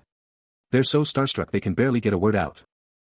They finally work up the courage to ask, "Are you really the Black Mage?" And this guy just sits there, cool as a cucumber, and tells them exactly what they want to hear. Look at that smug grin. He's totally leaning into the role, basically telling them that there's no way he could be anyone else. He's got them hook, line, and sinker. And they're buying it. They're so overwhelmed by his vibe that they just nod along, totally convinced they're in the presence of greatness.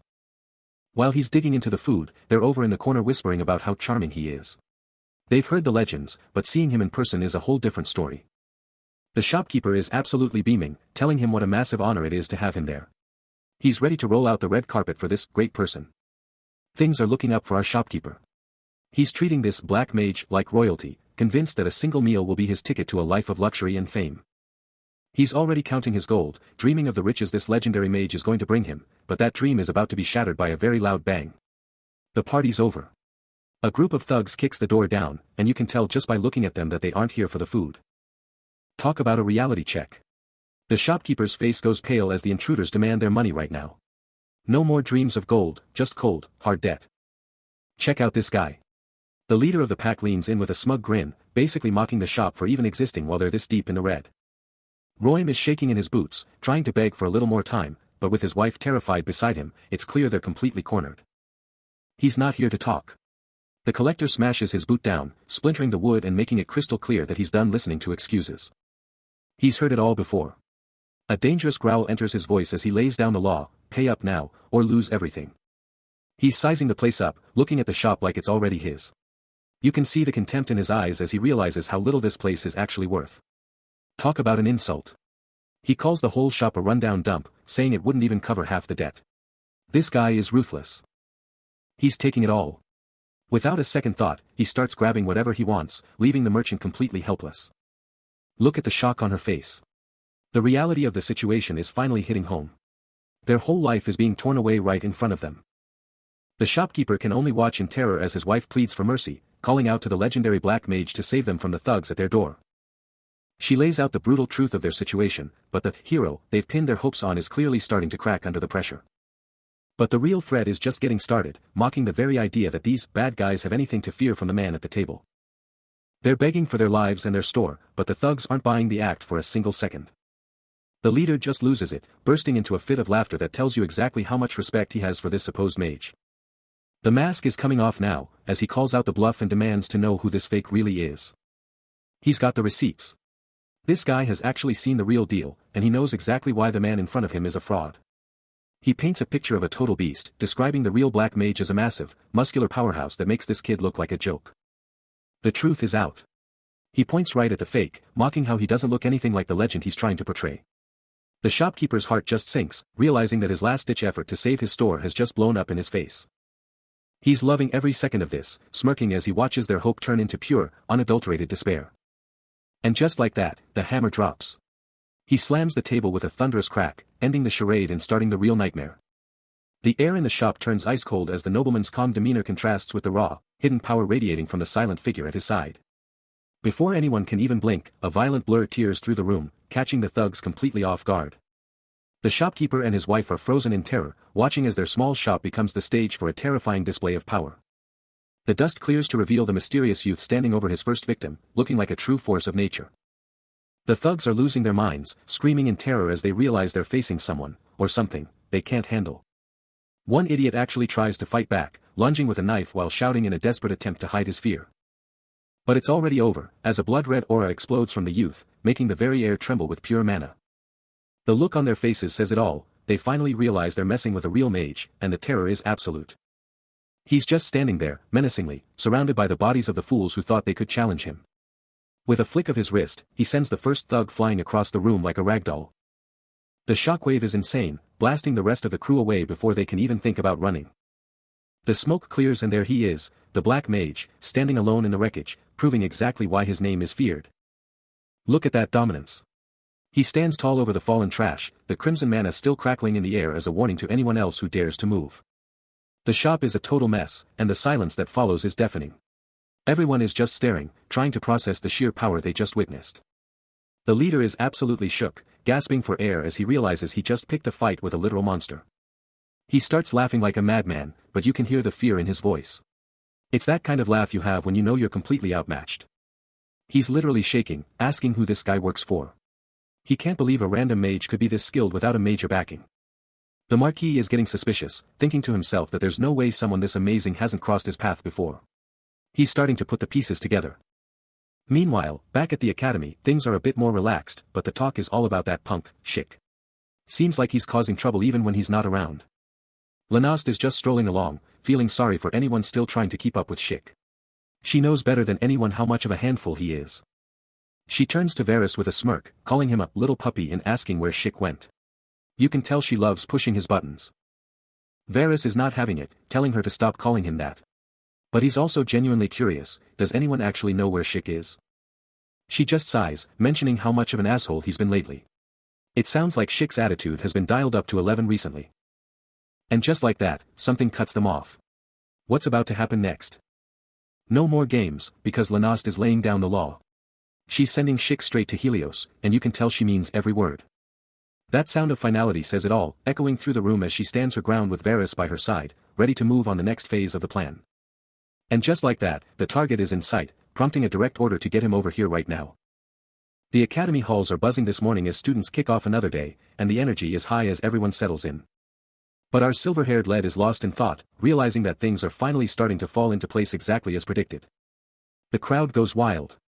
Everyone is losing it over the stunning new look, and the whispers about Artian are spreading like wildfire through the hallway. Our blue-haired protagonist just scoffs at the drama, half joking about whether he needs a total makeover just to keep up with all the hype.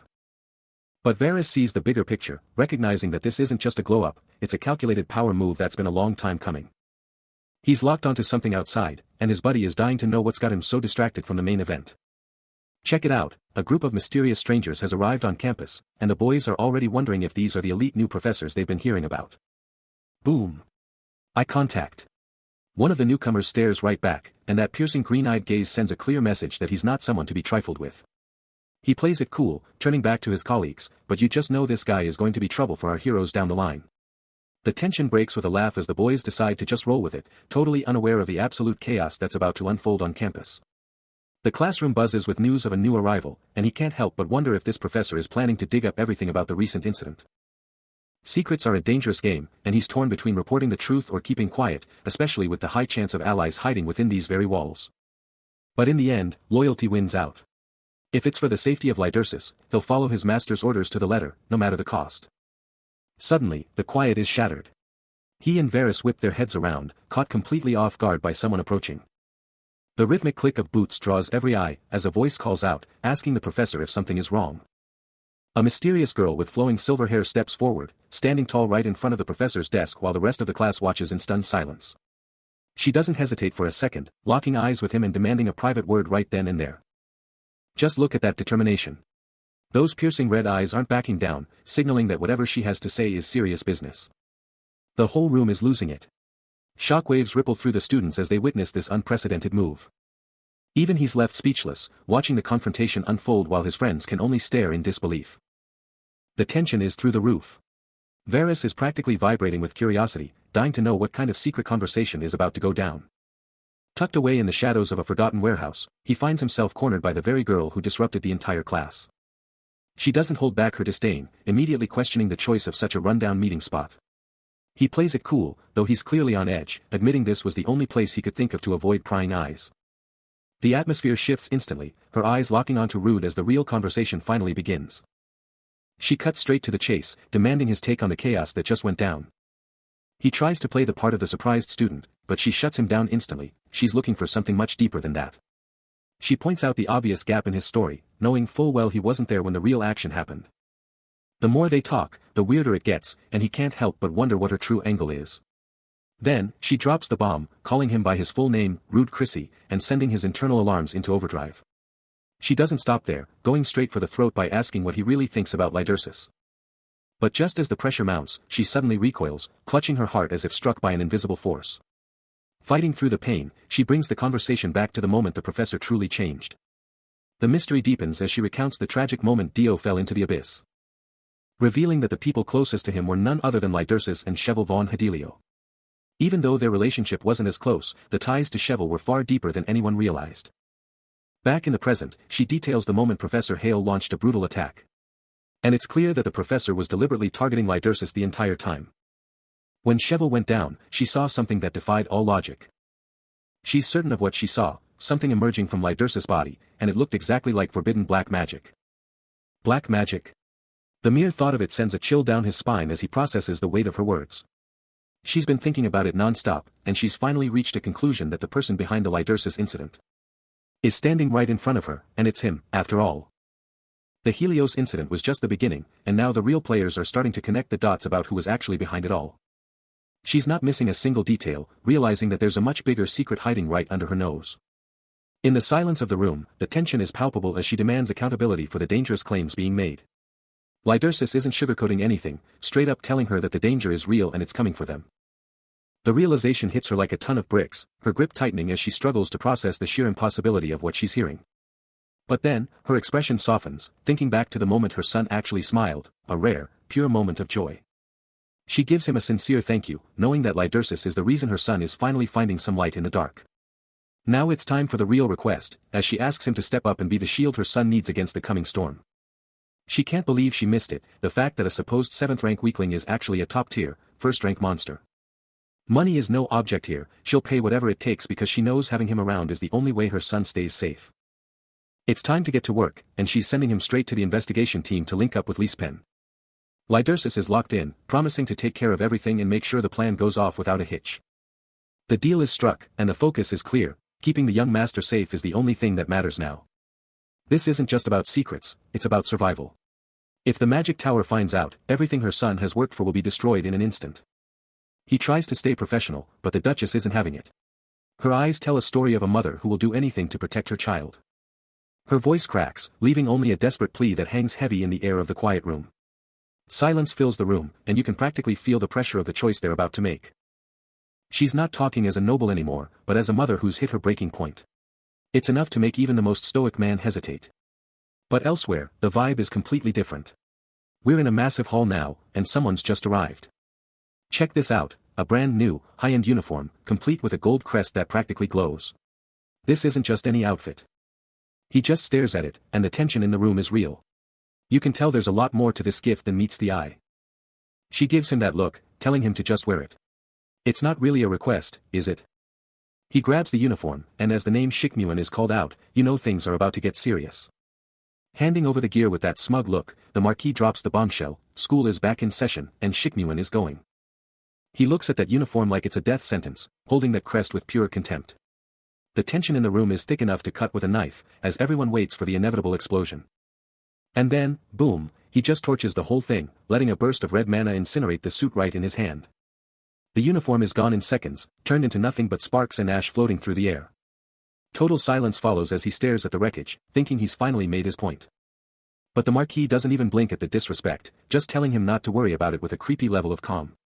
He just points to the back of the room, showing off a literal mountain of replacements. Talk about being prepared. The master is absolutely cracking up in the background, while our hero realizes he's completely trapped. Looking at 100 more of those suits, he's just completely done. You can see the "what have I gotten into" look on his face.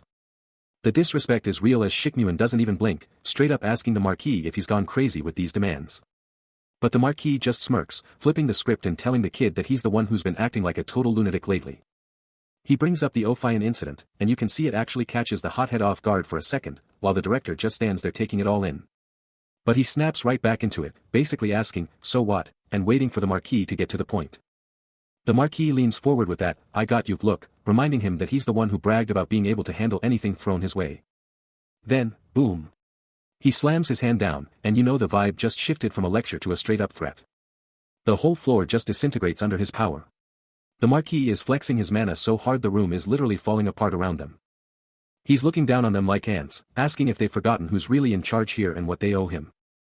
He shatters the air with a wave of his hand, making it crystal clear that when they're dealing with Lanast, they follow his lead or else.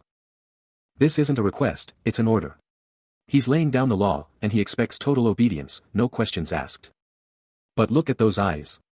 Shikmuan is just loving this, giving him that smug grin and acting like he had no idea he was supposed to be behaving.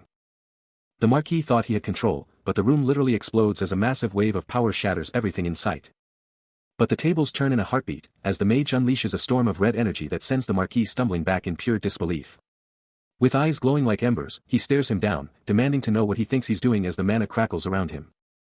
The Marquis tries to play it cool, telling him he has no choice but to go, but the young man just scoffs, asking if the old man has finally gone senile.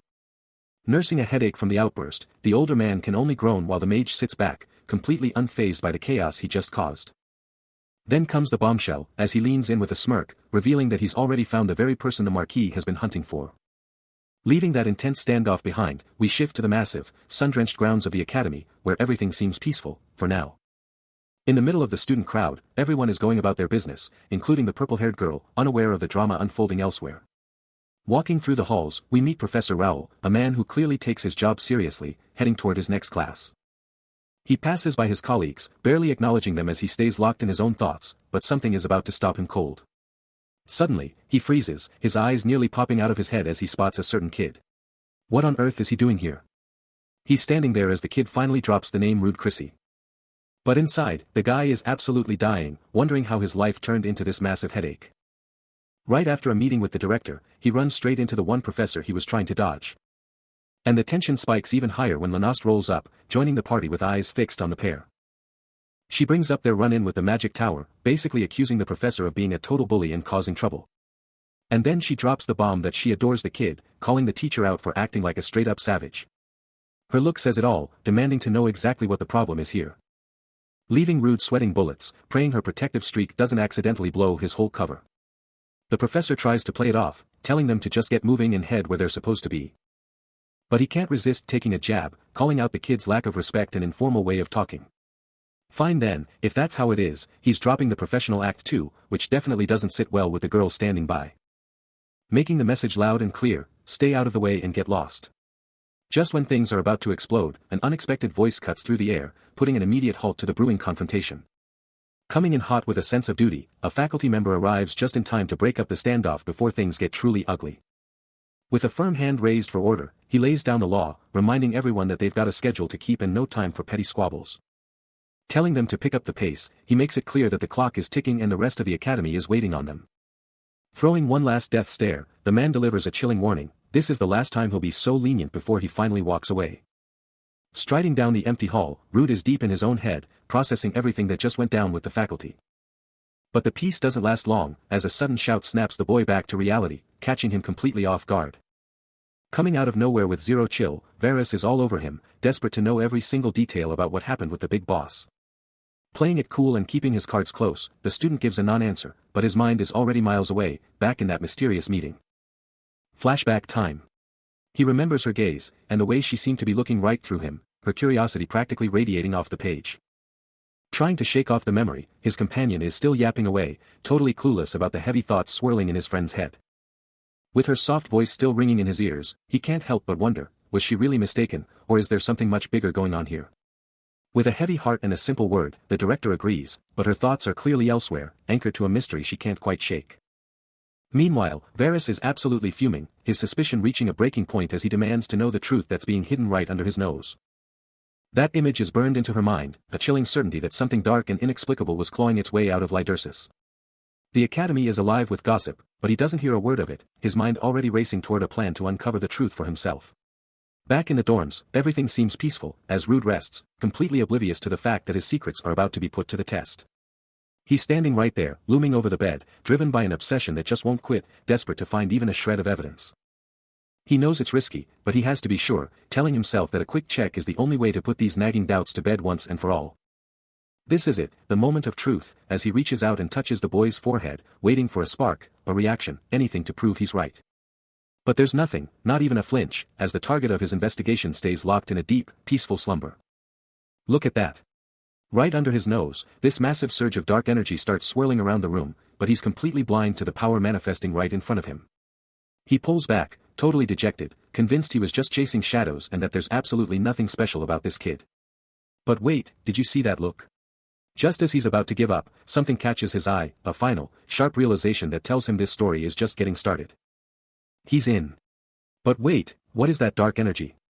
He's staring right at it, and he can't believe his eyes. He's going for it.